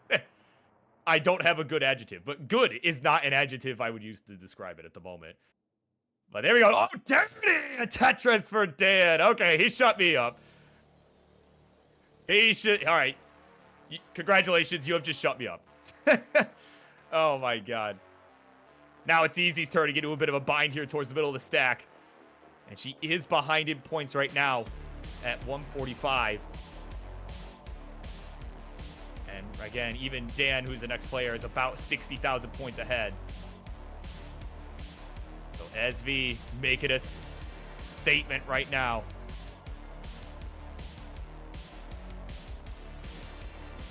And oh, look who's here. The Zro folks, they're here. Made it on the plane. Who's the captain? All right. Current champ is SV. Sam Vaughn there on the right. He is trying to defend his title, but right now, he and Evesy gotta both shut out Dan V, who has just been on fire this series so far. He just needs second place to make this happen, to reclaim what he feels is rightfully his. Yeah, I don't have enough brain cells for this. See, Noel, that's why they're there, because they do have enough brain cells for this, right? They're there and we're here.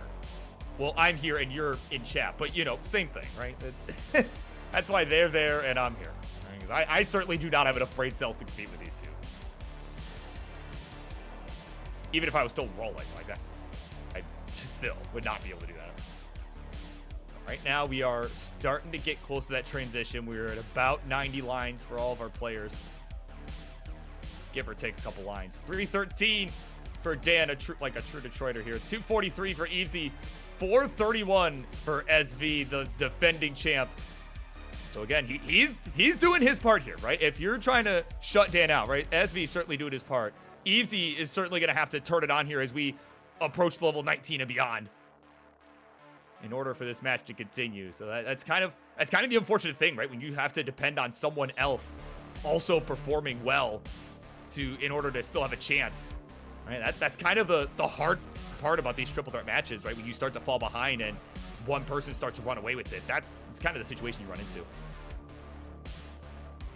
So let's see what kind of pressure these guys can put on each other. We're approaching the 19 transition.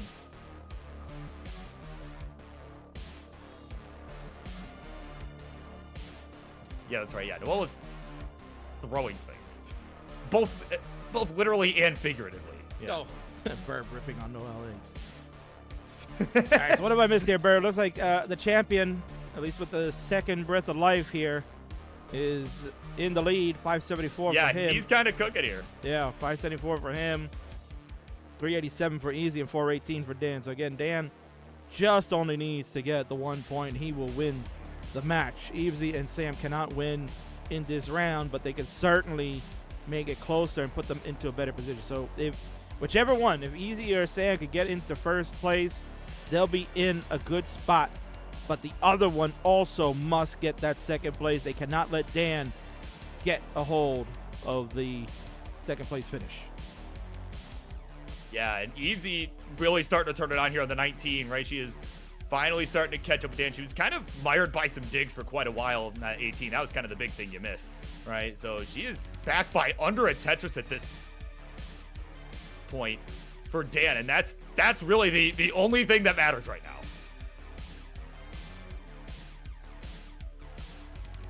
491 for Easy, 526 for Here we Dan, go, we're on level 20. 735 for SV. Yes, level 21 for SV. Yes. And now everybody's on level 21 here. Burb and SV will go to 22. He is just on fire. Crushing it. Yeah, absolutely. You know, I mean, this is what champs do, right? They find their backs to the wall and they find a way, right? They just find a way to make it happen. Yeah, Dan is starting to pull away from Easy, and we got some trouble here, Burb. She needs to get this dig. Because no matter what score SV has, we saw a lot of in the 18. Yeah, no matter what score SV can pull out, it won't matter. Easy's going to top, and Dan surpasses that score, which he's way ahead now. He's over 100,000 points ahead of her.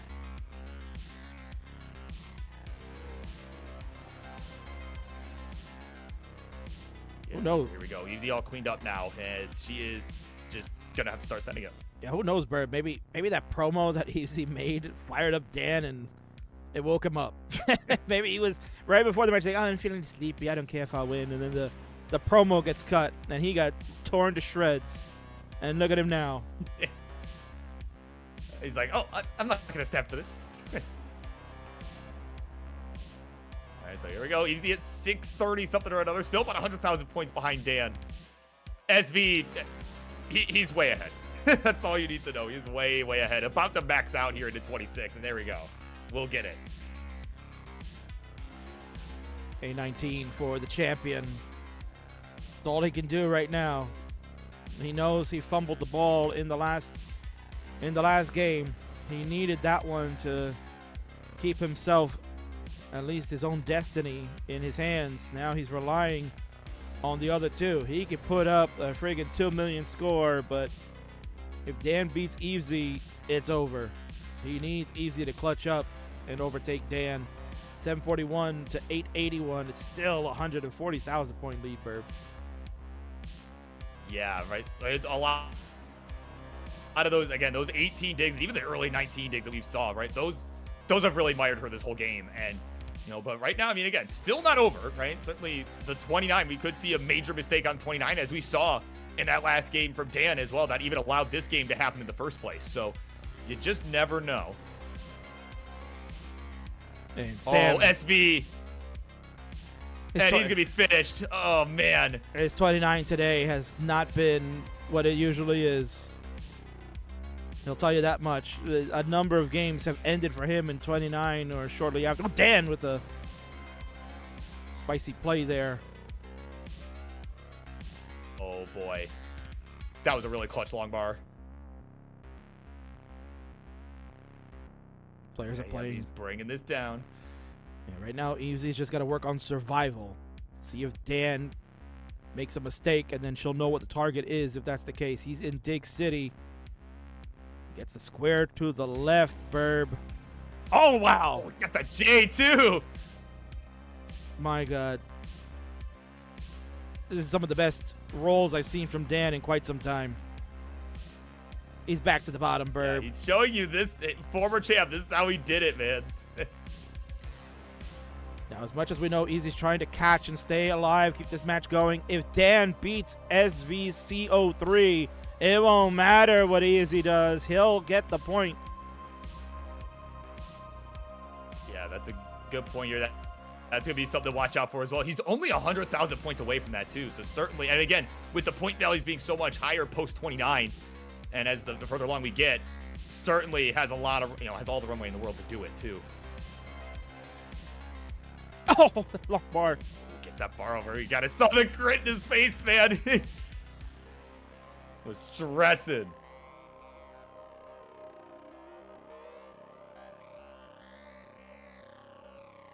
So Easy at 9-62, so it's still just so far behind. And we're getting close to this. 36. Yeah, we're approaching what would normally be the line cap. Yeah, we're getting close to this C number anyway. If he can score this Tetris, he's got CO3. And, oh wait, I think there's one more burn. He got it. Oh my word, Burb. And the match still continues, regardless. But he's done it. And Easy's going to be done now, too, at A02. Burb! I don't believe it! The longest reign. Crazy. Just... Go ahead, Burb. Yeah, that's crazy, man. You got a new, well, not a new champion, but returning to the championship. He has returned. Dan V taking that belt back after, what was it, 2 years? 2 years, a month and some change. Wow. A historic run, King, has just come to an end. Crazy stuff. My God. There he is. He's done it. He's vanquished the demons of the past, and he will finish what he started. Let's get the score checks. Dan with the... Well, SB with the highest score. He'll get the 2 points regardless, so there's the 2 for him. His CO3... Excuse me. His Dan got the win. No, Dan overtook it. Yeah, Dan overtook it. My bad. Yeah. Dan gets the win with the 2 points. He'll get 8. SB gets the 1 for the second place finish of CO3. Easy gets nothing with that AO2 max out. My God. Let's move on over to the... Well, first the bell, Charlie. And we got to move on over to a winner's scene here. Winner 1 is this one. And it is your new Friendlies heavyweight champion. The king is dead. Long live the king. SB. What a tremendous run he had, Burb. But what a way. You lose it to your best mate. Yeah, absolutely. Historic. As mentioned before. Yeah, King, that's going to be a fun plane ride, I'm sure. 786 days, Burb. He was the Friendlies champion. It took not 1 but 2 players to beat him. Oh my God. Man. Yeah, Wow. You got to put up with this guy for 2 years. No, I'm kidding. and there's some yapping going on in the chat too. So, oh my God. Oh, you know, it is what it is, Burb.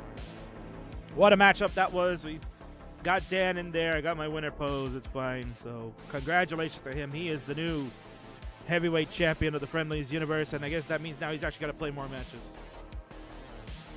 That's probably the worst part for him. He's actually got to play more. Yeah, he's got to stay up late, right? Maybe on a Monday, right? So. Oh, man. Burb. Wow. Crazy. Wow. Yeah, that's... Oh, I got to refresh wow, I got to refresh your camera. Oh, okay. I'm like, what did I do? Yeah, because when I lost you, right? I lost your camera. There it is. All right. So anyway, what a finish! What a finish! Right, I was saying, get that goofy look off my face, right? Yeah, it's pretty funny. Yeah, absolutely. That I don't think you could have scripted it any better if you tried. Honestly, just like we drew it up. Yeah, exactly. Just exactly how we drew it up. So I mean, nonetheless, what a finish to tonight's 2-night show. The main event, the heavyweight championship, was on the line. Took 2 people to defeat SB finally. 786 days as the champion. Remarkable feat. You know, he will be always considered one of the greatest of all time. No one... It's going to be hard to catch that number, right, Burb? It's going to be really hard to catch that number no matter who you are. But certainly we appreciate him. We love him. And he will always be my champion. But we bring back an old champion that gets the job done. Honestly, talk about Dan's performance tonight here, Burb. It was tremendous. Yeah, I mean, I think the lesson learned, as Ninja said, lesson learned, don't cut a promo on Dan V. You know, honestly, he just woke him up. He was like he said, he was all ready to go to bed. Like, oh my God, it's so late, right? And then, next thing you know, that promo comes out, he just lights them both up. It was just I think that's the moral of the story here. It is, yeah. So, congratulations, Dan V. He's done it again. Formerly known as Dan Vinky, member of the Kaka crew. Okay, Burb, I'm gonna have to retract some of those statements, right? We're gonna have to retract some of those things. So, what a night, man. We've seen so much happen. We've seen craziness. We've seen a return, and now a new return to the king, a new champion on the mountain. Woo! Burb, I'm done. I'm done, man. I'm cooked. Yeah, you gotta be cooked, man. That 2 days, I was fresh when I came in here earlier today, right? I mean, you gotta be cooked. I cannot imagine you're not. Yeah. Colin did the heavy lifting yesterday. He was like fried too from that. So, but unfortunately, I'm not gonna beat his 6 hours combined or yours, right? But we're gonna over 5 hours, 4 matches. I mean, that tells you what a super show is all about. We go It's a long day. We go hard, and again, as always, appreciate the players for participating. Those guys are awesome. Love them. Every single one of you that played in all our matches this weekend, you are truly part of the Friendlies family. I always appreciate that. People kind of just move and go from place to place, but many of them still stick it out here and always are willing to do fun stuff. So I love every single one of them. Thank you so much for making Friendlies great and this weekend great. Burb, sign us off in a manner of way that you tell us what you're up to these days, where we can find you, and plug away. Yeah, well, I mean, first of all, seriously, what a great couple days. Obviously, I gotta give you props too for putting it on as always. I mean, that's a lot of work, as we all have seen tonight, right? But as for myself, you can catch me up Friday nights and from time to time when that guy on the left, or sorry, other way, that guy on your left there is away, and Colin is also away, right? You can catch me from time to time. Probably be a little while before that happens, though, as I'm dealing with physical therapy right now, and it directly conflicts with that time slot for the time being for another few weeks. So, but I'll be back with that sooner than later, I think. And then, you can catch me. I heard y'all talking about Toronto earlier. You can catch me at Toronto, right? I'm helping organize that event alongside Wally and all them. So, I'll be bringing my my Ford Flex and all bunch of CRTs, all sorts of stuff. So, I'm excited. It'll be my first, believe it or not, my first time in Canada. So, I'm excited for that. You catch me at a bunch of regionals coming up. So that's crazy. Super excited. First time in Canada. That's really crazy. I know, right? I only live 20 minutes away, right? Like, yeah, like what are you doing, right? Yeah, right. So yeah. Anyway, yeah. So no, glad to have you back, and obviously now you're shifting. Everybody knows you as the Monday Night Mayhem guy, but now you're the Friday Night Fighter. So certainly, he'll be. I'm still getting used to it. Yeah, we're still getting used to it, man. It's fine. Maybe one day you'll be back on the Mondays, but for right now, we got a good team over there with Colin and Omen. Yeah, it's in good hands. Yeah, they're doing a good job. So, all righty then. Time for the king to say goodbye and head on out. It is Dunzo. I'm finished. It looks like only thing happening right now is Morlando, who is supposed to be having a future stream, and that looks like that just got started. So normally I would raid the Classic Tetris 24/7 channel, but let's see. That is future stream, and you're getting the echo going on. Sorry about that. But let's see. That's actually got Lucenzi versus Somali, and that's coming to an end of that Iberia matchup. But Burb, we'll head on over. Let's go to Morlando. Morlando's been a great streamer, and certainly we want to help him out. Let's send all of you folks on over there. Again, thanks so much. Yeah, he's a homie. Yeah, he is. Thanks so much to everybody that participated this week. Thanks to my hosts, Colin, Omenvar, Burb, and Ian. You all have been great, and I can't wait. We'll do it again in May, Burb. The next Super Show, Reckoning, the WrestleMania of Friendlies. I've got some stuff. Yeah, just hold on till May, y'all. I got some stuff planned for that already. I can't wait. And yes, we also will have the Fae 5 announcement that's happening next Friday. King will be doing that. Oh, King, we're rating the wrong channel. Oh, am I? Oh, I forgot. I just saw in the chat, like, wrong way. Yes, thank you, thank you. Ain't no way, King. Oh, why did they even, King? Why did they even let you do this channel? You don't know how to schedule. You've got the Brits staying up way past their bedtimes, even though we're going to be degens and stay up all night anyway, playing Smash Cards. Amateur hour, man. We're gonna play Smash Cards, King. That's what's going to happen. So yes, thank you to Tyler and then Burb for actually reading the channel, because I'm just like yapping here. All right, so now we got the right channel. All you viewers will go over to Morlando. They got the Futures match happening. It looks like, I guess. So we'll see. Otherwise, for the Burb Wizard, it is the king of the restreams. We're signing off. I'll see you all next Friday. TTFN, ta-ta for now.